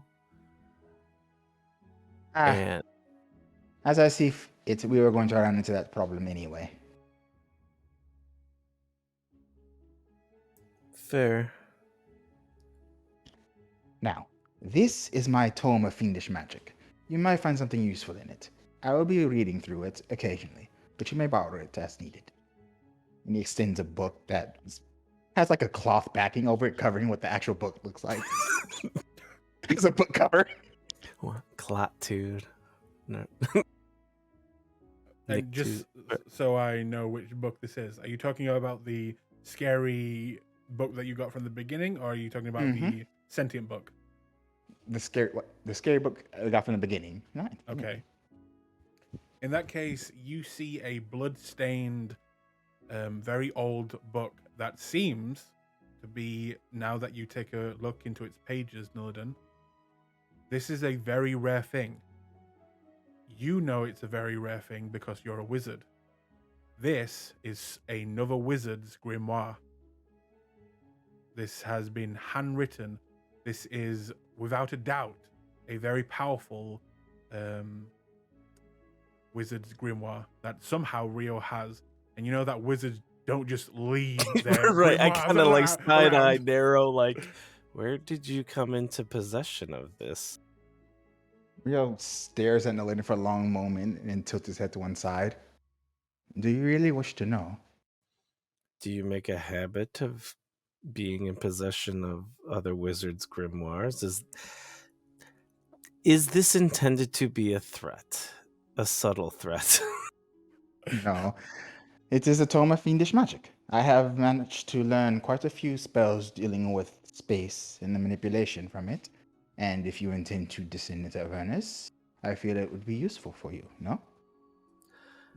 It very much could be. It's just usually there is an angry patron of the magical arts chasing down the possessor of things that once belonged to them. He is dead. Right, and that's where the subtle threat potentially could lie. As he holds up his own book. Naladin, I don't do subtle threats. I remove problems. Or I like you. Fair enough.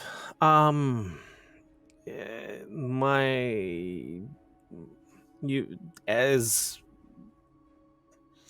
kind of a counter equal offer, my grimoire is available for study, though the things in here might be more useful. There are potentially things that you may find in mine that could be of use as well. Funny, Neladin. But I will do teach you in time. There are no scores amongst family. No, how do you learn magic? You, as in Rio. My magic is a complex thing. It is like a well, like a fluid that runs through my body. It beats in my blood in particular, and then I always thought you were a sorcerer. I am. Then what do you need a book for? I study magic. Just because I am magic doesn't mean I just let my education fall on the wayside. Inspiration. I twist the patterns of magic to suit my need, but its patterns are still there. I tease them out of my blood and my body, and then I break the rules. Now, You had I will say this, Nilden. You know that the relationship between wizards and sorcerers has always been a bit contentious. finicky. Yeah. Most wizards think sorcerers are just a bunch of lucky assholes who don't really put in the time or work to have their powers or abilities. And sorcerers usually think as wizards are just a bunch of nerds. Right. It might be a breath of fresh air to see a sorcerer actually studying magic for once. You can read. Yes, I can read. Rude. No. That out of character. That's Okay. like oh my. It's still fascinating to say the least, but yes. I mean, me letting you borrow my notes so you could see the patterns, perhaps at a different angle. Hopefully,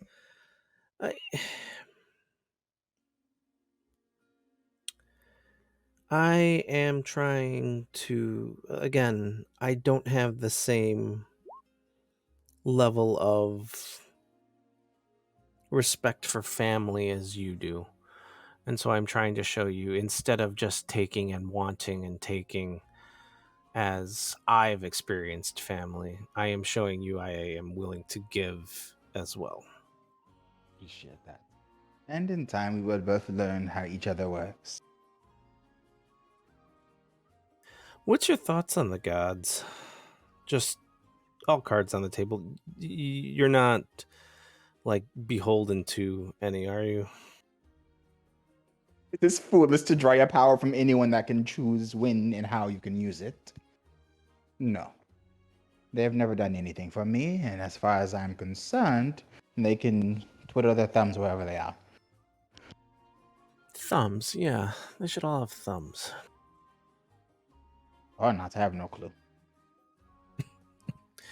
All right. I have no issue with you, and the issues with Hydro are cosmetic and superficial. Should at least we all come to an accord that sending souls to hell's probably not. No, it's not good. We should not do that. He is aware that it is not good, but there's a flaw in our outlook. My concern is what won't we do for family? But that's neither here nor there. We will retrieve him from Avernus. He will accompany us. It is that simple. Fair enough. I mean, would it not be in the best interest of his family to have Flint's soul peacefully at rest rather than in anguish and the information written onto his soul in peril? Neither here nor there. I imagine it doesn't really matter. We're not going to retrieve, well, I am not going to retrieve Flint's soul because I feel some overwhelming guilt or concern with its placement.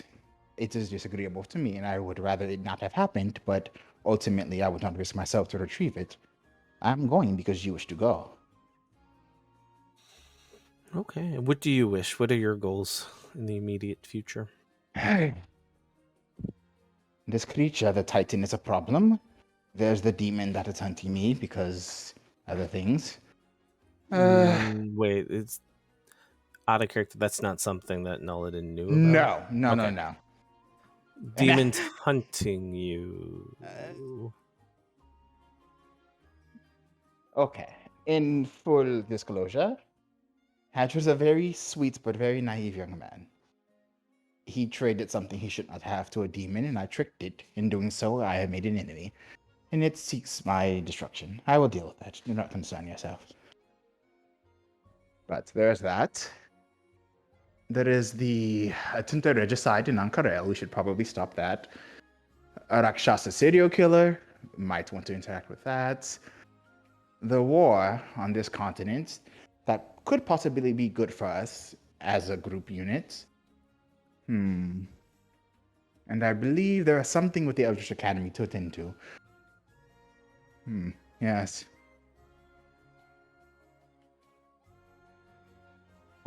And a pot ball with a noble, potentially. I must retrieve something from my magic. It's quite a lot to do. Right.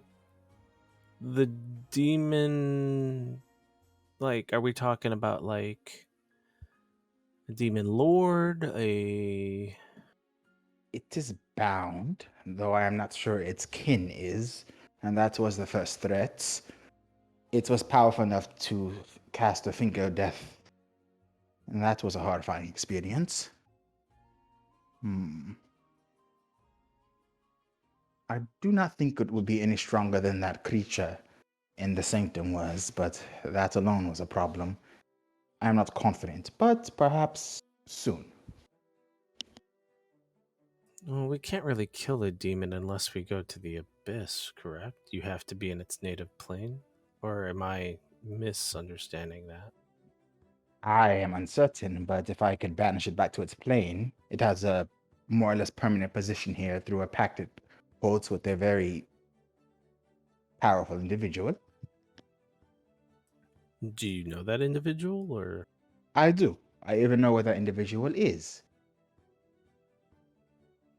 Is that shareable, or is that bad business to know? It is bad to know. I'm not against telling you, in so much as knowing could put you at risk. That is your decision to make.